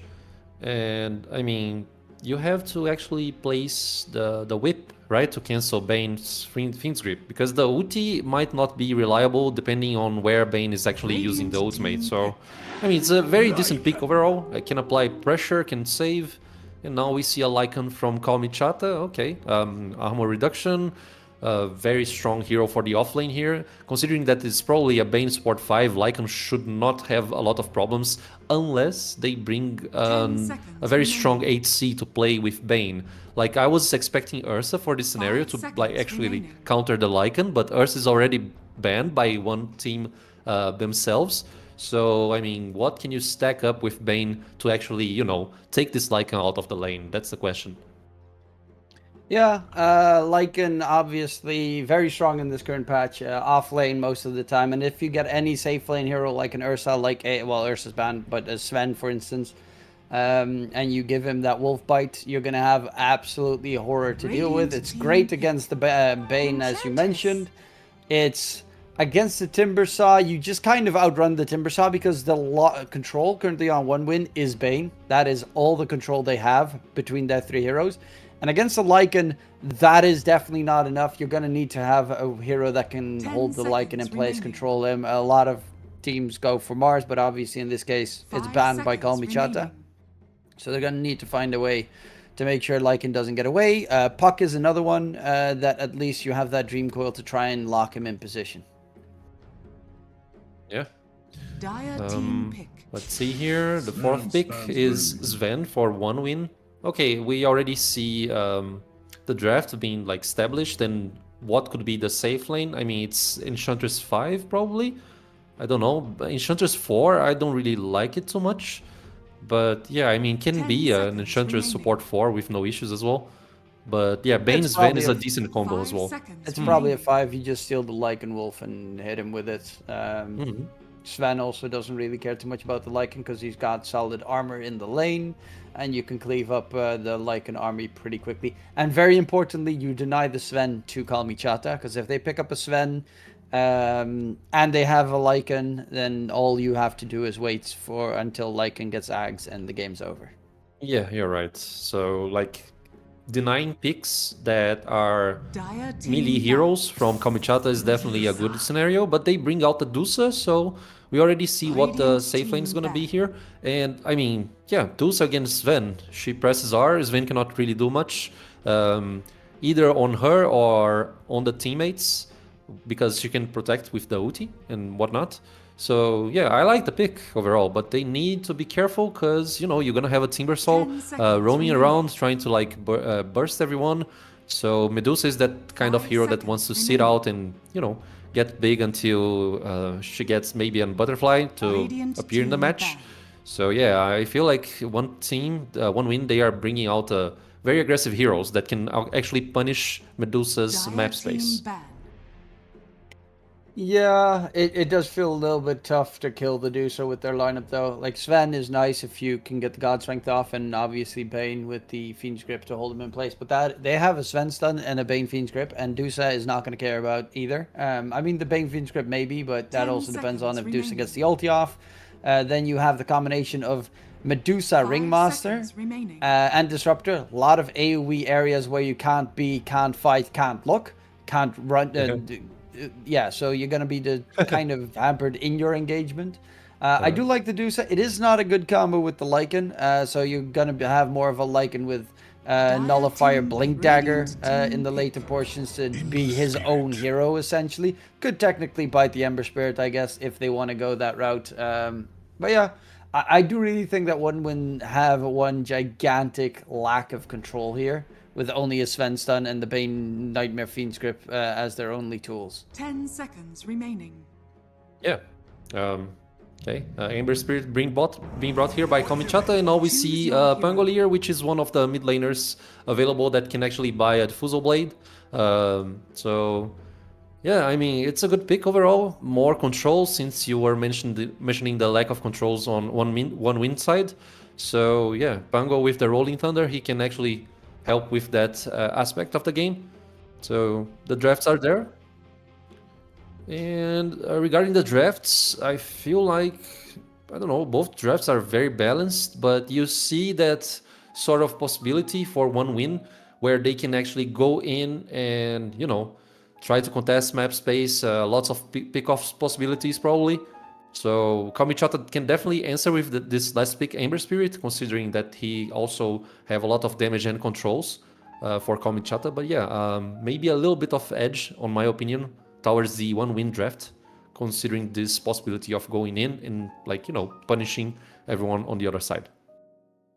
I'm actually going the other route. I think I like Kalmychata's draft more. Really? They have a little bit lacking damage to kill the Dusa. Sven is the only one that really can, because Pangolier needs to go Diffuser Blade, which he probably will, to go and kill the Dusa. But then you also have to deal with the Ember Spirit, who's going to get a Mage Mage Slayer this game, which nerfs Timbersaw's outgoing damage by about 40%. And through all of that, the Lycan is the one hero that most of the time you forget about, because he's going to kill off those supports quickly. If Bane Fiend scripts anyone, the Lycan creeps will kill off the Bane. And yes, that's the thing. I think the one-win supports are too weak to work with the rest of the lineup against Kalmychata's heavy dive. Even the Ember can kill off the Bane pretty quickly. I agree with you in that sense. I understand. And like, even if Enchantress gets an early Aghanim Scepter to maybe counter the Lycan's, you know, like wolves and controlled units as well, I mean, I don't think it's probably enough for them to hold the Lycan's aggressions. And like, going Ags on Enchantress support 5, it's greedy, you know, it's a lot of money. So yeah, let's see how it goes. Anyway, the first game here of these like best of 3 series. I mean, personally, I love Ags on Enchantress. I think it doesn't get bought enough. Like, it's stupidly good. Just only the root part's already very nice to have, but just being able to redirect the Lycan creeps to kill any of the other side heroes. But yeah, the cost is too much on the Enchantress, which tends to be the big issue. I personally really love Little Friends, but it is a very niche spell. It is. To get. And also, most of the time you'd rather have like the Hurricane Pike. Solar Crest in this game especially is going to be very important for the Radiant side, as you are up against a lot of physical damage with that Lycan.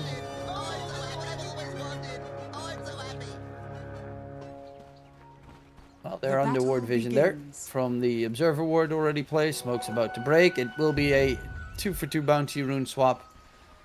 So no surprises.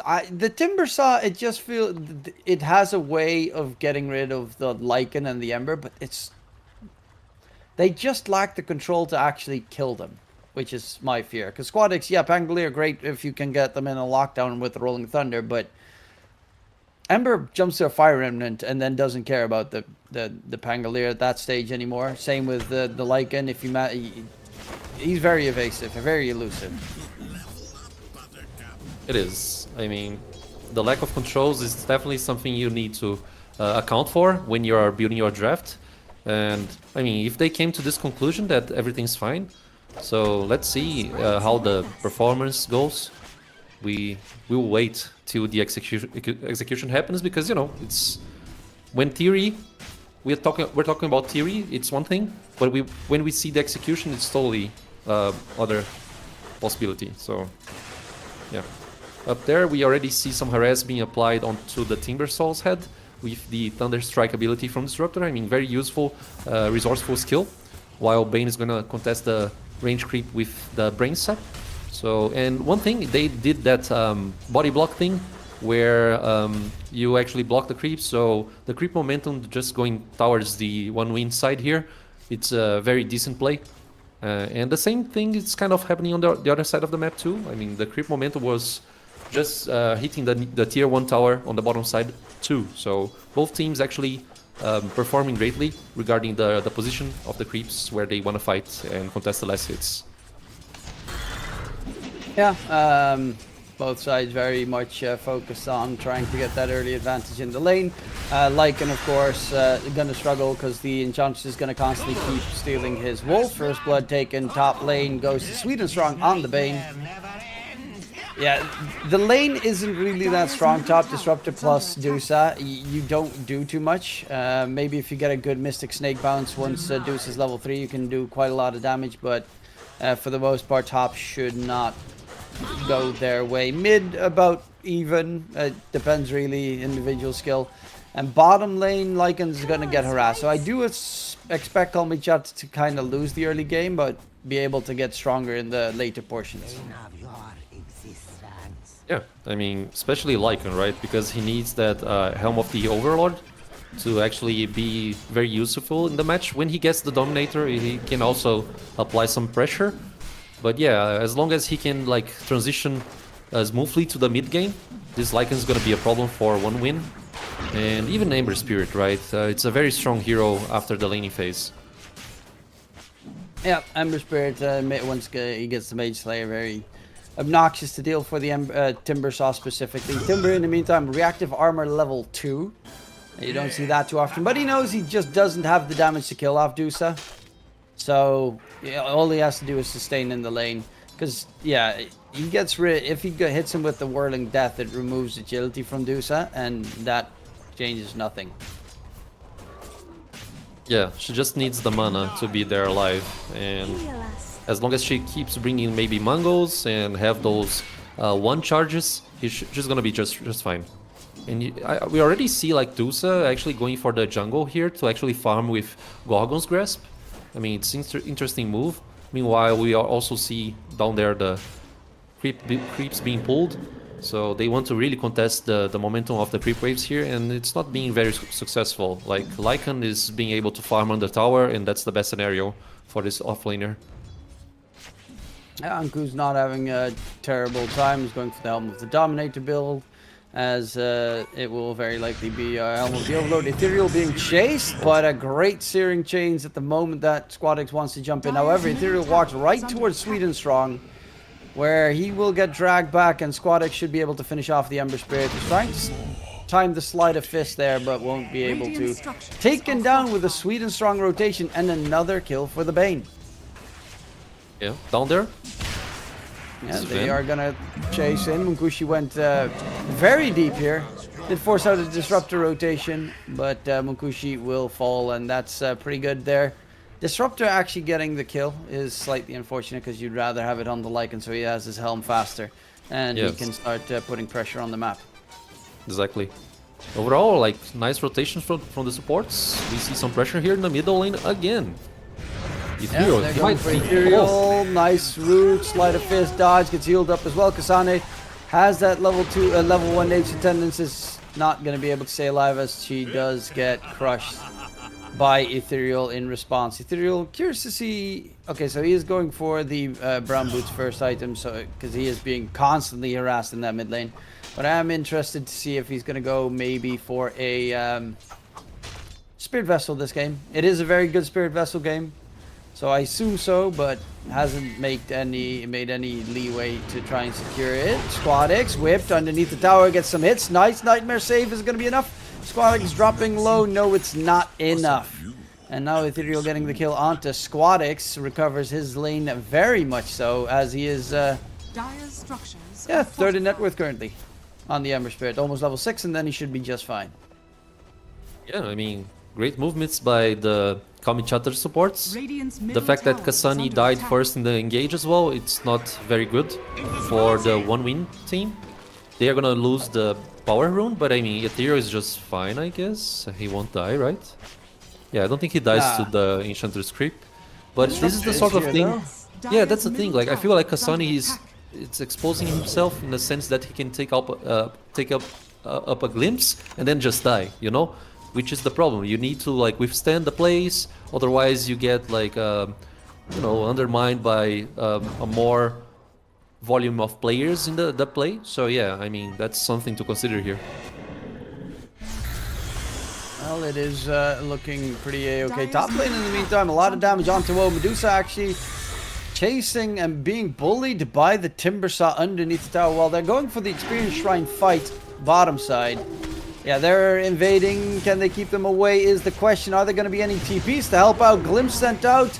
They need a little bit of time. Can they get it in time? No, in comes the Stormhammer. Anku fighting as well, but there is the Squadix Pangolier. Rolling Thunder interrupted, but Anku is going to be in that area and slowly but surely die. Kasane gets himself the Shrine of Wisdom as a lot of damage comes out onto the supports of the Radiant side. Sweden Strong is going to get taken down, but Anku dies in response. And Ethereal has to walk it off. Is going for that urn at the very least, but yeah, the double experience shrine for the Radiant side means it's going to take a while before you get yourselves the Wheel of Wonder and the Static Storm from the Disruptor. Yeah, and this is a very huge problem considering that, you know, Timber is just like kind of free farming top, and you really want the static Storm to contest this hero, which is very elusive, can like Timber chain here and there. So also the Pangolier, right? You want to contest the hero by placing the Static Storm, so he cannot roll, he cannot do anything, and he's gonna actually fetch Regen Rune right now. So overall, like very big movements by one win, and Ethereal being chased. Is he going to die? And get away? No, because the supports are nearby. Kasane is actually the one that gets taken down by Rare Gods. And yeah, they managed to get another kill once again. Sweden Strong is obnoxious in the mid position, going in for the Disruptor. Whip on to Squadix, has the Swashbuckle in a second. Could get a double kill here if he times it correctly. Rare Gods will be able to walk it off as they do lose the Disruptor in the meantime. One kid network lead now for the side of one win. And they are in a pretty okay position. The only one that is really farmed on the Dire side is that Deuce. Well, Anku's also doing a good job. The only one that's struggling actually is Ethereal. But that's because they're kind of 3v1ing him in mid most of the time. Shapeshift comes out. Anku has himself that Centaur Conqueror with the stun. Won't connect the stun on Squadix. Are going to turn to Kasane instead. Get a freebie. And that's the first Shapeshift of the game used. Oh, SSS here. Doesn't get rooted. Searing Chains misses. Even then, wouldn't be an easy kill. Yeah, it wouldn't. Like, he has some reactive armor on his hero right now, and I mean, it was not going to be so easy, especially because Pango didn't need to use the Rolling Thunder right there. So even if they try to engage onto Timber, Pango could actually answer with a regen rune that he actually used already, so it's fine for him. But you know, like this Pangolier is very big regarding net worth. He's almost like with his recipe of diffusal available, sorry. And yeah, I mean, the diffusal here very early on with a brown boots, it's gonna definitely be a hassle for Kalmychata to handle. Yeah, net worth wise, we are still back to even Stevens. Disruptor not level 6, Ringmaster not level 6, and that is problematic. Honestly, all supports aren't level 6, which is impressive considering the Radiant got the 2 Shrines of Wisdom. Kasane whipped up so much damage from that level 3 Tame the Beast from the Ringmaster, and Kasane just gets chopped up with another kill going here to the Dire side. And all these kills, what the supports are close by, gets them the same net worth as the Radiant support, so no advantage in that regard just yet. Yeah, I mean, they are sticking up very close to each other there, so that's why they are not getting much XP. But like on the other side, at least, we see a very like strong Timbersaw, level 9, when you compare it to Lycan. Lycan's still level 7, you know? So that's where the XP is going. Even though they got 2 shrines, as you mentioned, I mean, Timber is the one who's actually capitalizing on the XP possibility here. Yeah, they are looking for a pesky little Deuce at top, but Deuce is already in the triangle. Whoa, level 10 at the moment. Having a terrific time. Top net worth. Bottom tier 1 gets taken down, while top tier 1 gets seized as well. But yeah, Lycan is closing in on his Helm of the Overlord. That's when he becomes pretty much his strongest. And Munkushi, yeah, everyone's just currently in a farm state. The only one that is just not having a great time is still Ethereal, but is not that far behind. Once he's got Spirit Vessel, he's going to be so incredibly impactful in the early fights. Yeah, I agree with you. I mean, Vessel is not so far ahead for Ethereal. He's almost close to his diadem.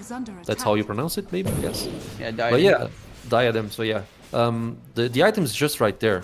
He just needs the opportunity to get some farm, but he's being contested, as we already said. So it's not so easy for this Ember to scale up.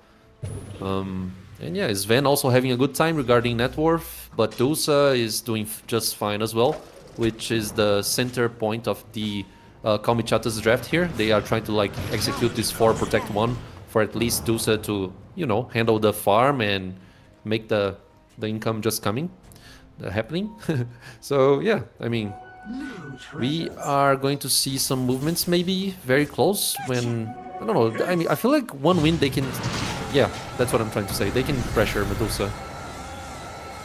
Yeah, pressure, but killing it is a bit tougher. With that diffusal blade, it's significantly better. Actually, rolling thunder just in time. Medusa interrupted there, but the TPs are coming through. Wheel of Wonder, not long enough, so Static Storm, pretty good catch there. Whoa, very low, needs to sidestep. If Fiend's Grip comes out, they have no interrupt, but they will get the glimpse now, and Sweden Strong is going to get chased down, taken out. Whoa stays alive through all of that. As Sweden Strong is going to get taken down. Ethereal can't reach with the Sleight of Fist Searing Chains. And the Glimpse is also out of range, so they will get out on the Radiant side. That could have almost gone pretty wrong as well for the Radiant team, especially with the level 6 of the Ringmaster.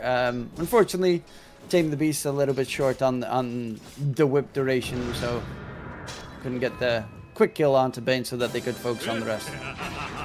Yeah, if the cores died there, it would be a very huge problem for one win, most likely.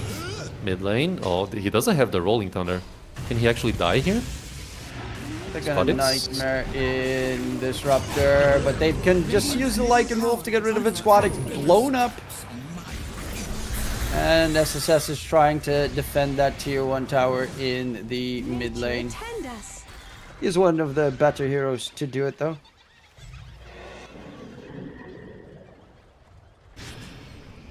Okay, no Fiend's Grip. I don't think Ethereal can die here. I mean, he has the shield drone. He's just fine. Not gonna die.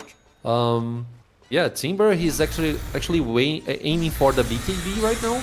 I mean, I feel like when Sven is not playing the game, we see the problem that we already mentioned during the draft phase.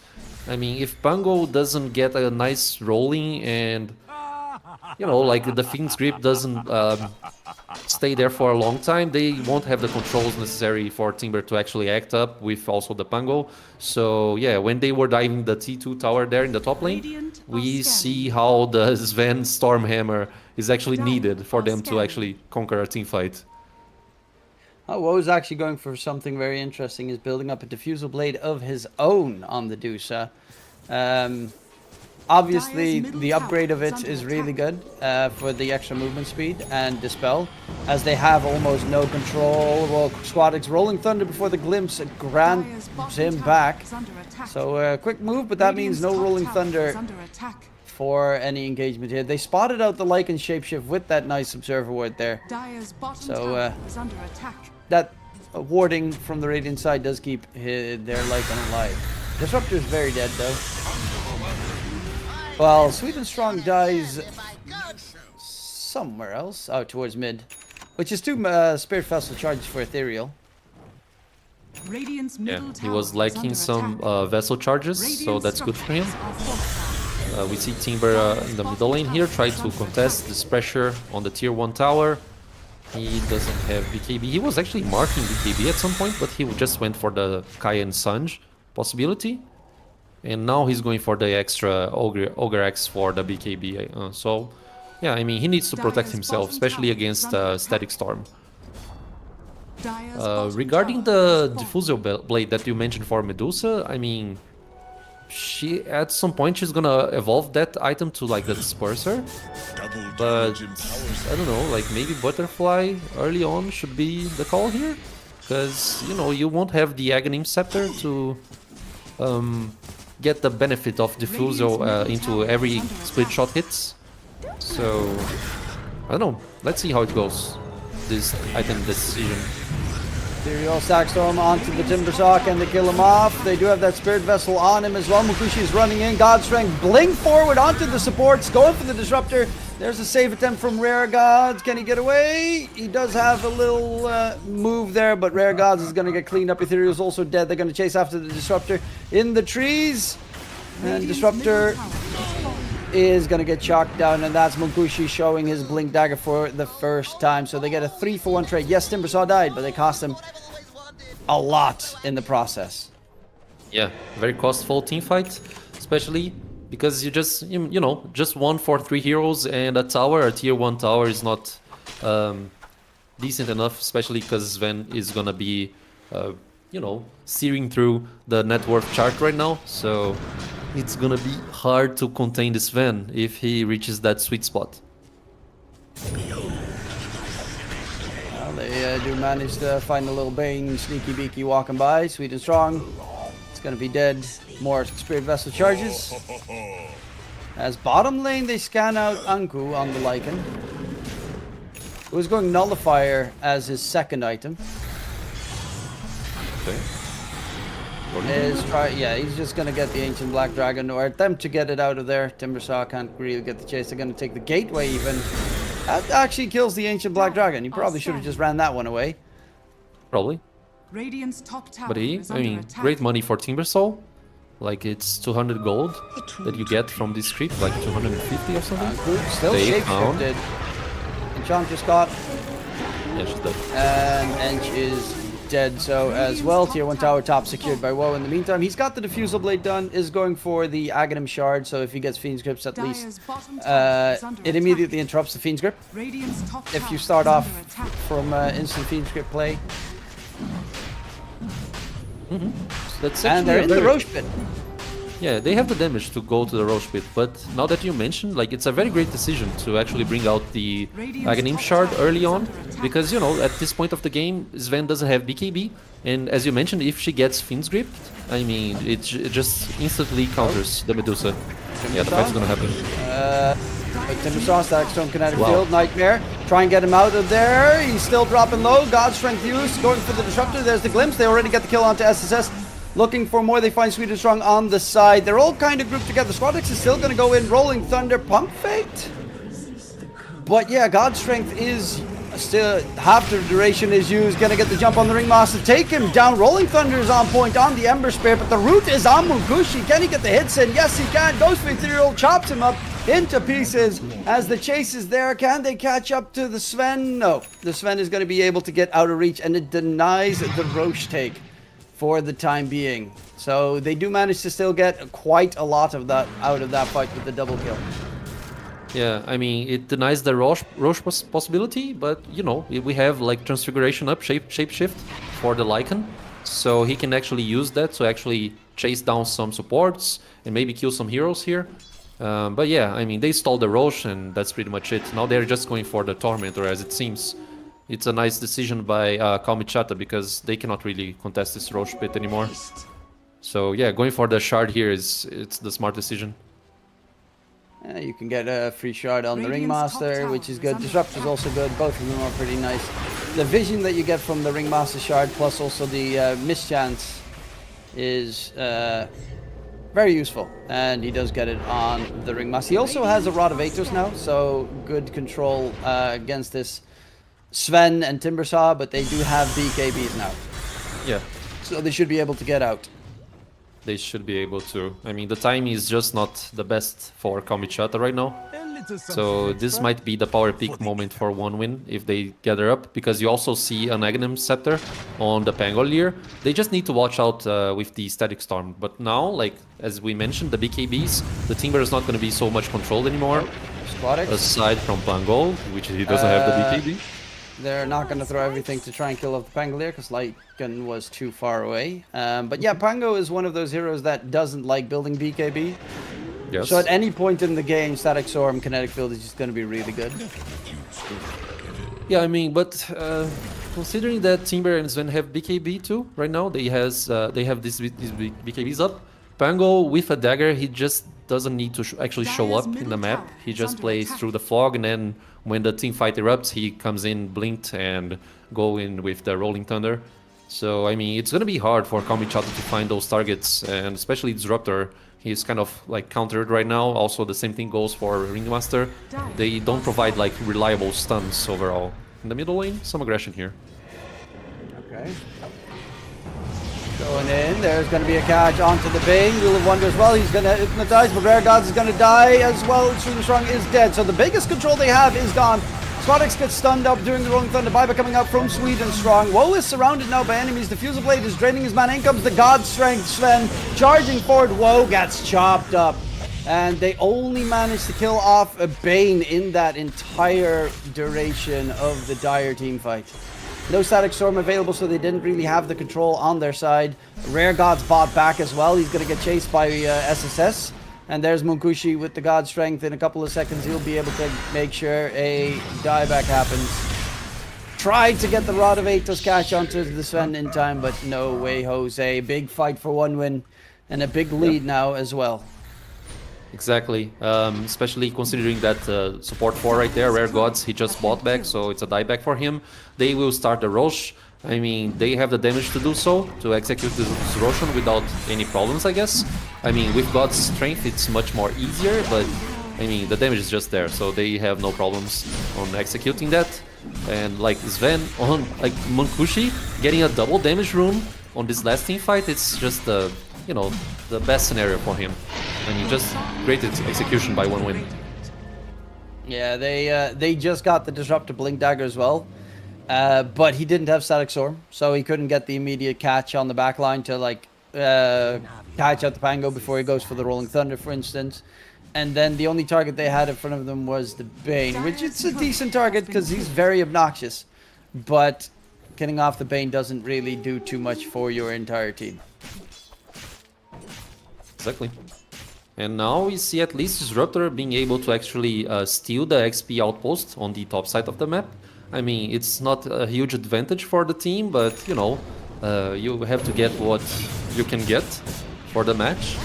And, I mean, let's see if they will start to actually pressure the map or maybe try to execute decision damage. Oh, mid. So incredibly slow, but gets away on the Ember Spirit. It has that Kaya sign, so is decently tanky now as well. It's not going for the Mage Slayer, interestingly enough. Really would have expected that one to come through against the Timbersaw. Yeah, I guess so. Rod versus Rod. Timbersaw also has a Rod of Atos now. He's going for the Gleipnir. There's a catch onto the Enchantress.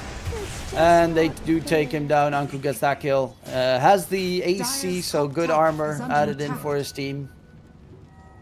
Against the Sven. Yeah, it's very good to protect against physical damage for sure.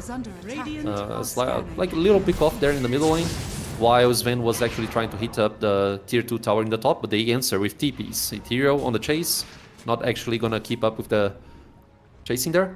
And now reverse smoke, as I could say, for 1 win. They are trying to actually find someone in the middle lane, maybe Ethereal. He can die here. Yeah. Bane gets a decent Fiend Script target, could be pretty nutty.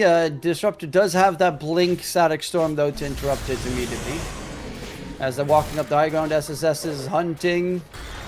Anku is running, can they get anything? God Strength is going to get used by Munkushi. Glimpse thrown out, Munkushi sent back.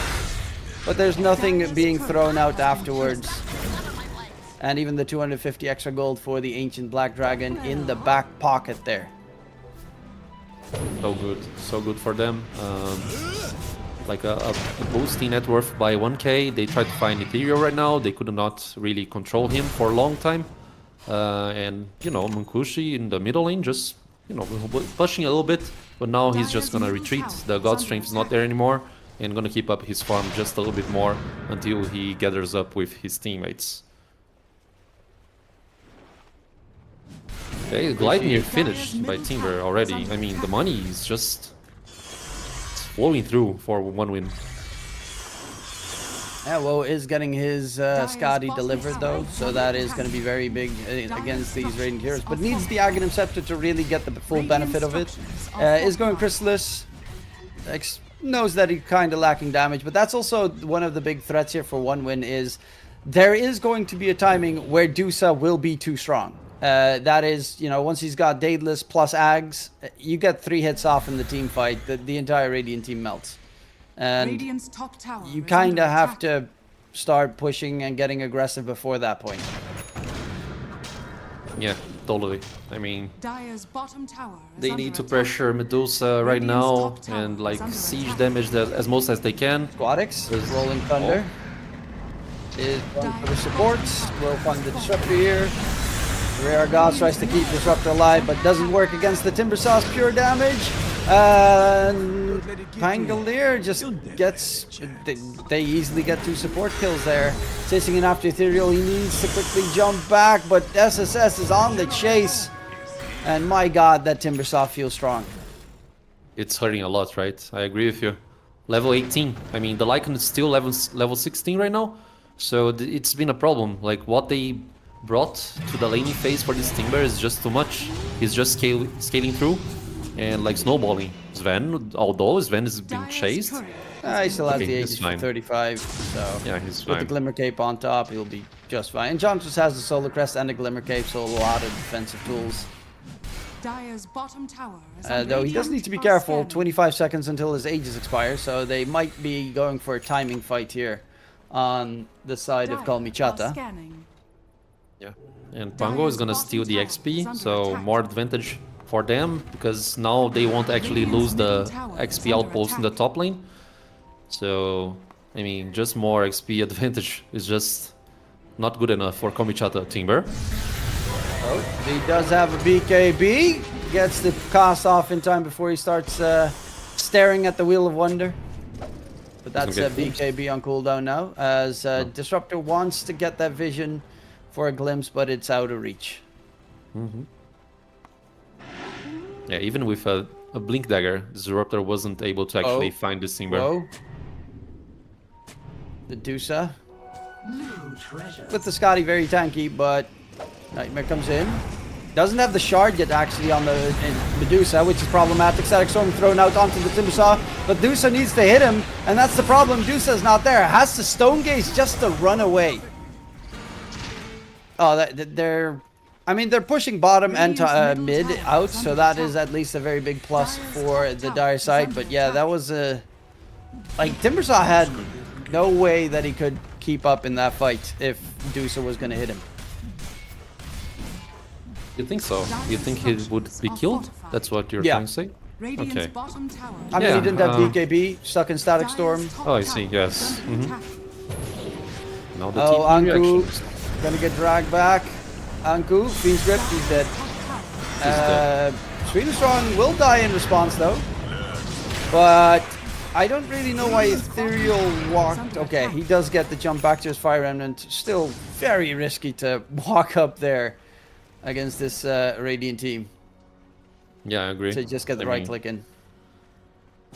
Like, they had the advantage of pushing out mid and bottom, as you mentioned, but if 2 cores dies in this sort of play, it's gonna be a very big problem for Kalmychata. We see here Illusion Rune being fetched by Pangolier, probably. I mean, it's decent on this game. It's not... He can dispel maybe the Thunderstrike or the Impalement Arts by Ringmaster. So that's, I mean, decent rune overall. Not the biggest, but decent. Yeah, Timbersaw's got the Ags now done, so has the big shield in the team fights. On the other hand, there is a Nullifier getting closer for Anku. Still a little bit off. His farming speed has slowed down a lot at the moment. But Nullifier will help against that. Obviously, Timbersaw has a BKB as well, so if he pops BKB and his Aghanim Scepter effect, then you still won't be able to dispel it regardless. Which is the only sadness. They're gonna take the Gateway though, where Ethereal is just farming up. The Wolf spots out 1 win, all taking the Gateway, so they know they're coming. And Ethereal should just back off as the entirety of the Dire side is here. Not smoked up, they just straight up walk in this direction. And it should be pretty known that they're here because no one's showing on the map. Ethereal, Nightmare. There's a Fiend's Grip in 1 second, and Ethereal, there's the Fiend's Grip coming in. Godstring, Hughes glimpses there. Static Storm Connect Field thrown out. Stone Gaze as well. Sven is stunned doing his BKB. They're going to go for the Ringmaster. Ringmaster tries to keep himself alive. They control him up, and Mogushi's just blows to smithereens. BKB plus the Sven, the Timbersaw ulti. He's trying to run forward. Pangolier is going to go for the TP out, but that Dusa damage, damn! He died in no time. Once that BKB was gone, Dusa shredded Munkushi. Radiant structures Exactly. I mean, I felt like Sven was controlled like twice. First, the stun gaze hit him up, but I felt like he wasn't actually beat.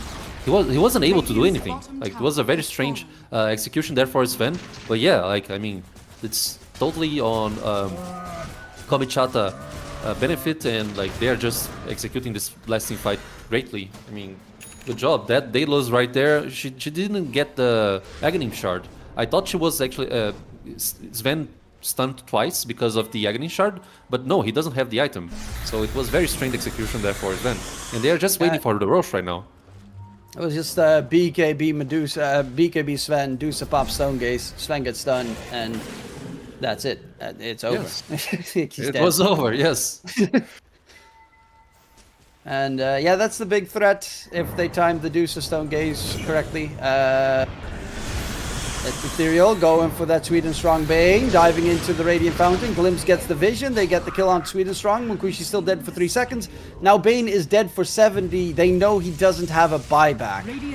So Roche will be back up before the Bane returns. And the question is, do you risk going for a fight against Dusa in the pit? Radiant's middle tower. Yeah, probably not, especially because she has the stone gaze up. So the answer would be no.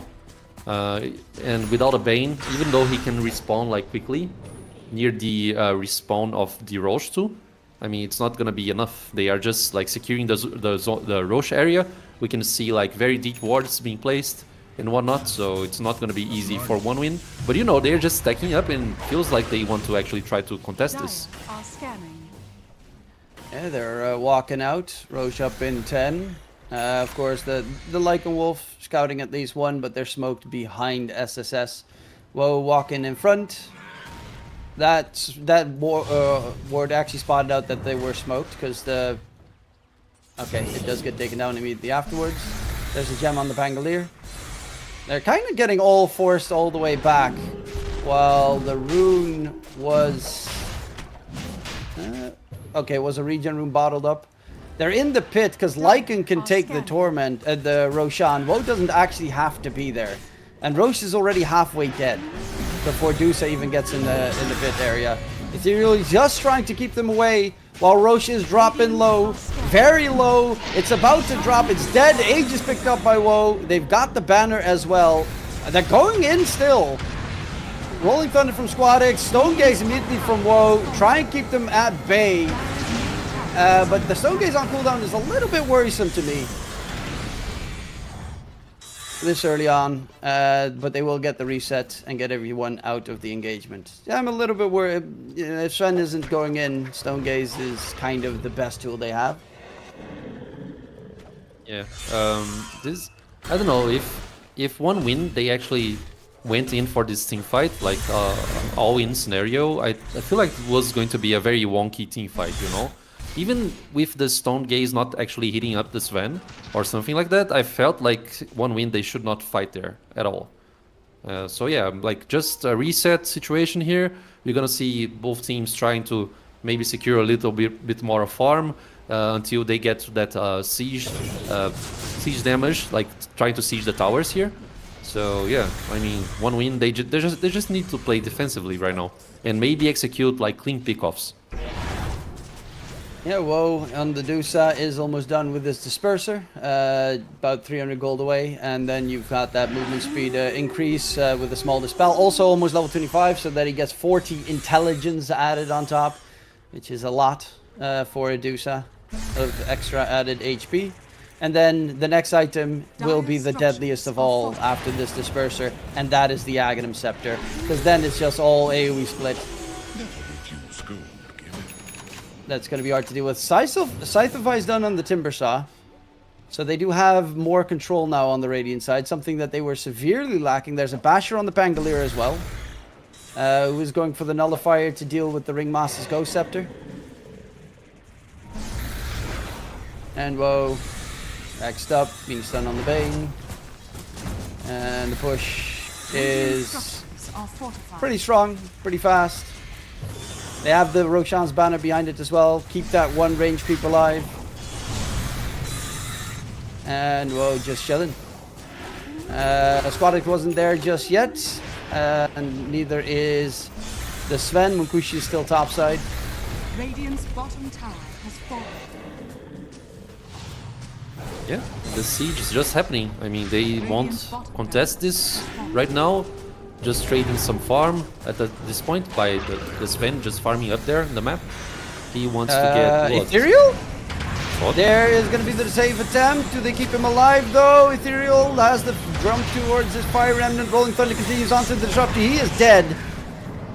And now the Radiant team, there's still a BKB available on the Timber Saw. Will pop it to get himself out of there. But yeah, that was an interesting move from Ethereal, jumping on the Radiant high ground. Yeah, it was not good because you bait out your support to move in a little bit closer, trying to help. So this way they just lost the Disruptor without actually conquering anything. And meanwhile, Sven was just farming on the top side of the map, reaching that 25 level that he needs to get maybe the 50% God Strength damage. So that's what he got here. So it's a Sven that actually hits way harder than he was already hitting. It's a very close game regarding the HCs. I mean, both of them can apply so much damage. And now Sven is just gonna be way more scarier too.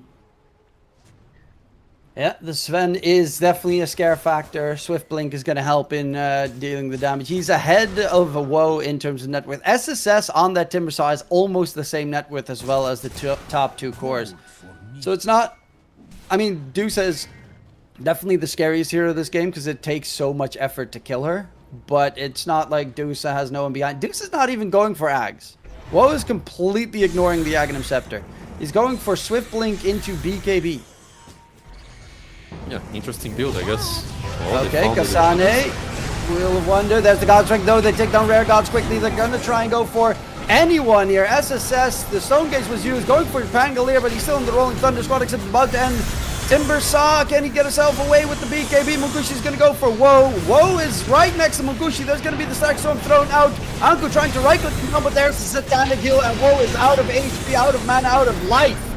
First life is gone, his entire team is dead. Beam Strip onto Ethereal as well, because that one was still left in the bag. Going for SSS, Woe is still trying to kick off a fight. Goes for the TP attempt, but they should be able to interrupt it with the Nightmare.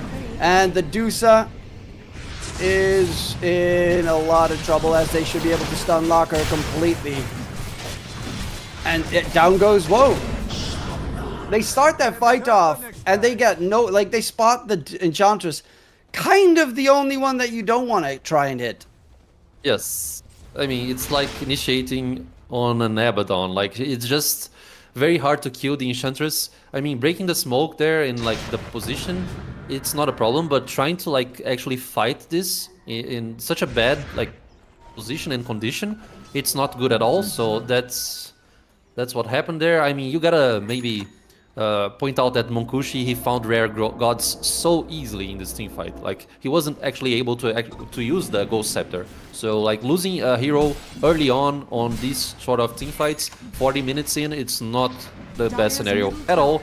And now they're just gonna move in and try to siege things. There's a DD rune that was not spotted so far in the bottom side of the map. So we can see a Sven with DD on the next team fight probably. Or maybe even Pungo, right? Very nice rune for Pungo as well. Yeah, this, I do feel like... I understand that Anku on that Lycan also has the Basher, so he wanted to go and stun out the Sven.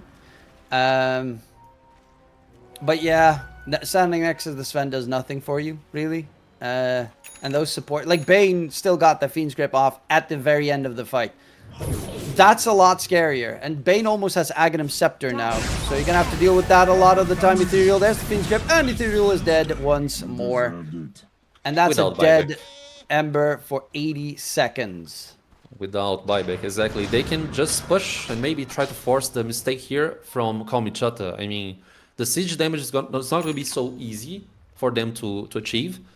But, you know, without another hero on the other team, it's way easier. So they might just do it anyway.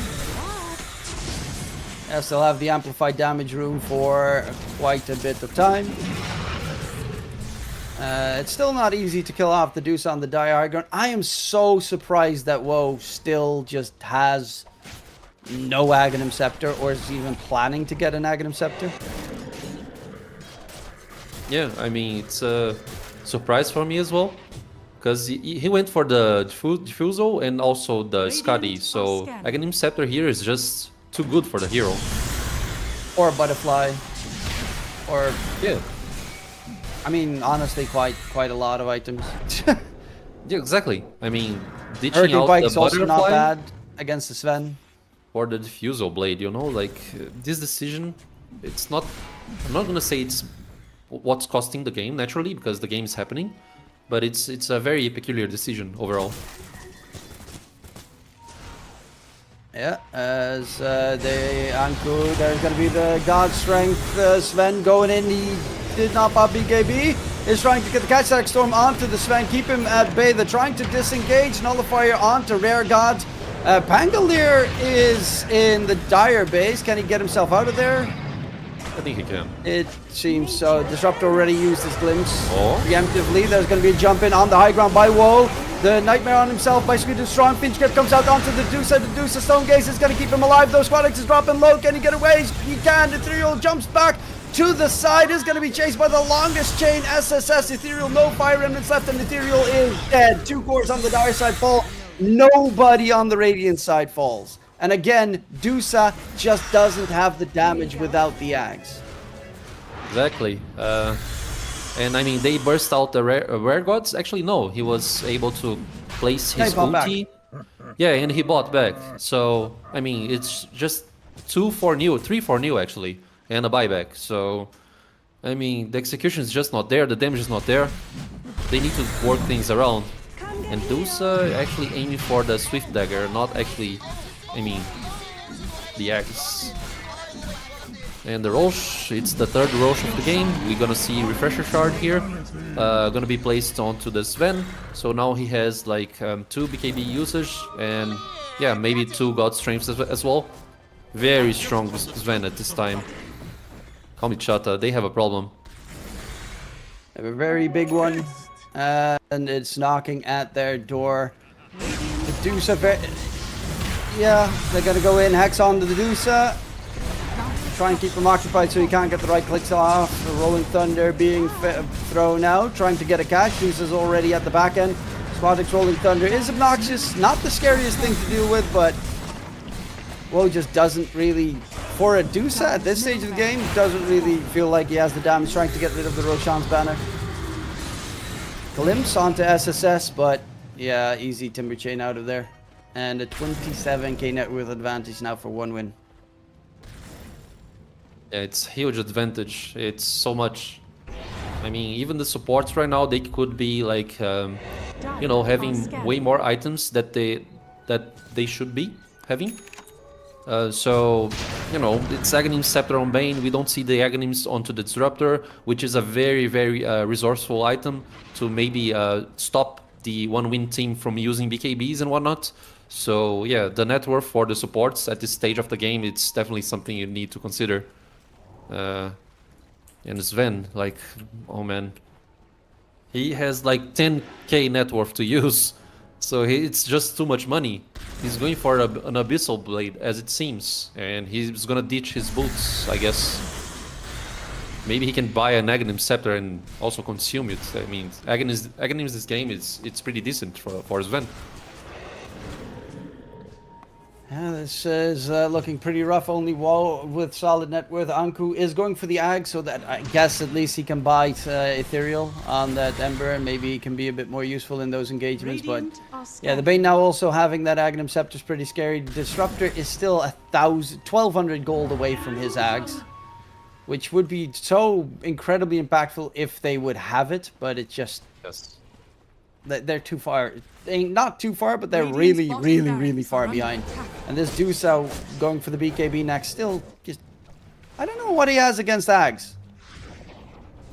AoE Ayaskati and Daedalus seems to be pretty useful. Oh, Swedenstrong is going to get caught.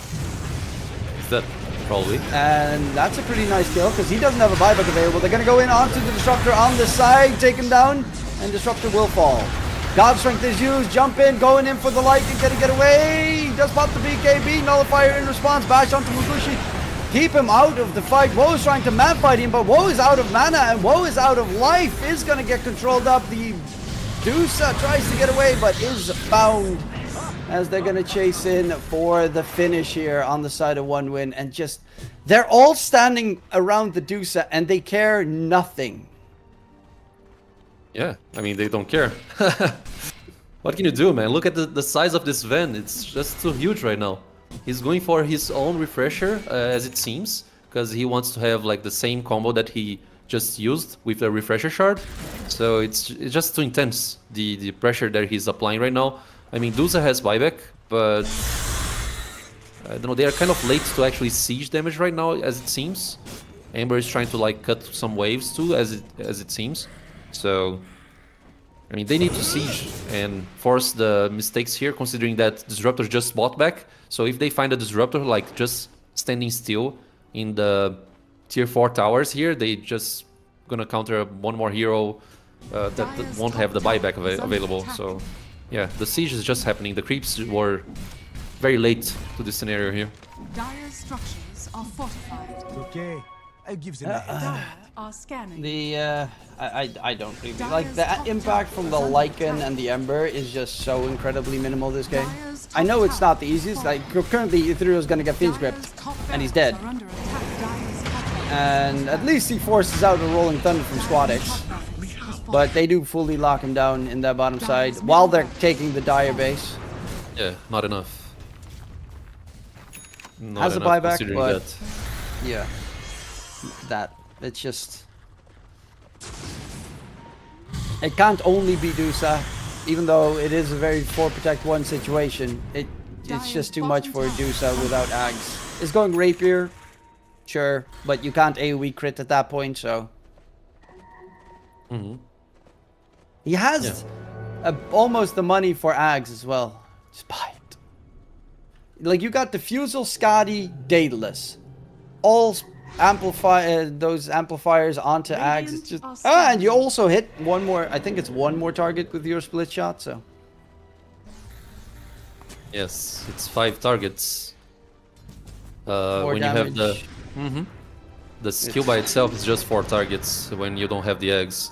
So yeah, I mean that's just the possible last siege or maybe last play here for Kalmychata if they don't succeed. And it's I tell you, man, it's hard to succeed against this Ven that is so huge. Yeah, it's not going to be easy. Rolling Thunder thrown out on towards the side, and Unglu is done. So no buyback available for the Lycan. God Strength in onto the Dusa. There's the save attempt from Rare Gods trying to keep himself alive. Nullifier wasn't thrown out in the fight. Dusa is going to jump in with the Stone Gaze, going for the Pangolier here. Pangolier is held down. Squadix is dropping low. They do take down the Pango. 100 seconds, no Pango. Yeah. And Ember with the 2-man roots. There's a refresher on this Ven. And they're going to go in. Woe in the front line. There's the second God Strength in onto the Dusa. Saving as Rare Gods is trying to do Woe. Can he get away? He has the Rapier now done on Woe, but the Dusa dropping low. The Rapier is going to be on deck. Can someone pick it up? Rare Gods is trying to get it. He has it on the Ringmaster. Buyback on the Sven coming out, but Ethereal, Ember, Spirit hexed up, and they don't even need the Sven to finish the job here. Ember does get back in action. Unfortunately, he cannot wield the Rapier, because only the Dusa can. They do manage to save it in the process, though. Instant denial of that Fiend's Grip, but Ethereal stunned up.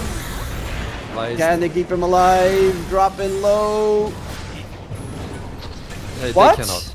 Yeah, I mean, it's just GG, bro. Like, you don't have the buyback Lycan on was, Dusa. I know, but Lycan was up in 10 seconds. There was nothing left on the Sven because he used everything, including Refresher previously. You could have okay, that jump in aggressive. Okay, sure. Yeah. You're too optimistic right now, I think, Truman. That's the thing. I mean, I think you should never just jump into the enemy lines for no reason, really. But that's just me. This game, Yeah, one win. Do manage to take it.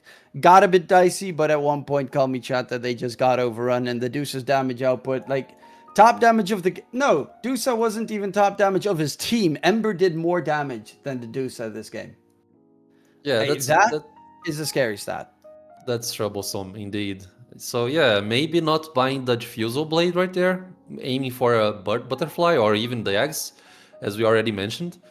It could have been a better build for Deuce, but you know, like, it's Dota. It's a hard game. It is. So let's see what they bring on the second game of this best of 3 series. Yep. So we'll be going towards a short little break before game number 2, and we'll be right back.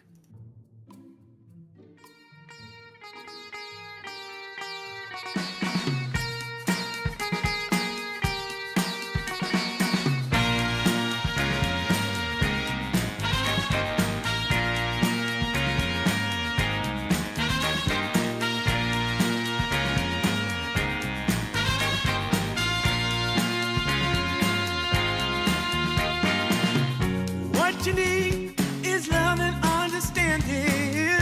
Find a heart whose love is true. Deep down, there's only one companion who's there for you when you need him to be. Your heart was broken in 1,000 pieces. So much pain that you've been through. Here stands a man who's your salvation. Just ask yourself, am I ready for you? 100% now. I'm ready. 100% now. Yes, I'm ready. Eyes wide open. I'm ready to move. I'm ready to move. 100% now. Take a chance in a new direction. Any place you wanna go. I don't have all the right answers, but one thing I know, I'm so ready for you. 100% now. I'm ready. 100%. You know I'm ready. Yes, I'm ready. Eyes wide open. I'm ready to move. Well,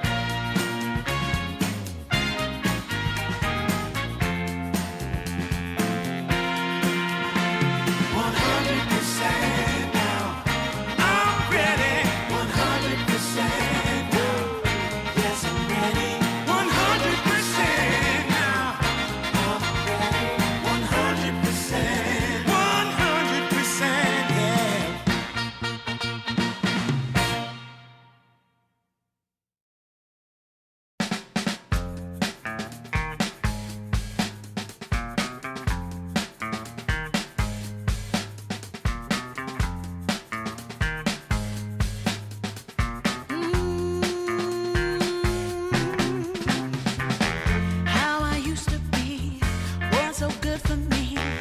In my mind all the time, no one I could turn to. Now that I can see your love has set me free. You came along, made me strong. I've waited such a long time, and I just can't believe in this new love I have found. Yeah, don't want it to stop when you know you got a good thing that makes me feel fine. Ooh, wherever it leads me, you know it's all fine. I never thought that this could sweep me off the ground. Oh, I don't want it to stop when it's feeling this good.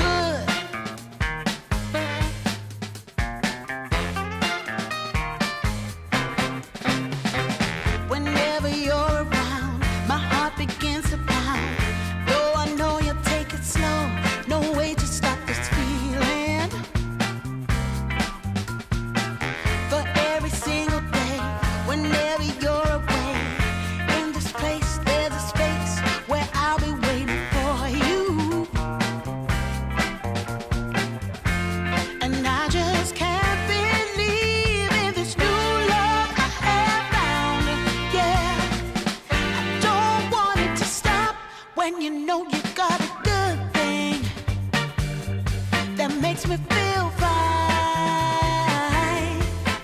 Ooh, wherever it leads me, you know it's all fine. I never thought that this could sweep me off the ground. I don't want it to stop. No, I don't want it to stop. I don't want it to stop when it's feeling is good. Feeling is good. Feeling is good. Ooh, feeling is good.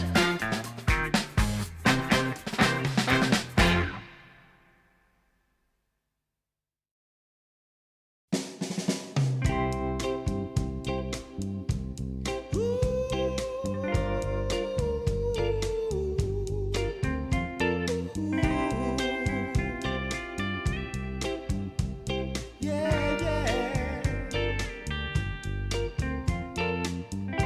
I've been waiting a long time, just longing for a glance from you.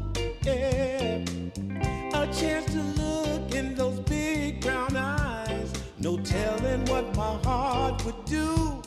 Hey, when we met, I sure knew it felt as good as it could be. In that moment, though it felt so good, I wondered why you noticed me. If you gave me just a little time, it would sure ease my troubled mind. Don't tell me that you don't feel the same inside. Don't tell me who. These are feelings that I ought to hide.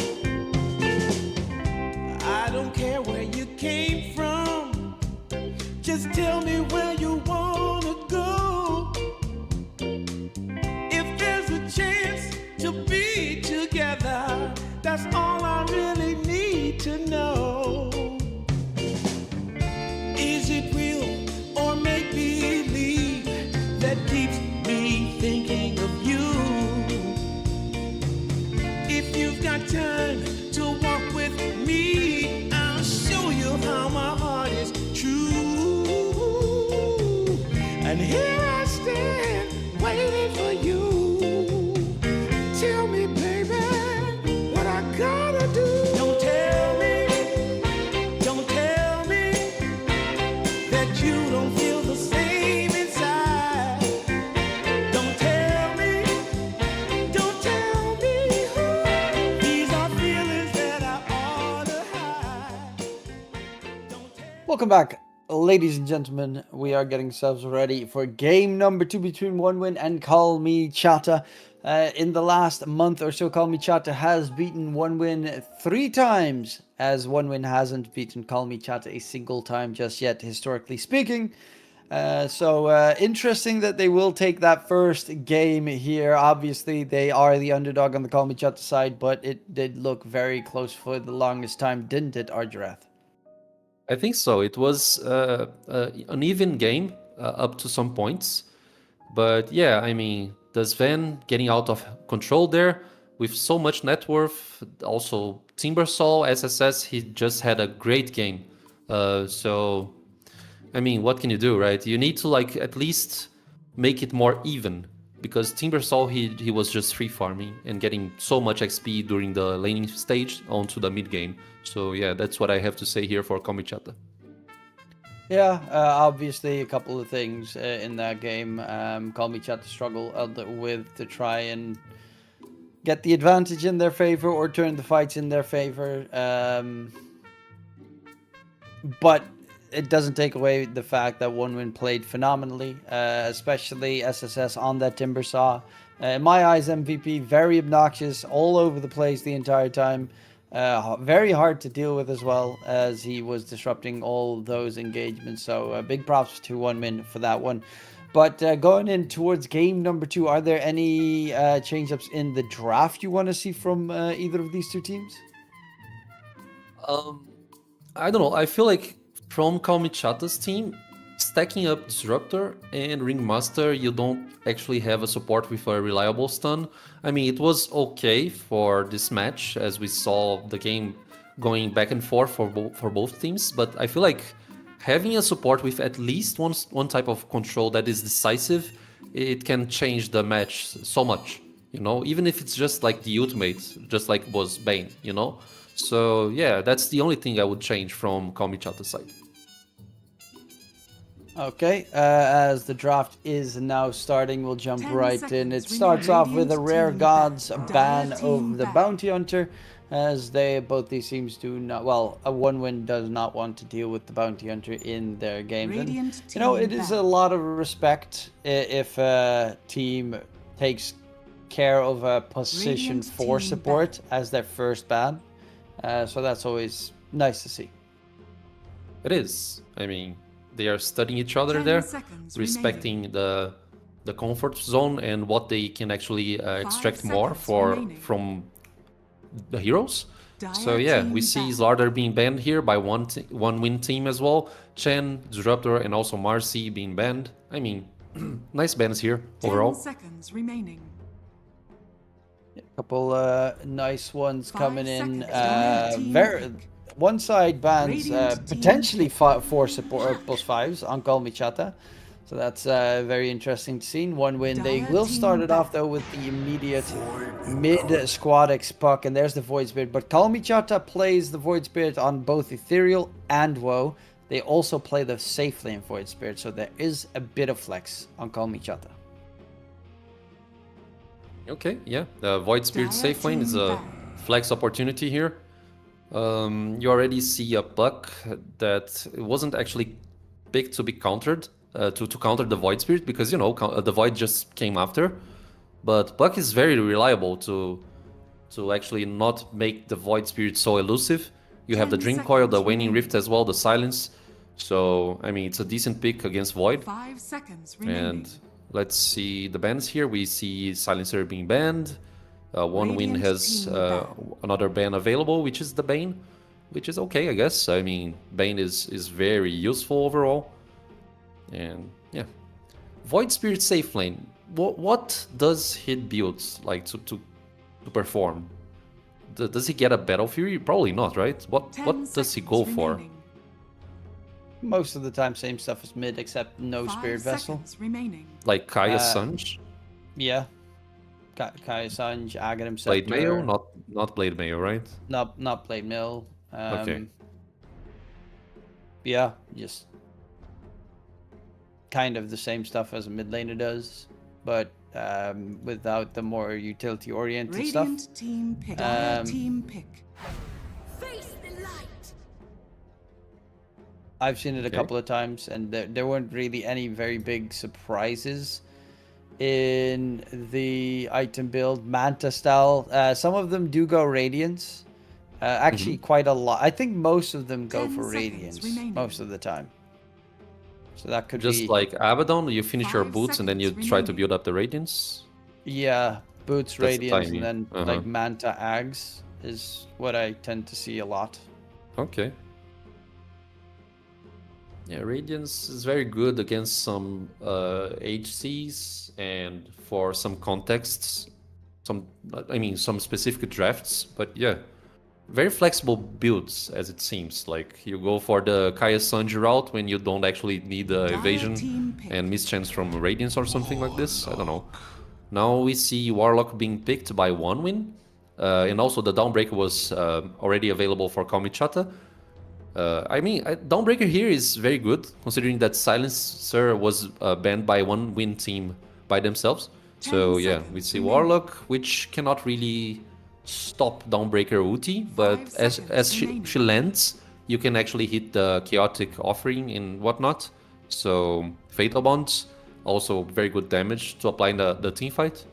It's a very decent pick, the support 5 Warlock.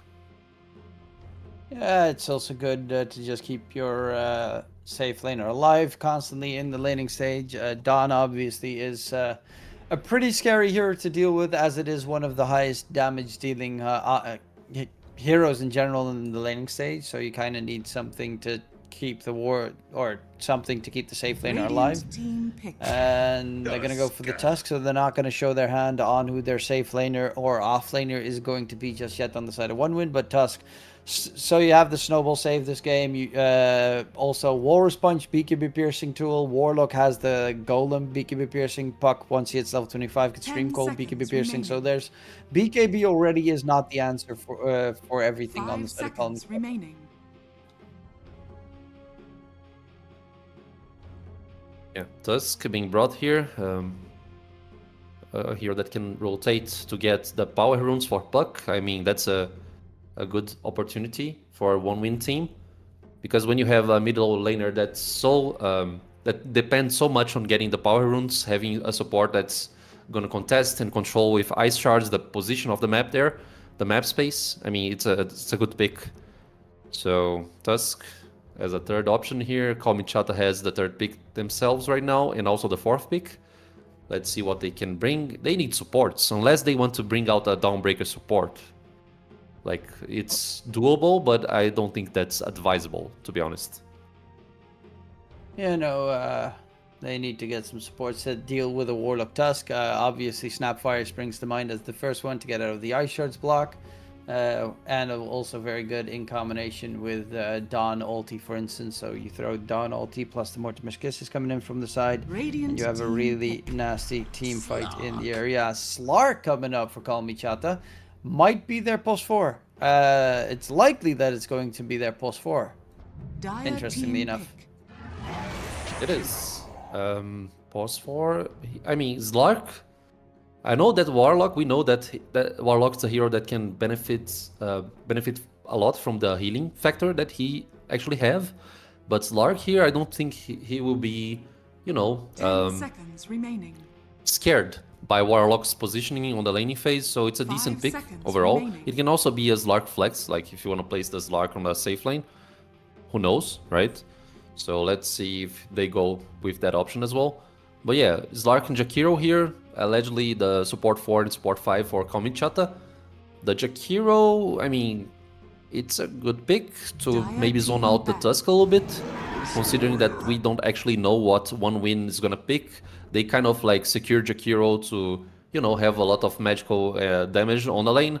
Against Tusk, it's very decent. But, Jakiro cannot really escape the ice shards, so he needs to watch out 10 that ability from seconds Tusk. And we see Ursa right now for a one win.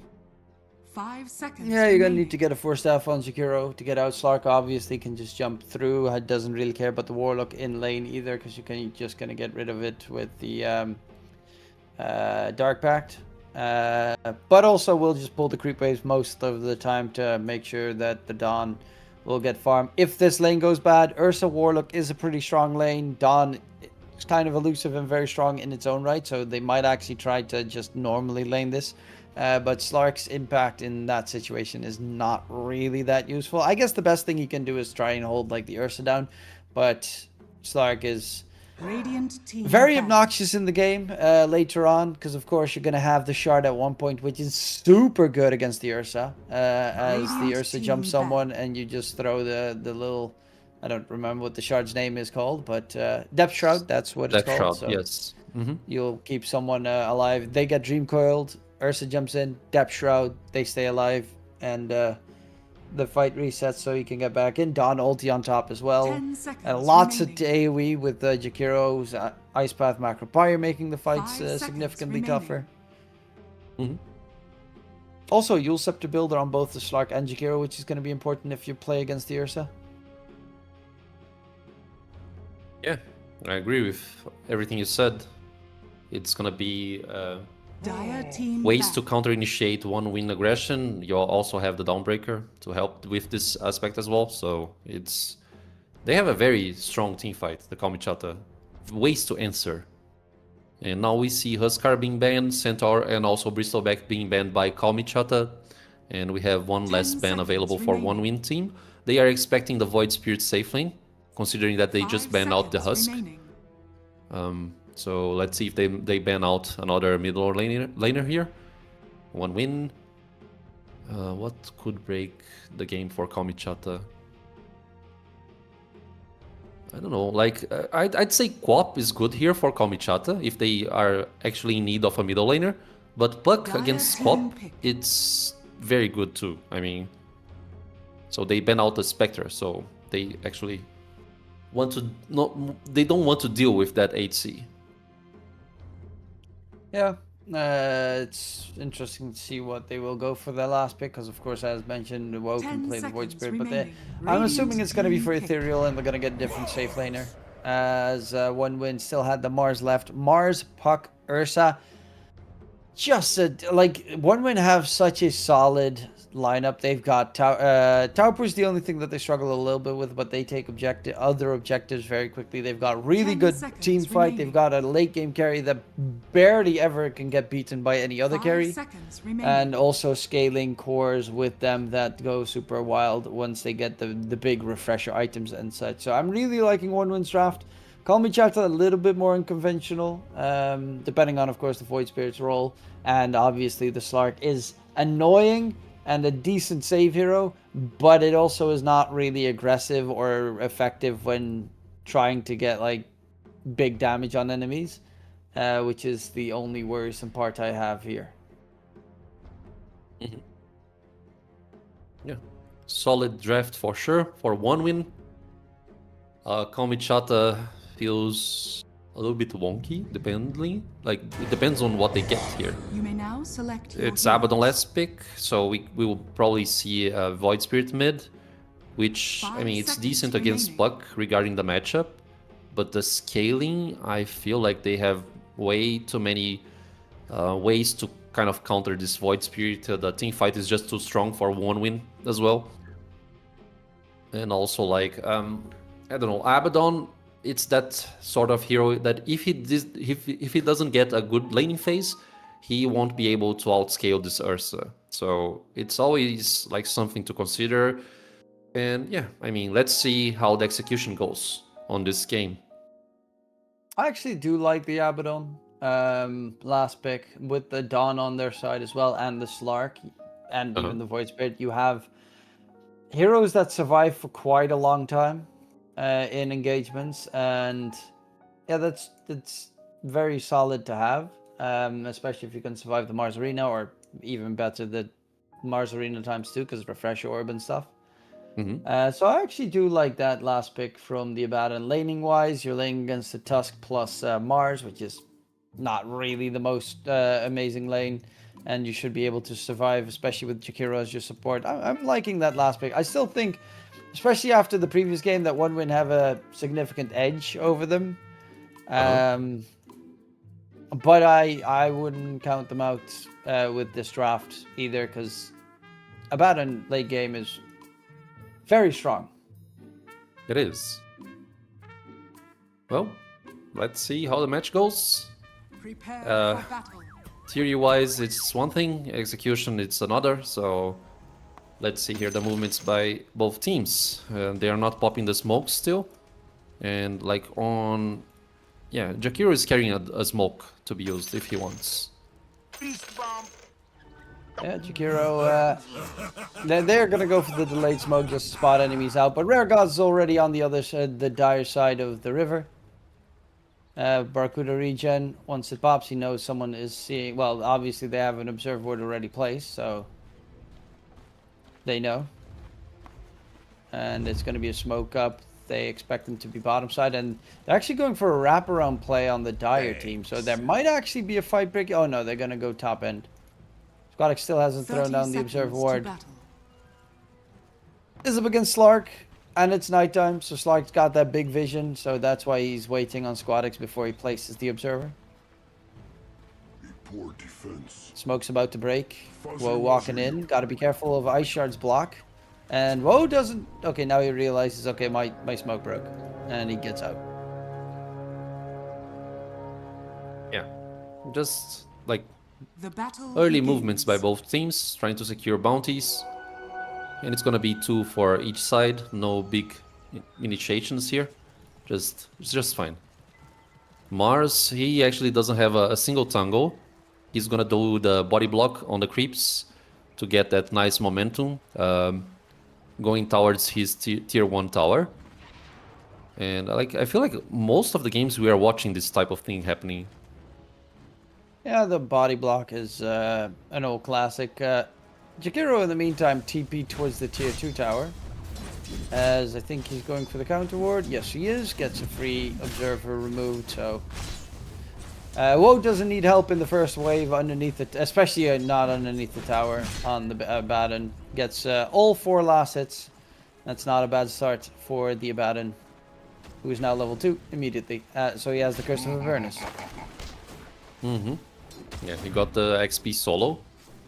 And he doesn't actually have the Quilling Blade, so like very nice calculations there to actually achieve and get all the creeps under the tower. It's not an easy task. Sometimes you miscalculate and you lose some creeps here and there. Yeah, but Woe is normally a pretty capable safe laner. Yeah, he is. Towards mid, Ethereal, the advantage of, like, Void Spirit has struggles against Puck because of the Puck Dream Coil and silences, obviously. But once you get Ags on the Void Spirit, you also become very hard to deal with for the Puck. But also, very importantly, laning-wise, you're a melee hero. And melee heroes always have an advantage when it comes to last hitting creeps. So, he's trying to show that right now in that mid lane, as he is successfully doing that. Oh, but then he gets owned by Squadix there, as I say that. So, a little Classic curse coming out for me. Classic. He's just doing fine in the middle lane. The Puck, I mean, that's the same amount of denies almost, and also less hits. And this matchup should favor Void Spirit on this early stage of the game. But as long as Puck gets levels on her skills, it's not gonna be so easy. Void Spirit? I mean, Ursa?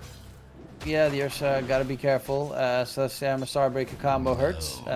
Slark also has that Essence Shift, so he will constantly keep nipping away at your stats. Slowly but surely, if you stay there for too long. Dire's top tower is under attack. No, it's a hard kill on the top lane, especially when you have the Shadow Ward to heal out the hero so much. Going in on Jakiro bottom, but there's the Aphotic Shield. Woe, however, doesn't have a shield for himself, but has a nice magic wand available and wants to go for the Tusk. But the Tusk, that bitter chill attack speed slow, is very obnoxious to deal with in the beginning of the game. It is. And Abaddon attack speed is like not the greatest, to be honest. Like, well, he gets 10 with the Curse of Avernus, but it's only level 1. He went for shield level 2 instead. Yeah, I think they need the sustain on this lane, so I think it's fine. The pull here is trying to happen. Yeah, it's not gonna happen because the spear gonna soak out the aggro from the creeps. So they're just keeping the lane here near tier 1 tower. And Mars top gonna lane, pop up, but okay. yeah, they were considering going for it. There's a big creep wave. Cassandra takes a lot of damage. Rare God gets the pounce onto the Ursa, not the target he wants to get the pounce on, and he's gonna get taken down. But first blood happened bottom lane where Woe takes down Sweet and Strong, so they do manage to get it on the Radiant side just in the nick of time. Yeah, a small advantage here for Radiant, considering the first blood. And yeah, it should be a mirror effect for both HCs, getting the skills here. I mean, makes them stronger. The phase boot's almost done for this Ursa on the top lane, Tusk rotating. We saw there a small movement, trying to fetch the water rune for Puck. And contesting the rune from Void Spirits, and they are trying to engage on wall. No, he doesn't have the ice shard, so Tusk cannot really do anything. He has the point available, but he's not like actually spending the point.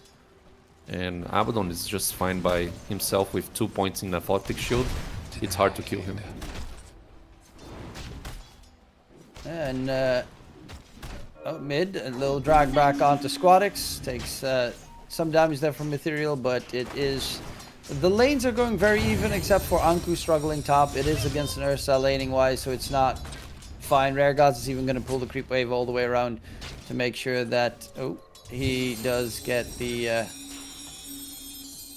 creep wave in their favor on the Radiant side. Anku does have to be a little bit careful. The Ursa is just a very scary hero at the moment, and he's going to take over the creeps from Rare Gods.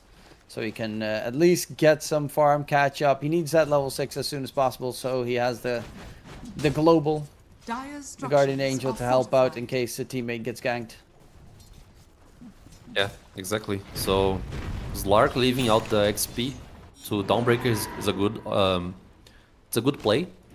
But I mean, he cannot really be so low on XP himself. I mean, Slark needs to get especially level 6 so he can withstand the team fights and whatnot. Maybe more levels onto Pounce to maybe control the movements from the enemy heroes as well. I mean, Pounce very good against Puck in a sort of way, also good against Tusk. And Rare Gods just trying to secure the rune here, the double damage. He's gonna fetch it, it's fine. Yeah, they're going for Munkushi here, top lane. They TP'd in, Ice Path is there. They blow up Munkushi, going for Kasane next. They're looking for that double as Kasane is being chased. Does have 2 healing lotuses. Fatal Bonds in response, but without any TPs, there is no way out, and they do manage to get themselves 2 kills in the top lane with Ethereal's rotation. Yeah. In 30 seconds, we're gonna see the XP Radiant outposts being structures are fetched. fortified. And also a Radiant's nice middle pressure here tower on the is tier under 1 attack. tower, considering that the siege creep is available. A lot of melee creeps as well, just nicking the tower here.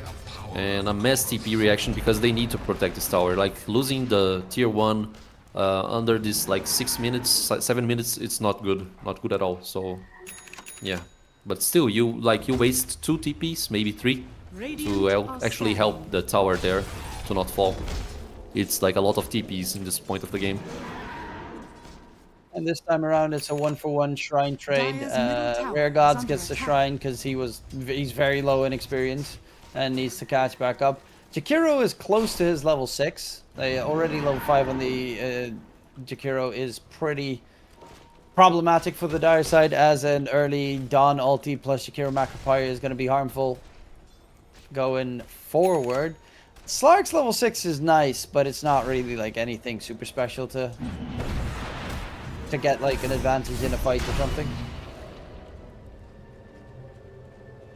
As Dawn is level 6, TP's back to base. He's hoping one of his teammates now starts a fight somewhere, so he can get the Dawn ulti drop.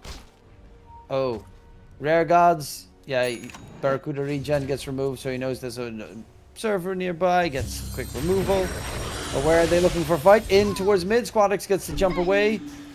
But Dawn walking back to lane. There's going to be Dream Coil throw now. Dawn ulti flying out. Snowball dodge comes in. But Kasane is going to be the one taken down as they're chasing in for the Tusk. Misses the Ice Shard's block move, but will stay alive with the SSS TP towards that mid lane. So Dawn got his wish answered as he did get to use his ulti. Yeah, and they killed the Warlock there. I mean, clean kill. But Ethereal? Mars, yeah, Mars is here. He has an arena, right? Yeah, Ethereal does get stunned up. He has his ulti. Can he get the jump away? Does get the jump to the side. Are they going to be able to catch up? The puck is going to be able to reach it with the Illusory Orb. And they do manage to take down the little Void Spirit there, while pushing the tier 1 tower in mid with the almost entire Dire lineup there behind it. Yeah, 4 heroes here to take the tier 1 tower. You have the illusion rune for Puck as well, so it's a lot of units hitting this tower here. So yeah, advantage for 1-win team, most likely. Even though the net worth advantage is not so high between those between both teams. And yeah, Rare Gods here, he knows about Mars because he has like amplified night vision, and they are gonna turn.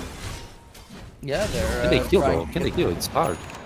Yeah, they don't really have any damage between them, especially because Abaddon's first item is always going to be Radiant, so he will be lacking in items. Slark is just going on scouting missions, trying to get a Helm of the Dominator money.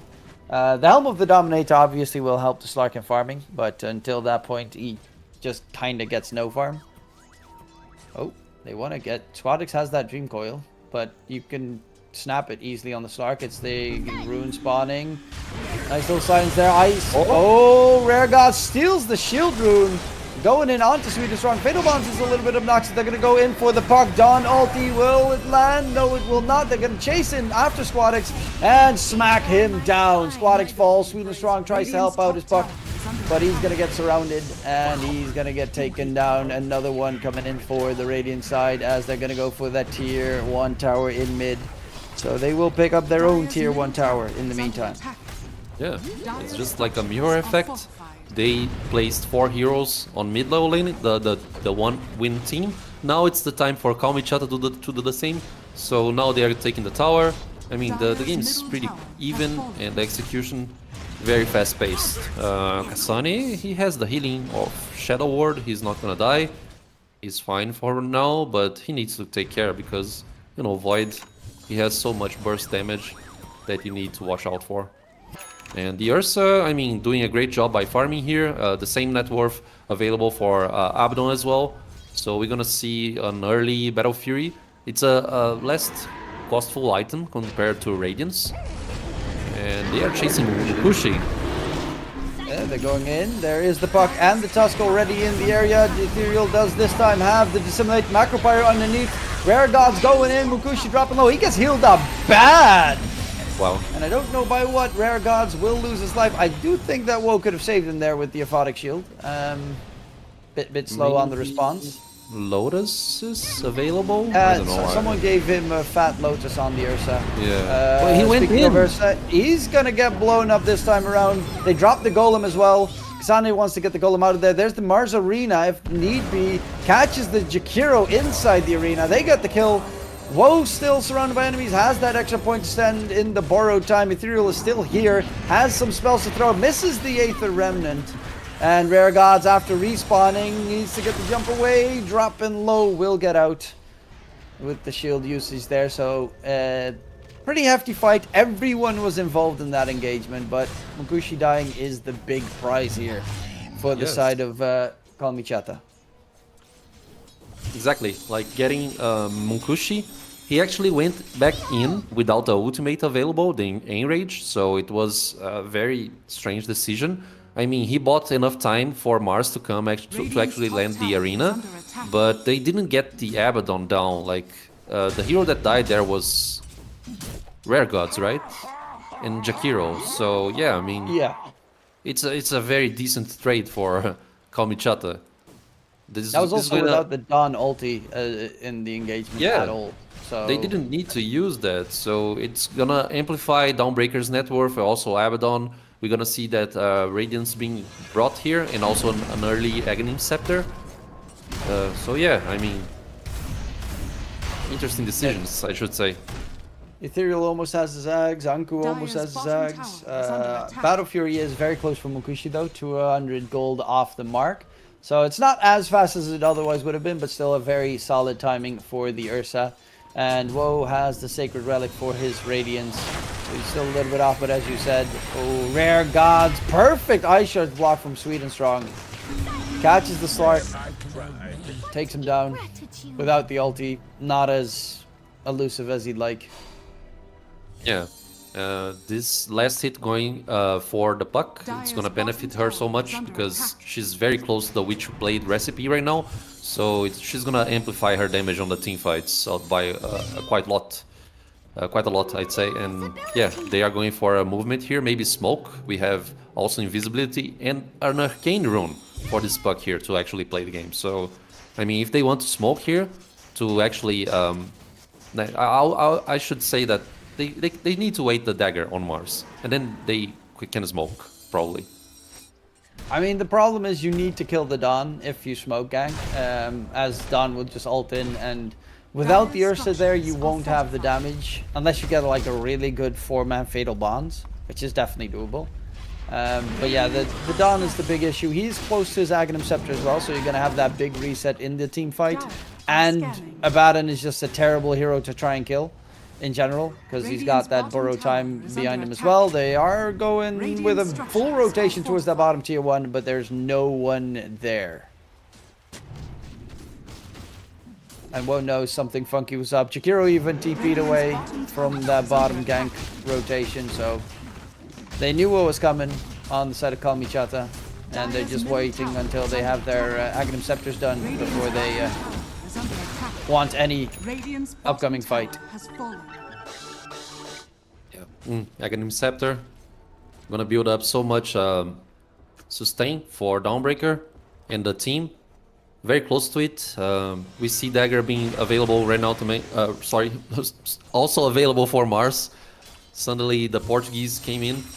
And Squadix, he's going for a BKB, second item. What do you think about this? It's like too early, no? I mean, you have Void Spirit on the other side, right? So, yeah. It just justifies the item choice, I guess. Oh, the arena? Oh, they're going in. Dawn is so close to his level 6.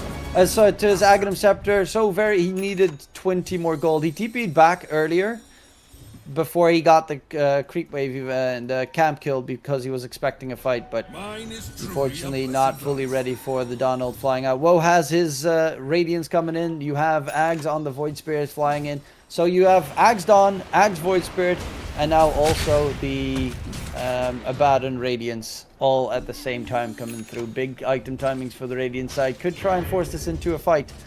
Or possibly in a... Well, the objective part is a problem because they don't really have a good lineup for it. Yeah, but the time is scary, for sure. One win team, they need to watch this out. WoW is just gonna siege damage here, the bottom tower. I don't think they can contest the one win team. Especially considering all these item timings that we see. Squadix, Ethereal, gets silence number 1. Silence number 2, but he misses his 8th remnant and chasing deeper. Squadix is out. Spear stun onto the Void Spirit. And yeah, he misses a lot of those 8th remnants at the moment. He needs to get a shard just to be able to hit him. Dire's bottom tower is under attack. Yeah, I mean, it was supposed to be a clean pickoff on the puck, but considering that he missed the remnants, it's not gonna happen. And this is quite bad because they used the Dawnbreaker ulti as well to trying to secure the kill. And it's not good at all. It's gonna build up that timing that puck needs to actually finish the BKB. Uncle, can he get caught here? Apparently not. Linked on the high ground, he gets just past them. But they know exactly where he is, and he is dead. Oh, the spear missed. And the spear does miss. There's a TP coming in from the Abaddon. Can he get the Aphotic Shield off in time? The TP takes forever. He does get the Aphotic Shield here. Borrow time is going to get popped. And in response, though, can they get some kills? Rare Gods is cleaning up SSS on the side. They take him down. Sweden Strong will fall. So they do find 2 kills here in favor of Kalmychata because it took too long with that spear miss to kill off the Dawn. But yeah, quite a lot of spells are being missed in this game. Yeah, I mean the spear there, it won't. If the spear landed, they wouldn't have enough time to actually save Uncle or try to react, right? So the fact that the spear not landed, the burst damage wasn't just there, so the TPs were available, and then they managed to kill the Mars and the Tusk. So yeah, I mean, misplays here and there, it happens. It happens, especially considering that remnants and spears are skill shots, you could say. So you have to you need to target properly the vector, you know. It's not so easy. I just telling these pros to get good. You know, that's just Arjura's words, not mine. Tusk getting jumped here. Ethereal, I swear to God. Okay, Tell me. Tusk should die. You know, these 8th remnant whiffs are getting a little bit obnoxious. I honestly think he might not have hit a single one this game. Maybe one. Okay. Even in the laning stage he missed. Oh no, he hit one in the laning stage, so maybe he hit 2. But he's, you know, I'm gonna keep my eye on him for the rest of the game. Okay. You do that, but at least right now, considering that they just executed this pickoff and they are trying to hit the tier 2 tower in the top lane, they can actually secure the Tormentor, and maybe the Tormentor will land the shard for Void Spirit, for Ethereal. So this can help him up, probably. Radiant's bottom tower is under attack. No?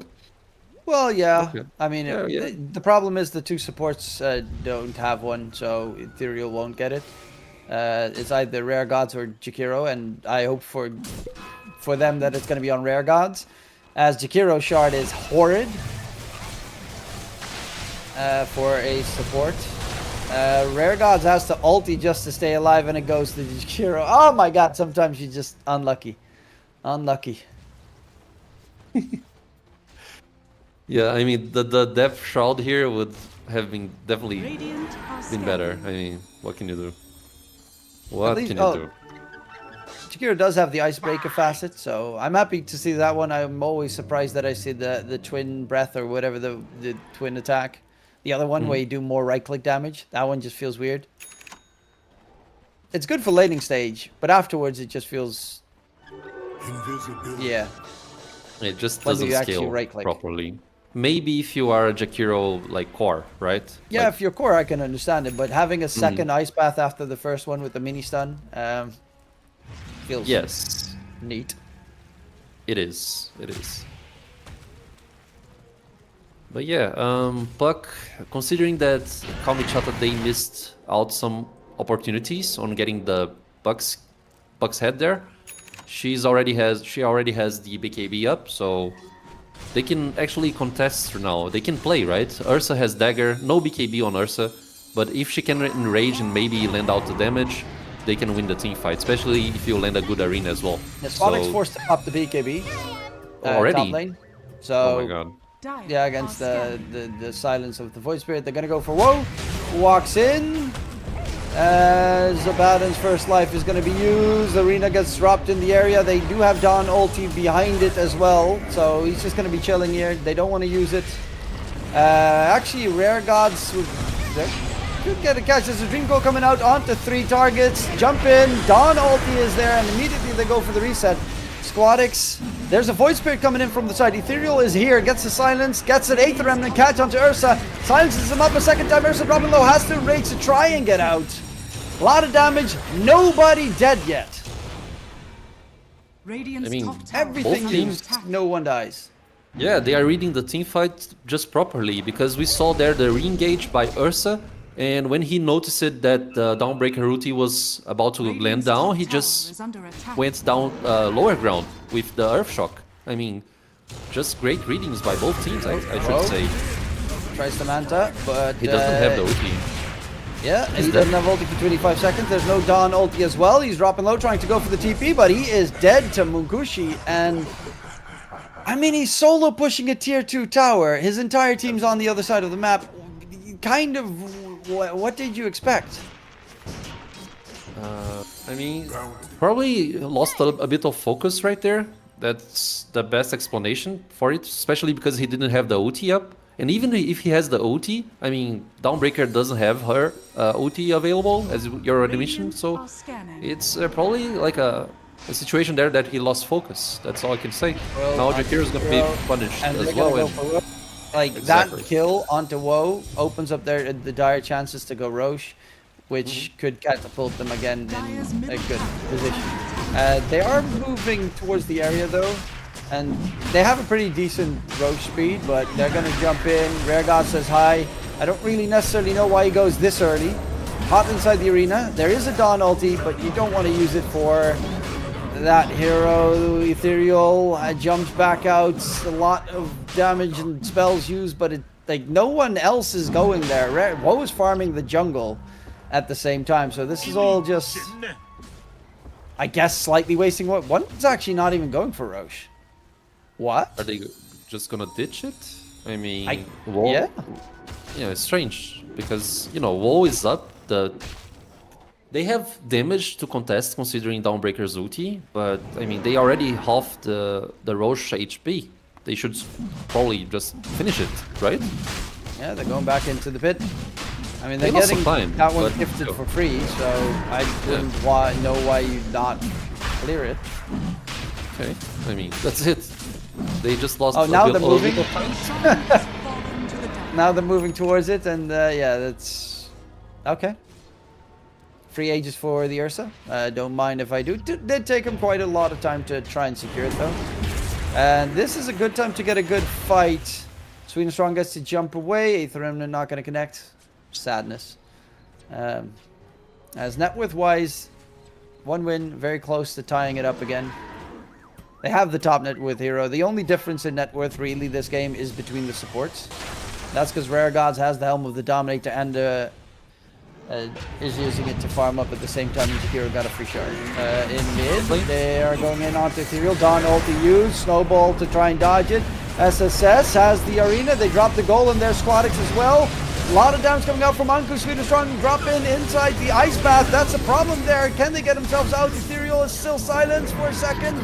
Does get the disseminate into Astral Step. Will go for the TP, but SSS just easily smacks him from the side. And another big, like, Woe is nowhere near any possible fight there.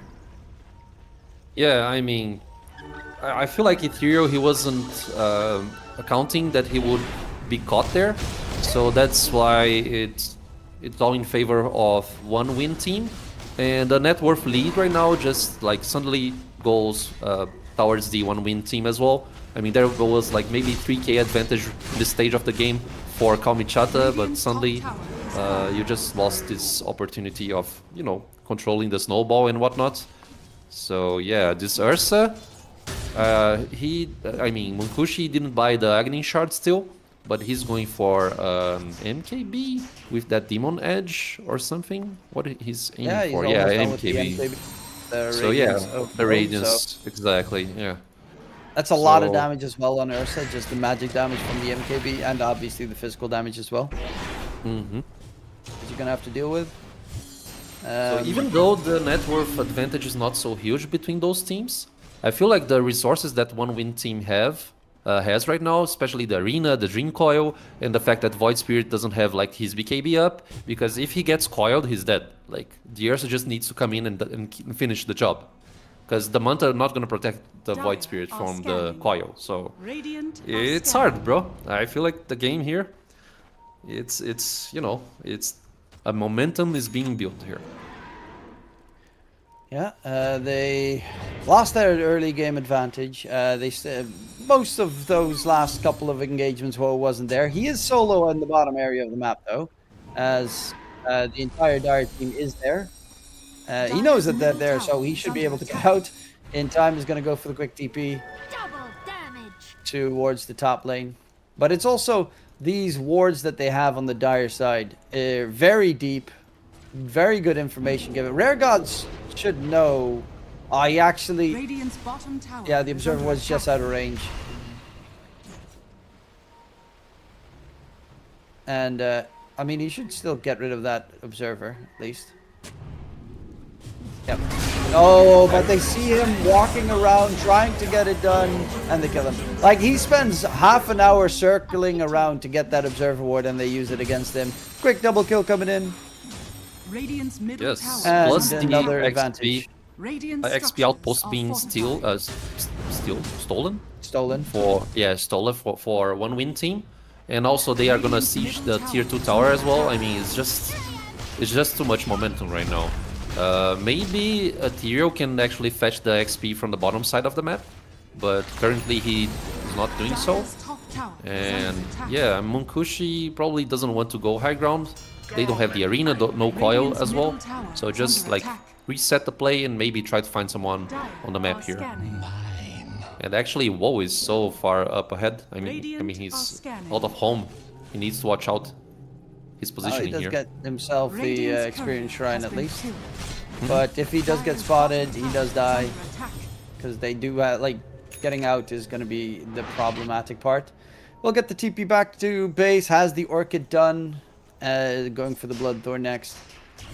And Munkushi's age is going to expire in about 25 seconds. Next item for him is going to be the Basher. Tormentor will also be up almost. One thing that, by the way, has been going on, Jakiro's just been steadily farming up that top side of the map for a long time, is closing in on towards the Aghanim Scepter, which is inside the arena. You drop that Aghanim Scepter is a lot of pure damage that the Dire team will have to deal with. They are pretty sustainable. The Mars has a Scythe of Vice now as well. So they have a lot of lockdown here. Rare Gods, there's going to be the Hex immediately onto the Void Spirit. Depth Shroud keeps him alive. Can they keep the Radiant team going? Dawn Ulti is here in the middle of the engagement. There's the second Dawn Ulti flying out with the big fat heal. Is it going to be enough to keep them going though? Whoa, where is the damage from the Radiant side? They're going to go in for the Mars. He's inside the Macro Fire Ice Path. Spear sends Ethereal back, but only the Slark dies. As I say, that Munkushi will be found out by Woe, who still has his borrowed time available. And he's going to chase in for Kasane on that Warlock. Can he finish him off? Nope. Kasane gets out with the TP. Munkushi's dead, which is a very big kill, but so much damage and so many spells thrown in that engagement. 2 Dawn ultis, and again, 1 hero dies per side. Dire structures are fortified. Yeah. I feel like the Ursa, Munkushi, he tried to blink in, but he was like stopped by the Ice Path from Jakiro. So he actually, I mean, it's hard to actually pop the BKB before you blink in. Because sometimes you feel like, yo, I'm gonna blink in, nothing is targeting me here.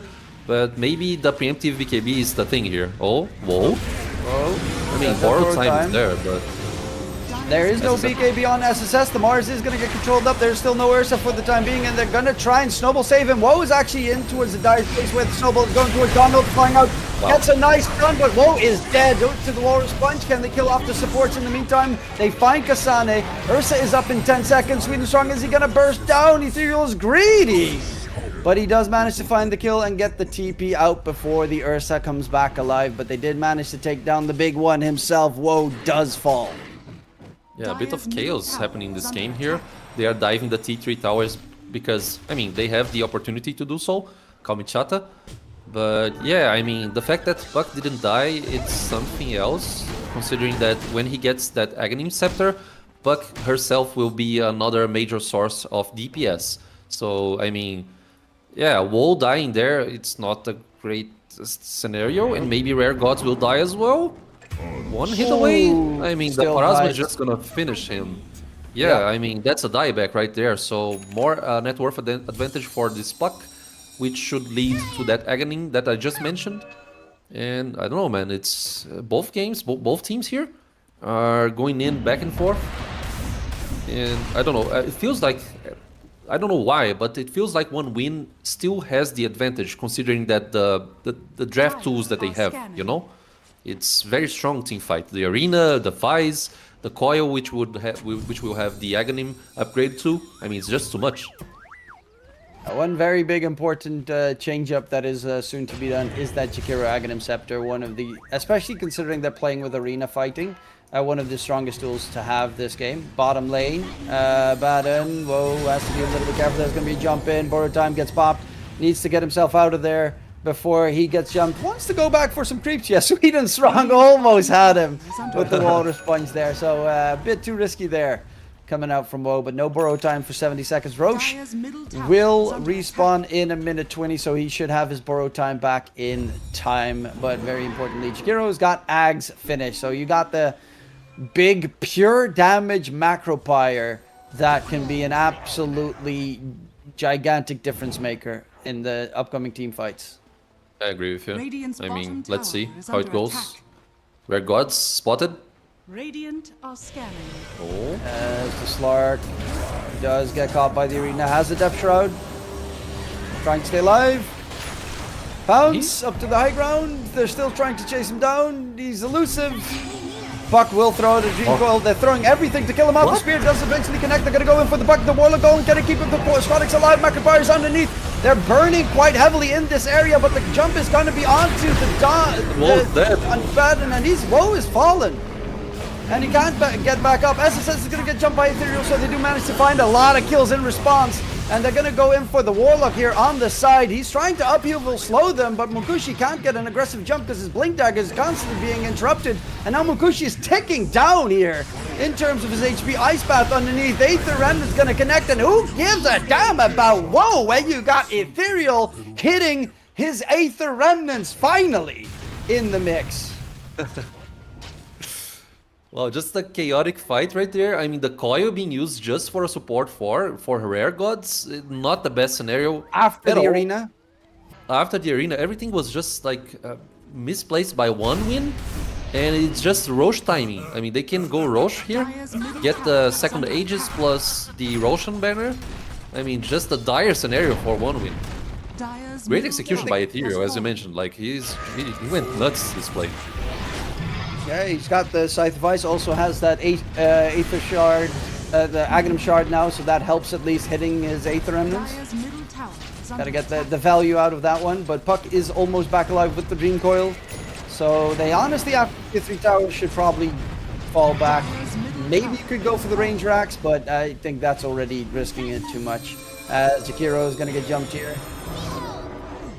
He does manage to get himself away, but yeah, also in that fight, the Macro Pyre did quite a lot of damage, even though they had BKBs.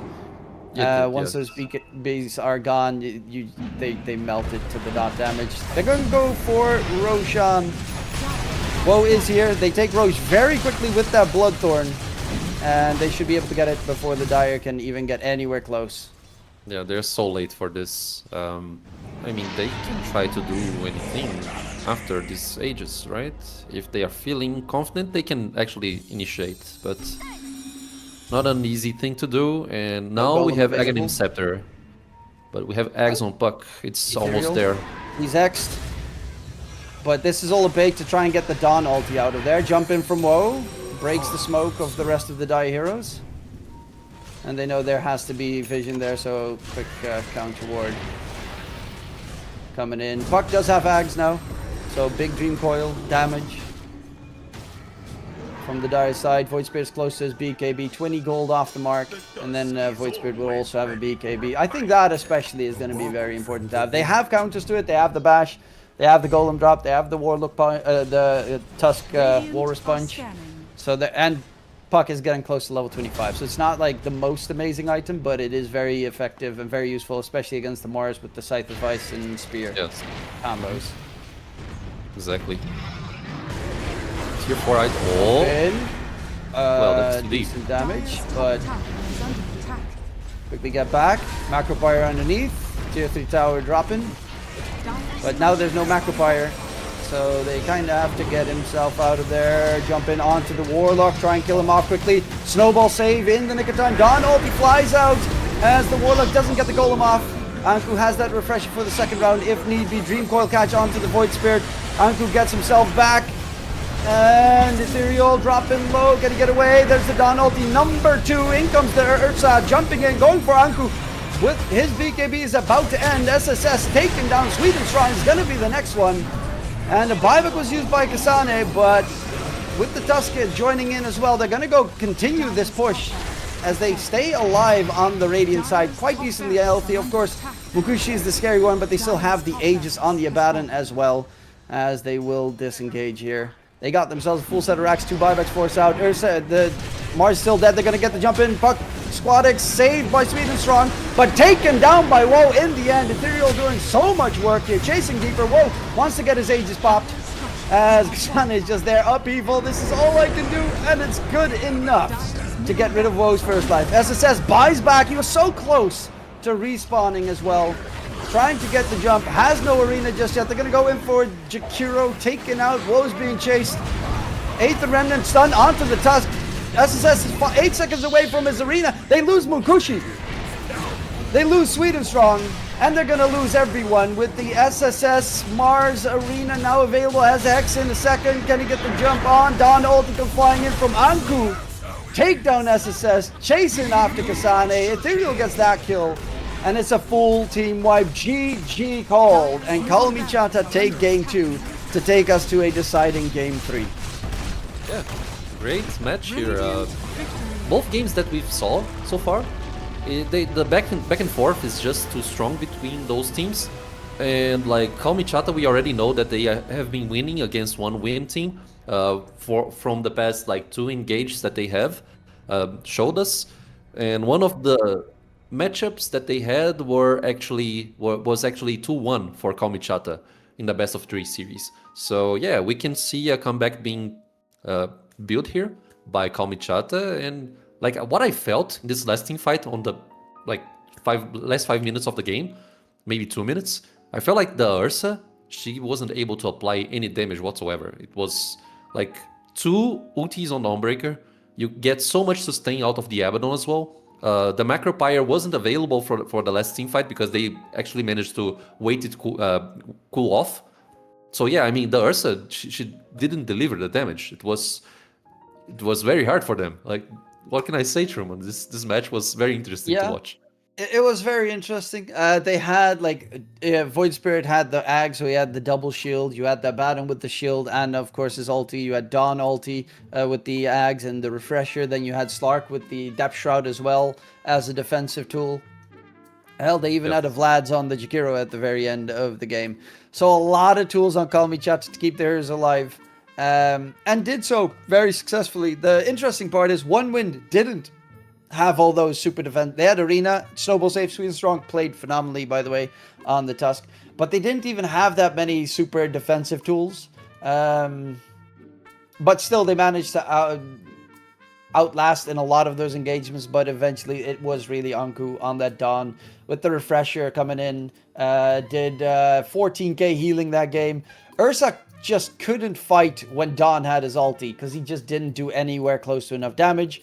And then on the other hand, Ethereal, gave him some flack in the early to mid game because of all those Aether Remnants misses. But my God, he came alive in the late game on that Void Spirit.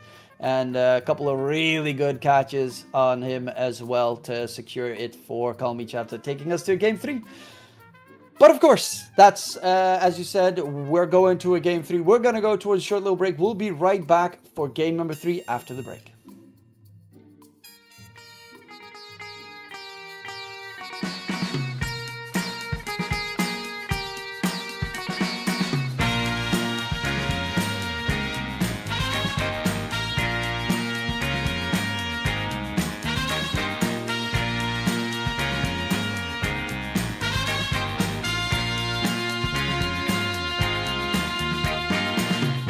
What you need is love and understanding.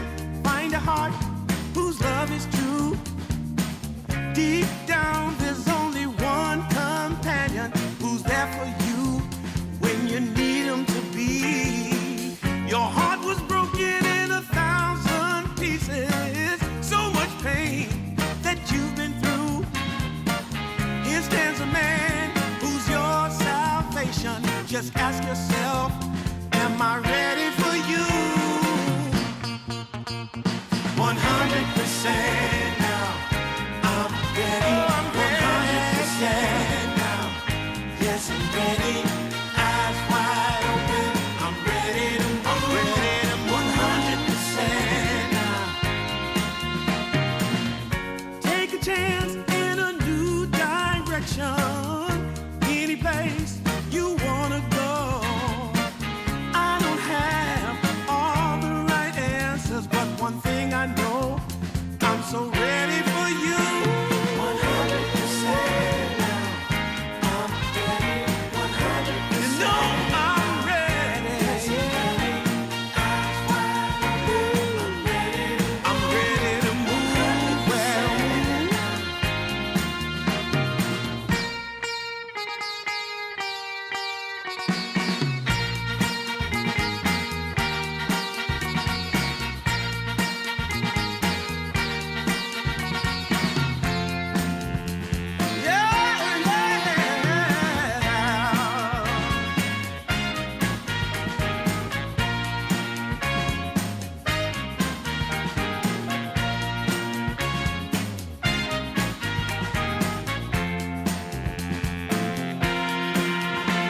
Well,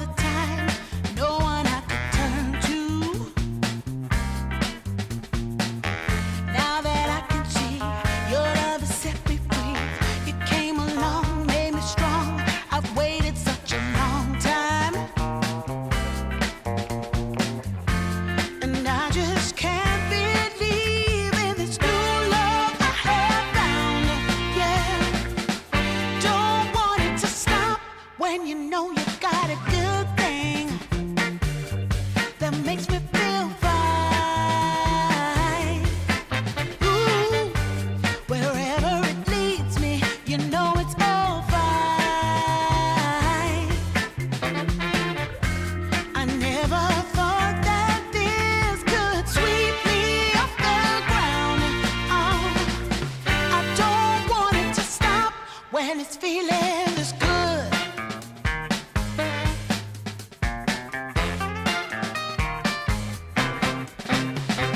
Whenever you're around, my heart begins to pound. Though I know you'll take it slow, no way to stop this feeling. For every single day, whenever you're away, in this place there's a space where I'll be waiting for you. And I just can't believe in this new love I have found. Yeah, I don't want it to stop when you know you got a good thing that makes me feel fine. Ooh, wherever it leads me, you know it's all fine. I never thought that this could sweep me off the ground. I don't want it to stop. No, I don't want it to stop. I don't want it to stop when it's feeling this good. Feeling this good. Feeling this good. Ooh, feeling this good.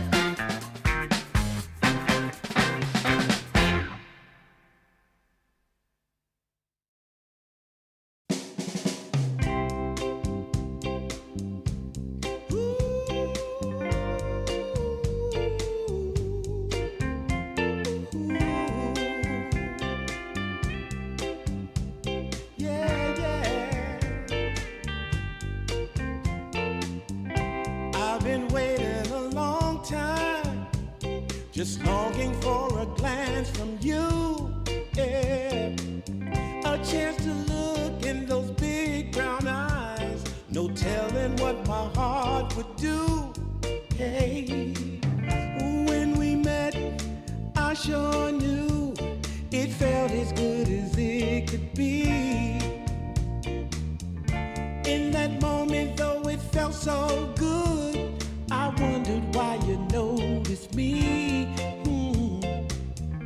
If you gave me just a little time, it would sure ease my troubled mind. Don't tell me that you don't feel the same inside. Don't tell me who. These are feelings that I ought to hide. I don't care where you came from, just tell me where you wanna go. If there's a chance to be together, that's all I really need to know. Is it real or make believe that keeps me thinking of you? If you've got time to walk with me, I'll show you how my heart is true. And here I stand waiting for you.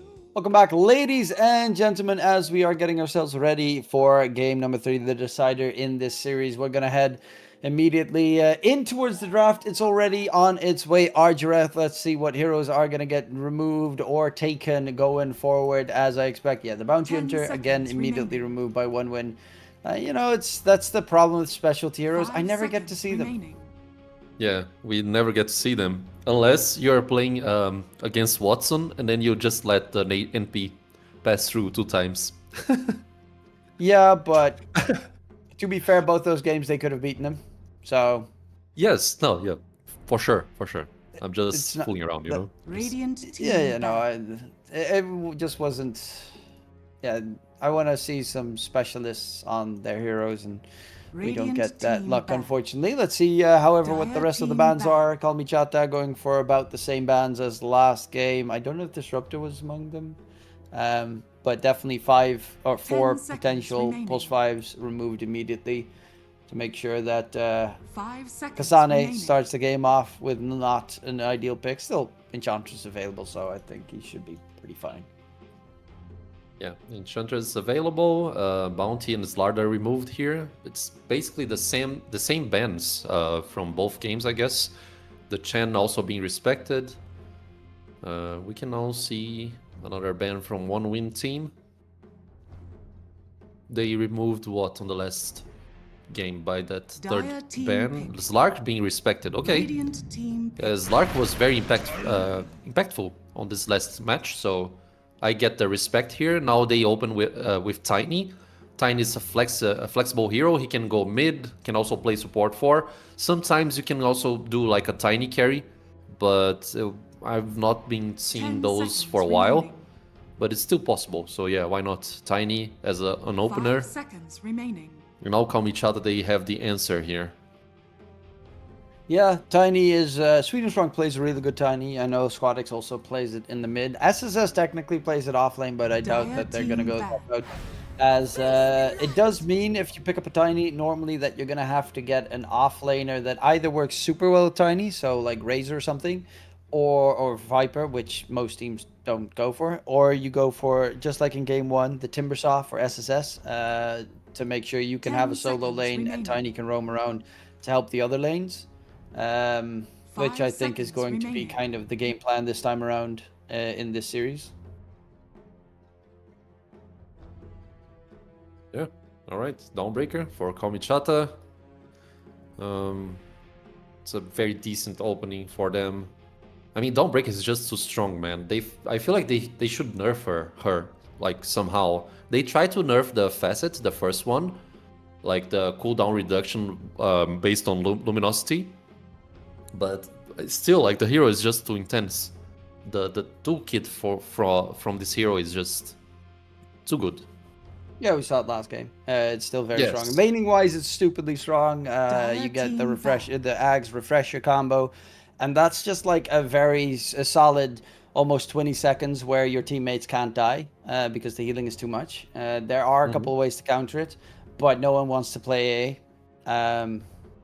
Could go Pudge. Well, technically, you could also go Pudge. A lot of teams are running Pudge these days, which is kind of fun. 5 seconds remaining. I agree. But most of them are support, I think. Yeah, Pudge core, you can maybe go offlaner as Heroic was doing on the best season, like on TI as well. They went for Pudge offlane a few times. We saw Saberlight doing Pudge offlane too recently. But yeah, I feel like the Pudge support is... You don't steal too much like farm priority, and you are equally effective, you know? You just need to hook someone, essentially. So if you hook, get someone out of position, then you win the game. 5 seconds Yeah, remaining. just hook someone, easy, you know, it's... Yeah, casually speaking, just get a don't hook. miss. Just hook, bro. Hook it. Yeah, just hook. Easy peasy, lemon squeezy. As we don't see the Pudge ban just yet, so hey, maybe we get lucky, but it is going to be a Warlock, so big team fight already for Kalmychata. A lot of sustain, Warlock healed, Dawnbreaker, obviously with the heal as well. And laning wise against the Tiny, which is actually pretty good, because if you go for something like a Timbersaw, yep, they go for Timbersaw. Warlock is not good against the Timbersaw, because you can't bully him out of lane. So on that end, I'm kind of surprised that the Warlock gets picked up, considering they have a Tiny, so that it's kind of forcing them to go for either like a Timbersaw or a Centaur, something that can solo lane. Yeah, and SSS on the first game, he had a blast playing this Timbersaw. He was very good on the hero. So yeah, I mean, there we go. Timber second pick. Let's see the third pick being shown here by one win team. They can maybe show the support 5 right now. Bane is available. They could go for Bane, but I mean, it's not the best Again, against Bane Dawnbreaker, I against guess. Dawn and Warlock Radiant's is just team not good. Yes. Pugna is okay. I guess it's decent sustain. You again only have the tiny for control, so you're gonna need to get either a mid laner or a safe laner with control. And I mean, mid laners obviously there's a lot of them. Safe 10 laners not so seconds much. Remaining. 5 Well, seconds remaining. Regarding middle laners with controls, we have Storm, we have Ember. Invoker should probably be an option here, depending on how they want to play the game. Puck is banned, or yeah, Puck is not banned actually. So you have the Dream Coil. It's not really, it's a good control, but it has like a somewhat big cooldown on it. So I don't know, let's see what they get. Wind Ranger for Kalmychata. This is a support for Wind. I've been seeing some Wind Rangers playing on safe lane these past few days. Not on the competitive scene, but at least on my ranked games. I don't know why. It also gets played in the competitive scene, I 10 think. seconds remaining. Oh, it's the safe laner's name. Also plays a lot 5 of Weaver. seconds remaining. There are a couple of people out there. I think it might be the safe lane from like Team T or something. Dire team pick. Shigetsu, I'm quickly looking over some of the safe. There are some safe laners I've seen play the safe lane Wind Ranger, and actually being pretty okay successful with it. Though I don't think that's going to be a case because Rare Gods does play a lot of Wind Ranger as well. That 10 the seconds dead remaining. shot facet's really good against a lot of heroes, and it's also seconds remaining. possible like Yule Scepter Builder to deal with the Timber Saw. It's hard to control a Wind Ranger. It's also hard to control a Void Spirit, and again, there is only a tiny with control on the side of one win, Dire which team means ban. Puck maybe? Oh, they're gonna go for the Leshrac, which is I think Squadix's most picked hero. It's Radiant not team easy ban. to hit that stun though, if Tiny doesn't hold them down. Yeah, I mean, Leshrac here, so far no big controls for him to set up the stun. So he has to do it by himself in a sort of ways. And we're gonna see the last pick for one win team. I 10 mean, they can seconds try to go remaining. for the Sven again. Maybe one win team, they 5 ban out the seconds Medusa, remaining. but we still Radiant have like team ban. Abaddon open here for to fetch for Kalmychata. So let's see what they bring out as an HC. I mean, Wind Ranger could also be the flex. Void Spirit could also be the HC flex here, considering It that could be the safe lane Void Spirit. Honestly, if yes. 10 If seconds remaining. Kalmychata manages to like if there's not like a wild safe lane on one win, they do have last pick on Kalmychata, and they get an Ember Spirit mid for Ethereal with Woe on the Void Spirit. One win picks up a Troll Warlord or something, and then they get Ember Spirit mid who gets a Mage Slayer. Timbersaw and Leshrac's damage is appalling. If you 40% reduce their outgoing damage, there is no damage in the game. With Underlord, you say? No, with the Ember Spirits that has a Witchblade. Mage Dire Slayer. team ban. Oh, Mage Slayer, yes. Yeah, that's one route of building Ember for sure. I mean, the Mage Slayer, sometimes people ignore it, just as we saw on the past matches. We saw Ember just going for the Kai and Sange. So, yeah, I mean, 10 seconds Abaddon removed remaining. by Kalmychata. They don't actually want to play this Abaddon this 5 game. seconds remaining. And yeah, I mean, Abaddon for one win would be great, I guess. They would lack the controls, considering that it would be focused on Leshrac and Tiny. But Abaddon would be very strong for one win team. They could just like stack up the heroes and try to fetch things on the map, on towers, kills. The Athletic Shield as well for Leshrac is very strong. And now they ban out the Queen of Pain as a last ban here for one win team. And we get to see the HC being displayed by one win team. But yeah, I mean, Leshrac, there was this moment that some teams were trying to actually play Leshrac HC due 10 to his seconds facet, remaining. where you kill units, you get some mana regen, right? There's something like this. 5 seconds remaining. But yeah, I don't know. That's definitely Radiant not going to team happen. pick. Maybe +4 Yeah, could be a thing, but yeah, not Yeah. that way. But with the Life Sealer pick, I doubt they're going to go Void Spirit safe lane. That's just not good at all. So, Kalmychata, you get what, like Terror Blade or something? It's 10 bad seconds actually in lane remaining. against Timbersaw, never mind. And against Lesh. But if you 5 get to that seconds point remaining. of Scotty, you're so strong. Troll seems to be still alive. They could go for the Sven themselves, but again, Timbersaw is kind of obnoxious. Timbersaw counters way too many heroes. Monkey King, maybe? Safe lane for Woe. What else is there? I mean, Troll seems the most obvious one in sight. You also have the Aghanim Scepter Dispel that you could later have. But I'm a little bit worried of getting kited by the Pugna Decrepify in that case.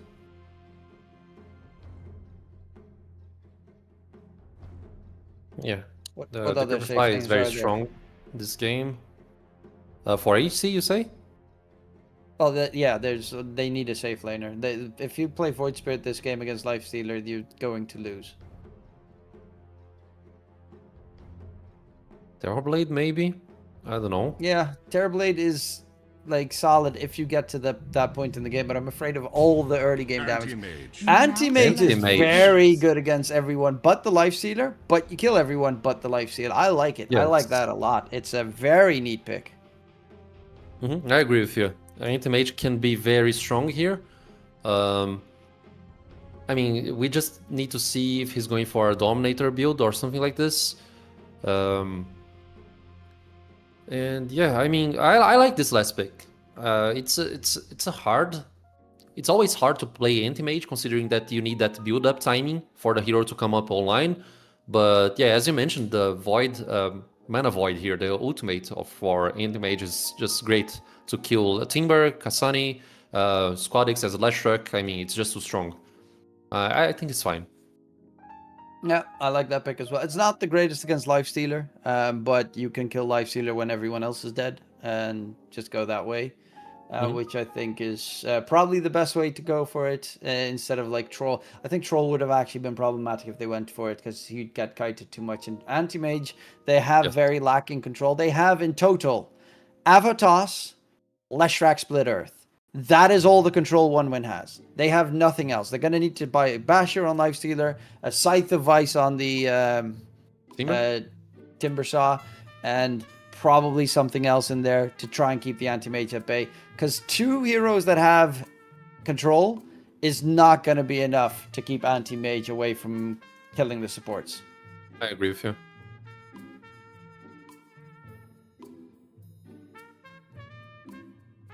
That's a very long line there by Timber. Lechita y a dormir. Su lechita y a dormir. So, you gave some advantage towards the draft for Kalmychata, if I understand it properly. I Okay. like their draft. I think their draft is pretty solid here.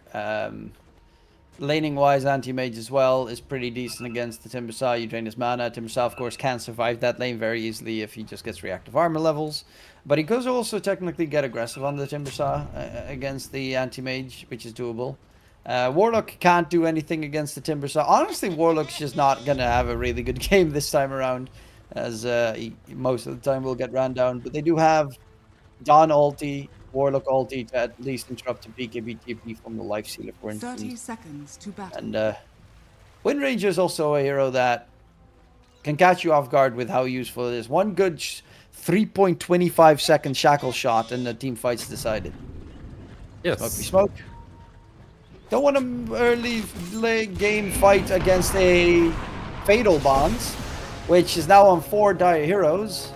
So yeah, I don't know if you want to continue here. Fatal Bonds might drop soon, but yeah, they're gonna just back off, and it should be 3 bounty runes picked up for the side of Kalmychata. Yeah, a very nice start for them. Ethereal being sneaky right there, fetching the bounty rune on the other side of the map.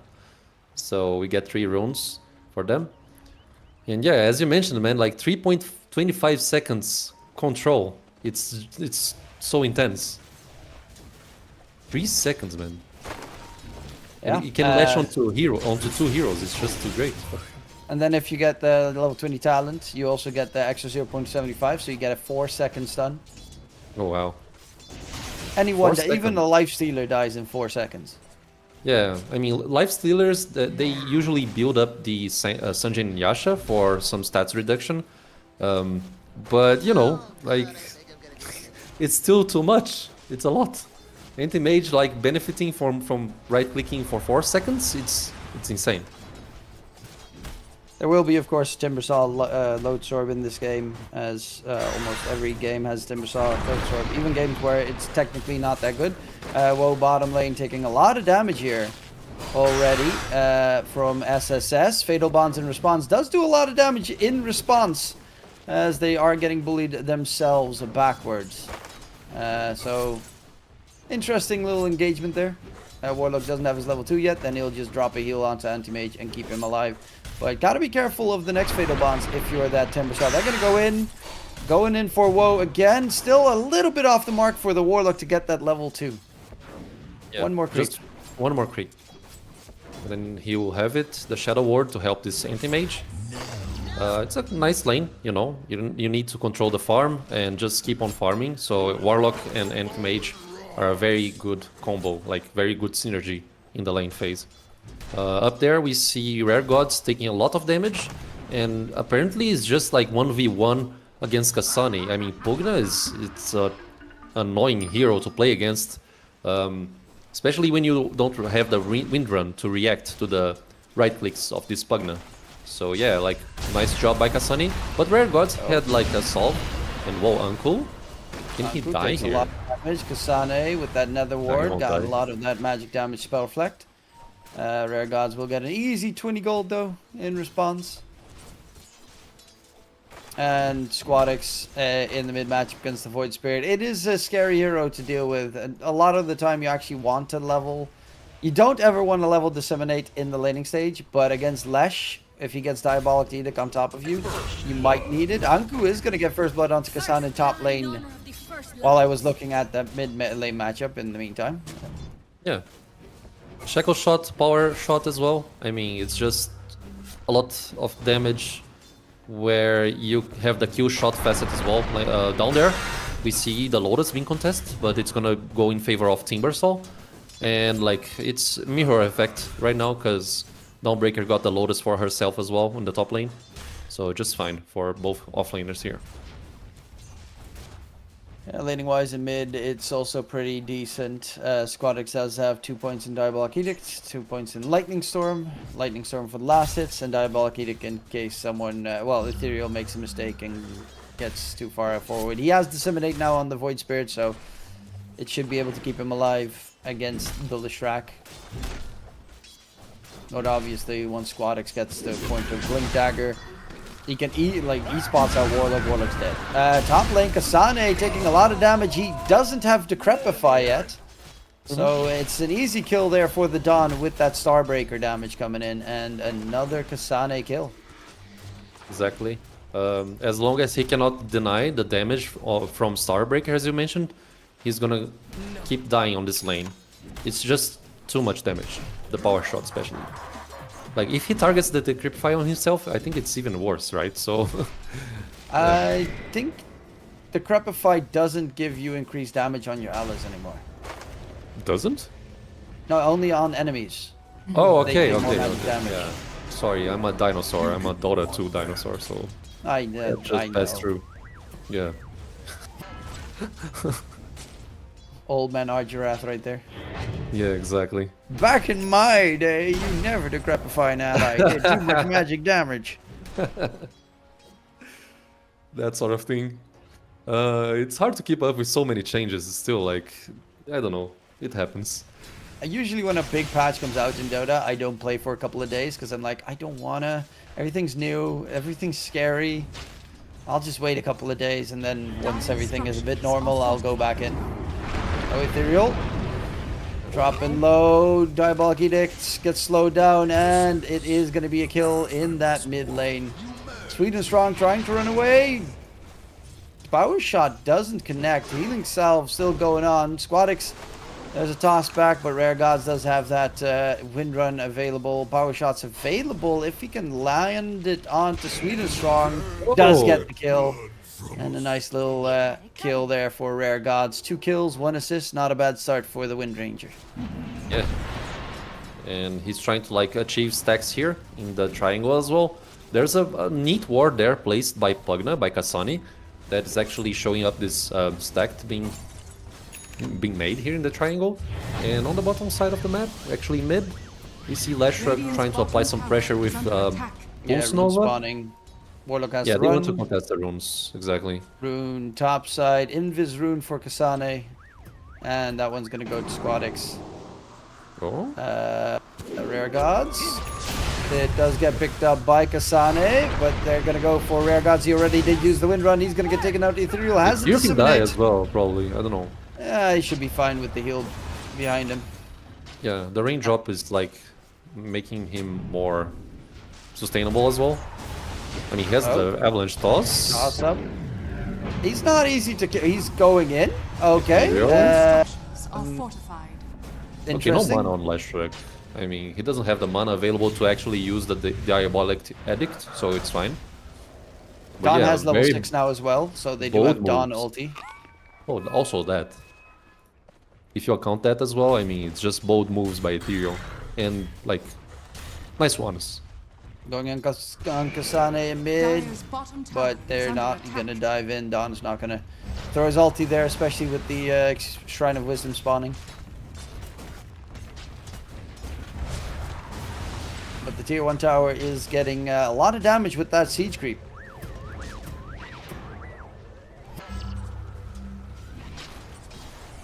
Munkushi in the meantime, top net worth on the Lifestealer. Second is Lesh in mid. Dawn ulti comes flying out. The Crepify doesn't keep him alive. Lashrak taking a lot of damage, still dies in the end to Ethereal. And a good rotation there from the Radiant side to get a good kill onto the Lesh, who just TP'd into mid, so he's going to have to walk towards lane going forward. Woe in the meantime not going Helm of the Dominator, but instead going straight, I guess, after his power treads in towards that Battle Fury. Yeah, At least he seems has the like it. cornucopia, so I assume so. Yeah, I assume so as well. I mean, you don't want to waste the money from the cornucopia if you are intending to buy a Dominator, because it's like 1,200 gold that can lead to like a Dominator. So yeah, it's probably gonna be that early Battle Fury if he can reach that state. Like maybe 15 minutes in, he gets the Battle Fury. Meanwhile, we saw that pressure from Timber, saw a lot of damage being applied onto Anti-Mage. But now he gets the Shadow Ward, so he's fine. He's gonna regenerate a lot of HP. And he doesn't have the mana void to actually kill this Timber, but he wants to burn his mana. And on the middle lane right here, now, they're walking in, trying to steal his stacks, and they do steal quite a lot of the creeps there. As Kasane also gets those neutral item fragment thingies. So that should at least give away that they have vision in the Radiant Triangle. Anti-Mage, whoa, in that bottom lane. Oh, they're going in onto the Timber Sod. Power Shot comes through. Rare Gods gets another kill. And is close to his level 6. It's not the greatest level 6, but if you catch a support from long range, it's pretty neat. Yeah. Headshot is really, the power shot's really where the strength of Wind Ranger lies. exactly. So well-connected Shackle there into Power Shot. A great pick-off on the enemy offlaner by Kalmychata. Ethereal very close to his urn. He's going for Vessel. Maybe Vessel, Kaya and Sanjay, I don't know. That should be Probably. one approach. It's Radiant's a top slightly tower different is under build than he attack. went last game, that he played the Void Spirit. Then there he went to Axe immediately. There's the Dawn ult flying out. Rare God's trying to get out of range. Power Shot comes in, but he still was in range with the Lashrak. Mana Void blows 2 heroes up. In comes the Lifestealer though. Will get the kill onto Ethereal, and I think just Ethereal. Okay, he didn't have mana to make a move there. Because Munkushi did walk into the fray, but it is a 2-for-3 Dire's trade-off. middle tower And is of under course, attack. Anti-Mage getting a lot of money out of it. Radiant's bottom tower is Yeah, under and they attack. probably gonna take this tier 1 tower as well, but you know, the respawn time is so low at the moment that they are gonna mass TP mid trying to contest this. Anti-Mage, I don't think he dies. I mean, he's Yeah, fine. Kasane going for the Warlock Golem. Anti-Mage wants to finish it, but it gets denied in the end. Ethereal's also here. Squadix running in with that Diabolic Eater. Fatal Bonds on the Dire Heroes, actually. This might be a really good time for them to fight. They're going to go in on Squadix. Power Shot comes through. Decrepify keeps him alive. Can they go for more? The heal is there from Kasane, which... Structures are fortified. How does that work? Do you technically do damage to yourself? So it would deal damage to your allies? The fatal bonds, you say? Fatal Bonds with healing your allies, which then damages you, so you damage... Okay. That's a good question, Dire are because scanning. I felt like Leshrac was barely healed in this situation there, but you know, let's keep watching this interaction so we get a nice Dire's top tower is view under from attack. it. Yeah, that's worth a demo test after this. Yes. Just to make sure. Nope. Kasane spotted by Rare Gods. But Rare Gods like, no, I want to clear up this neutral creep camp stack. There's also a Lifestealer infested currently in that Ancient Dragon. And Rare Gods just going to get the TP away. Tiny's too far to get a catch. But the big item is up. Squadix has his Blink Dagger, so that gives them an avenue to quickly get a kill, especially on the Warlock, for instance. To make sure that he dies before he can get any response of his own.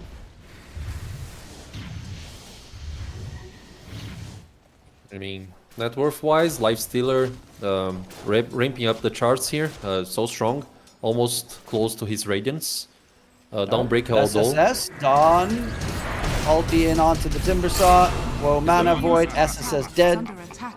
And they do manage to get a kill quickly, TPing back towards the top lane there onto the Dawnbreaker to try and defend the tier 1 tower. But Munkushi is closing in 1,000 gold away from his Top tower Radiance. is under attack. As 600 gold away for the Anti-Mage's Battle Fury. They're almost going to hit the same timing on their farming items. Radiant's top Exactly. tower is falling. And I was going to Squadix mention smoke that...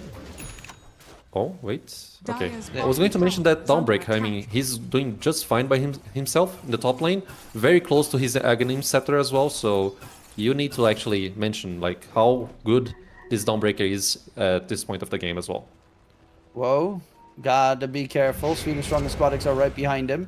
If they get an Ava toss combo off onto the Anti-Mage, they do.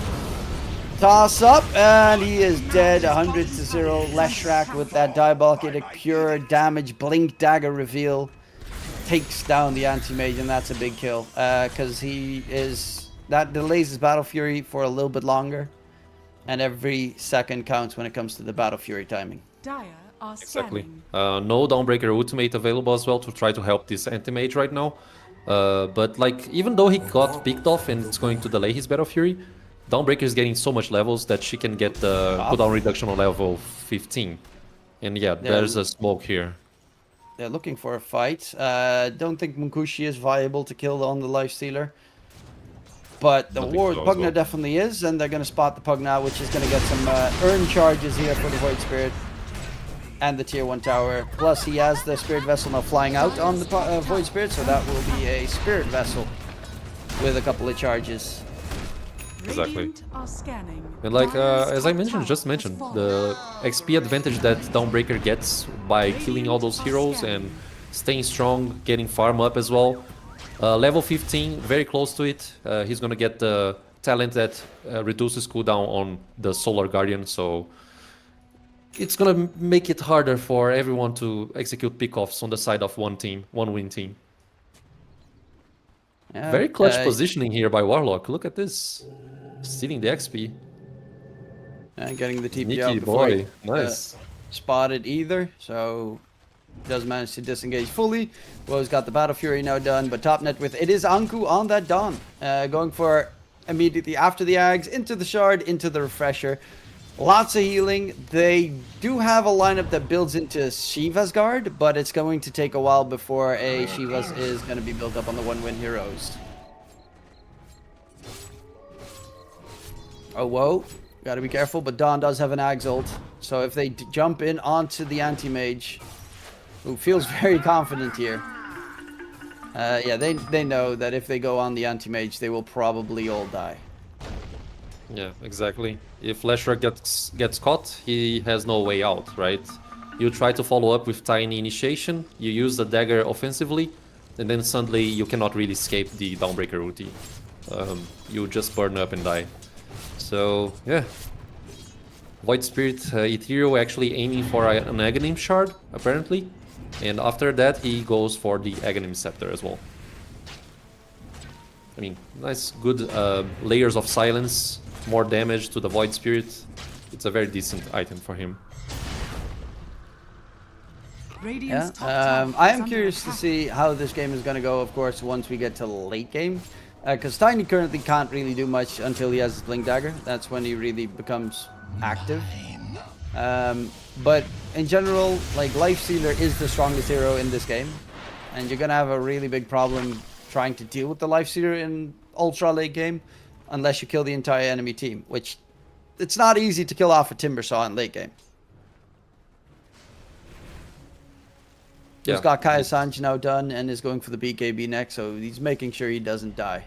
And after BKB, probably Aghanim Scepter as well. That extra sustainability for the Timbersaw. Very easy, very hard to kill him. I agree with you. Okay, farming the camps here. Tiny just trying to secure his Blink Dagger. It's gonna take a while. He needs like around 900 gold away from it. In mid, they're looking for the Timber. They do manage to get a catch, but he is too deep underneath the tower to actually try and finish him off. So they're looking every once in a while for a catch. They're just out of reach for a quick kill. But Woe is farming. Munkushi is farming. Do you think one of these two teams has more of a push behind the door where they're a bit afraid of the other team?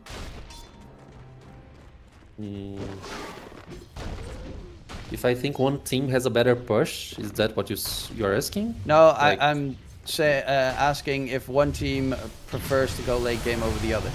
Oh, I see. Yeah, I don't know, man. Like, late game Lashrock, Timbersaw, and Lifestealer seems quite strong against Void Spirit and Dawnbreaker. I don't know.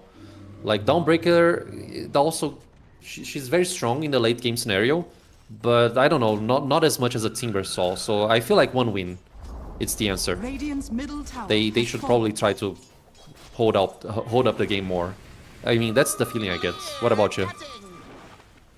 Yeah, I kind of think in late game you're so confident with the healing from the Dawn, but maybe ultra late game if they have those Scotties, the Shiva's guards, it could be a different story to reduce the healing coming out from the Dawnbreaker.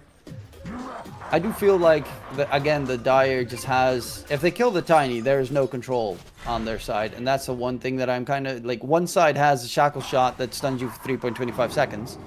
For instance, just calling out one of their spells. And the other one has Avatos, and that's it. Then Dawn has a stun, Warlock has a Radiant stun that are pierces scanning. BKB, Void Spirit's got stun plus soon enough silence. I agree with you. I don't know. That's the downside of one-win team drafts for sure. Even with like Lash, Aghanim, Shard, it's not enough controls for them. Lash never Yeah. buys the shard anyway. They just Yeah. never do. Kinda, Uh, right? Even when it's a 50-minute game, they don't buy the shard. Oh, Warlock is gonna get jumped. Both Blink Daggers used there. From the Dire side, as they're gonna chase in after Ethereal, he still has quite an elusive couple of spells. One more Astral Step. And he will jump to the side. Can they catch up? Sweet and Strong has the Avatar. Ethereal in the trees is in trouble. He lost all of his spells. He's using an Aether Remnant to farm. Rare God's being chased. And Festbomb gets just enough healing going to get him out of there. In the meantime, Anku is going... He's close to the Refresher on the Dawn. He needs Very about 2k left, and then he's got the Refresher. He's going to buy the Shard instead of finishing up the Refresher. But... yeah, it's going to be very hard to kill off, for instance, the Anti-Mage once the Dawn comes in with double ult. Tormentor's up as well, and they just smoked on the Radiant side to go for that Tormentor. I mean, one-win team fight on the Roche pit, it's scary. I mean, you have the goalie on the other side, you have the power shot as well, trying to secure those burst damage kills. But I mean, this team fight here, I feel like it's a little bit better for one win team, especially if they don't use much mana to avoid the mana void. So let's see how that goes. Smokes are being brought here. It's gonna be a Children on huge Mesh. team fight. That's pretty big. They are going to go for the Tormentor, and they might actually... They're going to grab it before the Dire team is there. But they are kind of wounded because of it, and immediately they're going to have to TP out. Void Spirit is going to get jumped. The only one that didn't TP out, Ethereal, and he dies because of it. Yeah, he went for the portal, and it's a... You know, Bit of a it's a mistake. nice, good amount of channel time. Yeah, and he should have TP it out, for sure. But they did manage to get the Tormentor, so free shard for the Warlock. He doesn't have upheaval yet, so that's slightly unfortunate. But it is a very good spell, obviously. Very solid shard in the team fight if you can manage to continuously cast. They have barely any interrupts, so it's actually not that bad of a pickup if he gets that 1 point in upheaval for the extra slow and summoning all those minor imps. But Timbersaw is closing in on his BKB. Lifestealer's got the SNY Duns going BKB as well. Lesh is going BKB. Dire team is building up their BKBs, and that's kind of a period where the SU have some ways to deal with deal damage through BKB. But for instance, the anti-mage's damage output through BKB is very weak. In mid, Avatos onto Ethereal. Heal is going to be enough. No, Ethereal is dead. They're going to turn their attention to Squadix, but he's hasted. Power shot not going to connect. And now Anku is in trouble as there's an infest coming out. Mukushi going in. Dawn dropping low. Mana Void thrown out, but Squadix stays alive. And now Woe needs to get away. The power shot's finally going to connect, but Woe, can he blink out? He does. Timbersaw, can he reach Woe on the anti-mage? They don't have a blink, so Woe should be able to get away. While Raregoss takes down Sweden Strong on the back line. Double kill for coming out for the Wind Ranger. Curiously enough, like they get 3 out of 2 heroes, so it's maybe a better scenario for Kalmychata. Like the fact that anti-mage didn't die and this Wind Ranger is getting so much kills right now. I think it's good for Kalmychata, man. Like especially when Wind Ranger scales up, it's a good hero for the late game too. Hey, now the Gale Guard as well, Gale 4, sorry, the shard on the Wind Ranger finished, as he did just buy that one out, going for the Blink Dagger afterwards. It was, like, if Ethereal just barely survives that initial damage, they completely sommed that fight, because they blow up that Lesh before he can even respond. But it's just off the mark and trying to keep him alive. He's closing in on the Ags. That should help with the double Resonant Pulse. They're in the Roche pit now on 1 win. Wind Ranger not gonna power shot to scout it out, so it is dropping. Top tower is under attack. It And is. they don't know. Void Spirit is nearby. Ethereal is gonna scout the pit. Roche is dead. And they do manage to get the H on the Leshrac. So second life for the Lesh, the BKB on the Lesh, BKB on the Timbersaw. They've got pretty much all the tools needed to take a fight here. Yeah. Dire are scanning. And feels like Munkushi is trying to get an assault here, a Cuirass, which should like remove some armor from the enemy team, and I think it's great. It's a great addition to the game right now. He's also marking the BKB to be brought here, but I feel like he's gonna finish his Cuirass first. Squadix. Oh, whoa, gotta be careful. Throws out the counter spell, which, I mean, doesn't really do anything this game. Oh, they're going for the Warlock. I think he's dead, right? Yeah, he should be very dead, especially with the Lesh right behind him. Toss forward. He knows he's dead. And he falls. Well, bottom lane, they find SSS. And the Timbersaw is going to fall to Woe. So they do find a way bigger kill in favor of Kalmychata. Exactly. Radiant's Gonna bring middle some tower extra is under net worth for attack. this anti-mage. He's going for the BKB. He has a And after defusal. Yeah. What's up with this guy in defusal as well on the anti-mage The now is Medusa, what- right? Medusa as well. He went for that. Yes.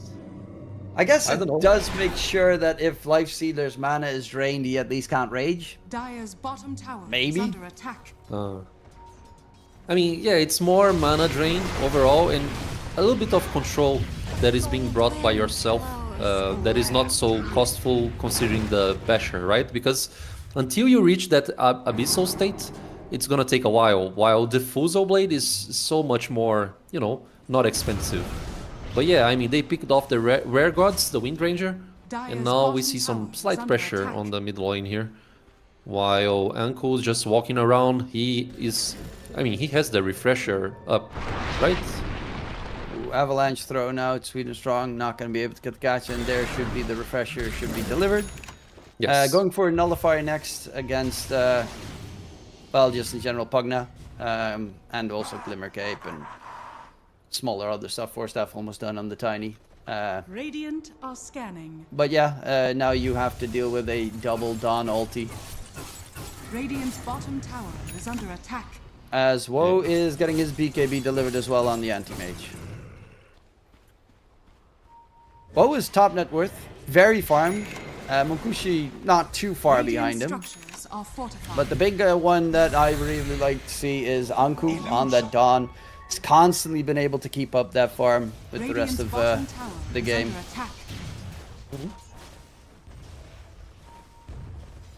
SSS a lot more struggling this game than he did in game 1. Yeah, I They mean, are he looking didn't for a have fight like here. a free lane, right? Let's see, a smoke from behind. Radiant's bottom tower. Let's see if they They're can going get all there. the way around. They have the Observer Ward placed. They spot out SSS. They're going to go in. Golem drop as well. Fatal Bonds onto 2. Dawn ulti flies out. They got the Pugna. Squadix is going to get taken down afterwards. SSS, they find the Warlock. The Warlock is trying to run away. Squadix should be able to kill at least the Warlock and maybe even the Void Spirit. Dawn ulti number 2 comes flying out. They didn't expect that one. Squadix dropping low. Ticking down. Wind Ranger. Does he get the kill? Yes, he does. They lose 3 though. As Woe needs to get himself out of there. TP attempt by Rare God's going to get chopped up. Woe gets the blink to the side, but they're going to try their best at chasing him down. And Woe doesn't get the blink out. They fully wipe him. Ultra kill for SSS on the Timber Saw. And it looked like it was going really well for the Radiant side, but that Aegis second life of Squadix, it all delayed it so much that they eventually didn't have anything left in the tank, and they're going to go high ground. Yeah, why not, right? Everyone is dead. No buybacks available. I mean, 2 Dawnbreakers ultis used as well. It's just the perfect scenario for one win team to go high ground and like siege damage a little bit. Yeah, I agree with you. It felt like the team fight was going in favor for Kalmychata, but suddenly there was not enough damage. The second ulti from Dawnbreaker, I mean, when she popped that ulti, the second one, she was already almost dead. So no sustainability whatsoever in this last team fight. SSS just cutting everyone around. So nice job from the Timbersaw. And we've just mentioned, like, he didn't have like a free lane and also build up momentum considering the first game that we can compare to. But yeah, he's still like doing the job with this Timber here. Yeah, one big, obviously they had the Aegis in that fight on the Lesh, otherwise that fight would have been instantly over with the Lesh dying there at the start, and the Pugna as well. But it's, once the BKBs are being used on the Dire side, there is just no damage. Like, this Diffusal Blade's a okay item on Anti-Mage, but it does nothing against BKBs, and now you're playing against BKBs. Yeah, I mean, Wall sometimes doesn't aim for the standard builds. He could have went for a Basher, right? It's almost like the Diffusal. It's 2k gold, 2k and 500 gold. So, and the Basher is 2k and 800, sorry. So yeah, I mean, I'm trying to compare the prices of the items here, you know? That's what I'm trying to say. So the Basher is more cost effective. Pass the Dawn ulti away. They find the anti-mage on the side. Whoa. He's going in onto Sweden Strong. Pops his BKB. Sweden Strong man avoided. Whoa. Quickly trying to get the TP out of there. They do not kill him off in time. So he gets the blink out just before they would catch him. And at least he managed to find a kill on the Tiny before disengaging. Plus BKB forced out. Well, his BKB was forced out. So that's a plus for the Dire team to try and use. I mean, just 2 pickoffs here onto supports, everything's fine. But yeah, man, once again, like, Woe going for this Diffusal Blade here, it feels like it's not the best cost-effective item overall. That's what I feel like. Yeah, I would concur with that one. Anku, in the meantime, going for the BKB. Yeah, in that fight, if he has double BKB, he takes so much less damage from the Timber Saw, for instance. So really needing that one. The little Starbreaker BKB you get from the Aghanim Shard, not going to be ideal. SSS here is going to get jumped. Pops the BKB, Dawn ulti comes flying out. They're trying to kill him off. Can they kill off SSS? He's going to get the Timber Chain back. And running on the back end. Heal is there. Power Shot comes in. They take down SSS. A big kill. The Void Spirit needs to get away as his spells are done. Toss away. Ethereal getting healed in the meantime, but Squadix has that BKB. Ethereal's going to get taken down. TP attempt out from Anku will fall back, as it will be in the end a 1-for-1 trade once more. Yeah, Anti-Mage didn't want to go for the re-engagement there, considering that the BKB was on CD. Now the BKB is actually out of cooldown. So yeah, and now for the next team fight, Anti-Mage is gonna have the Basher up. So now a very cost-effective item, considering that he can now actually bash people over like spell immunities and whatnot. So yeah, I mean, Anti-Mage is reaching that power peak moment right there, even with after the Diffusal Blade. So very strong moment for Anti-Mage, Woe's Anti-Mage.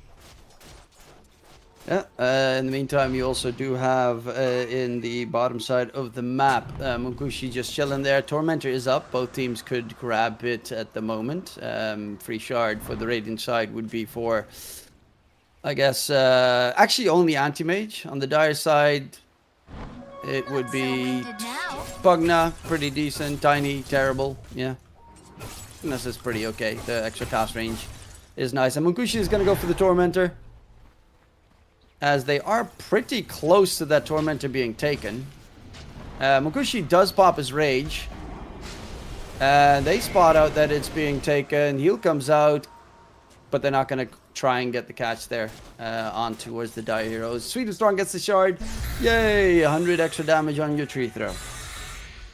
That's the worst Aghanim Shard that they can get, man. It's so sad. I mean, for Tiny Core, okay. Oh, Ethereal. Not for support. In mid. God, he takes so much damage so fast. And there's an ancient black dragon. Wow, what was that? Did you see how fast that black dragon was going? I saw What? I mean, in general, it's stupidly fast. What's his movements? It's haste movement speed, but jeez. And he didn't even went for the infest target move speed, you know, the talent from level 20. So that was very fast. Considering that if he had the talent up, it would be way faster. I mean, max movement, haste movement speed is 550, so he is already the fastest it can go. That's why I'm surprised at the fact that it's. Why would you ever get that talent? Top tower is under attack. Yeah. Depends on the game, you know. I don't know, if you want to infest someone and make some nice if you infest play ones. support Lifestealer. Yeah. But yeah, probably not. Lifesteal also going for the Basher in the meantime. Rare Gods. Does he have anything new coming in? No, this should be about his net worth. He does have that Blink Dagger, so at least can set up a Shackle Shot. Now SSS has his ulti pop in, his Aghanim Scepter effect. Anku with the BKB will get himself back. Roche is up. They do have, of course, the double Dawn ulti. And they know that Timbersaw's Aghanim Scepter is just used. Shackle Shot connection onto the Timbersaw. Dawn ulti comes in. The Crapify, though, they don't have a Nullify. They're going to go instead for the Pugna. Can they take him down? Yes, they can. But the BKBs are coming out from the die side. Dawn is hexed up. Dawn is deaded. He doesn't have a buyback available. They need to just disengage. But an Avatar catch comes in on the back line from Sweden Strong and Squadix. They take him down. 3 dead. All 3 cores of Kalmychata die without a buyback, and it's all Kasane. 1 Decrepify saves the Timbersaw, saves the entire game, and probably right now will get them the win. Yes, I mean, they need to force some buybacks here. I don't know why they are kind of hesitating right now. I mean, they have no money, so it's... No, I mean, the one-win team, they should have went straight mid, but Lifestealer is trying to push the bottom side of the map, so they are wasting at least some time, you know, to actually go and siege. But Yeah, yeah, I guess mean, they're afraid of the buybacks. They don't know that the Radiant doesn't have any buybacks. but you need to be efficient regarding this. That's what I'm trying to say. But I understand your argument for sure. I mean, that's the fear of playing Dota when you don't have all the information in the game. From our standpoint here, we can see everything, so it's easier for us to comment and say those things. Oh yeah, but Like, that's why that's why they're not pushing so aggressively, because they don't know, and yeah. that makes a lot of sense. They're just trying to even out the lanes as well. They don't really get too much out of that fight. Probably Roche right now for Munkushi, who's closest level 25. And like the nullifier here, it's gonna be a nuisance, the absence of it. Because like anti-mage is not actually aiming for a nullifier, and we saw the power of the Creepify in the team fight, right? Yeah. So what Kalmychata can do if they are not aiming for a nullifier? Well, team fight's about to erupt here, my friend. Yeah, Timbersaw is ready with his Aghanim Scepter effect. Wants to get the blow up, but the BKB used by Woe in time. There's going to be the stun coming out onto the Timbersaw. Pops the BKB. Timbersaw, no BKB for the fight. There's going to be the Infest Bomb onto Anti-Mage, and Anti-Mage is dead again. Don ulti comes in way too late. As now Anku needs to run away. Mukushi is going to try and chase him down, but the BKB TP attempt, no basher delivered just yet, will be successful. They get the rest of the Radiant team out of there, but a weird, very, very bad fight. They force out the BKB on Timber. That's great, but immediately afterwards lose the anti-mage to the dire jump. Yeah, he had some lotuses on him that managed to like actually get the extra mana to use BKB and whatnot. So that was a problem by itself, because you know, you're trying to burst out the Timber, but you cannot really execute the job.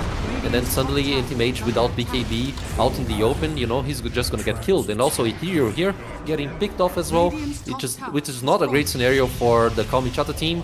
It's just gonna be easy siege damage for one win team. They're getting their revenge, bro. Like they lost the past two series against Kalmychata, but apparently this one could reach a victory for them. Yeah, as they're gonna break the base first, and they're gonna do quite a successful job at it.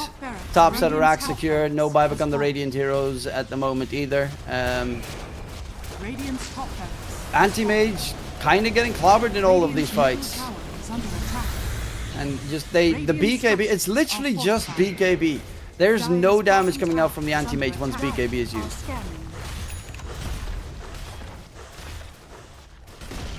They do have a double Dawn ulti, but even then, the Dire decide they have that Aegis. There's not really much to fear here either. Shiva's Guard done on the Lesh, Scythe of Vice done on the Lesh. Scythe of Vice almost done on Tim's out again to go on the back line. They want to kill off the Kasane Pugna. They finally take him down first. No buyback available on Kasane. Continuing the fight here, but the control is there onto the Dawn. Abyssal Blade hit comes out. The Dawn is dead. And Woe is trying to go for the Tiny, but Woe falls to the Timbersaw pretty much alone. Lifestealer wasn't anywhere close to that one. And, I mean, I guess never doubt the SSS Timber. Yeah, never doubt it. Being chased down. The Warlock. They're not going to go for the greedy dive, as they just need to finish the job here.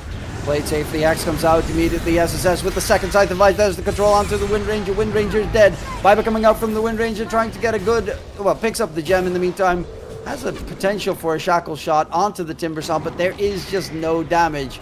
Force Staff, if they had it, would have been great to keep the Timbersaw in the fountain, but even then, like, it's not going to get you the win here. Jump out from Ethereal, gets immediately hexed up. Buyback from the Void Spirit, trying to delay the inevitable here as they're pushing the tier 4 towers down. They don't need megas because there are no buybacks left on the Radiant side. Radiant's middle tower has fallen. Yeah, feels like the game's about to end. Hex coming in again. Mugushi, he's ready to heal up a little bit. Lifesteal comes in, and there we have it. Toss back in as well. Rare Gods is going to get taken down by the Squadix AoE. And the tier, and the Ancient will fall. Dawn is back up, trying to get the Dawn ulti in. He has that refresher for a second Dawn ulti until the anti-mage is back up. Dawn ulti number 2, but Anti-Mage comes in a little bit too late. Mana Void on a BKB target doesn't do diddly squat, and it will be 1-win team taking the series 2-1 with that Life Stealer. And honestly, SSS Timbersaw, you know, I noted that his net worth wasn't the greatest this game compared to game number 1, and then immediately he got 4 kills afterwards to make up for that one. So great job coming out for 1-win team to take the series. Yeah, SSS, maybe the MVP for this game, but I feel like Munkushi, he did a great job with this Life Stealer. He managed to like keep up on farming without dying and whatnot. So yeah, great game, man. Great series by 1 win. Managing to get the revenge, considering that the past 2 matchups against Kalmychata they have lost. So now they reach out the victory. And yeah, well played. Very well played. Yeah, I will have to say, you know, just both games that there weren't any Diffusal Blade pickups for WoW were the games that they lost. So the only game he didn't buy Diffusal Blade is the game that they won. Just gonna throw it out there. You wanna mention it for last time, but nonetheless, that is the last match of the day.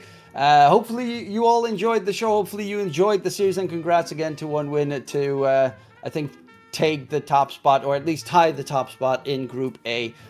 So hopefully everyone enjoyed it. Hopefully you enjoyed the match as well, Arjurath. But in case we don't see you, good afternoon, good evening, and good night.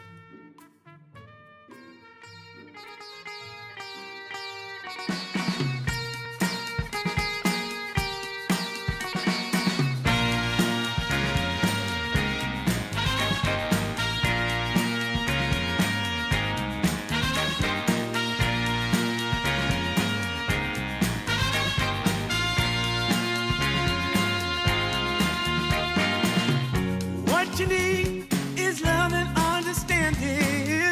Find a heart whose love is true. Deep down, there's only one companion who's there for you when you need him to be. Your heart was broken in 1,000 pieces. So much pain that you've been through. Here stands a man who's your salvation. Just ask yourself, am I ready for you? 100%.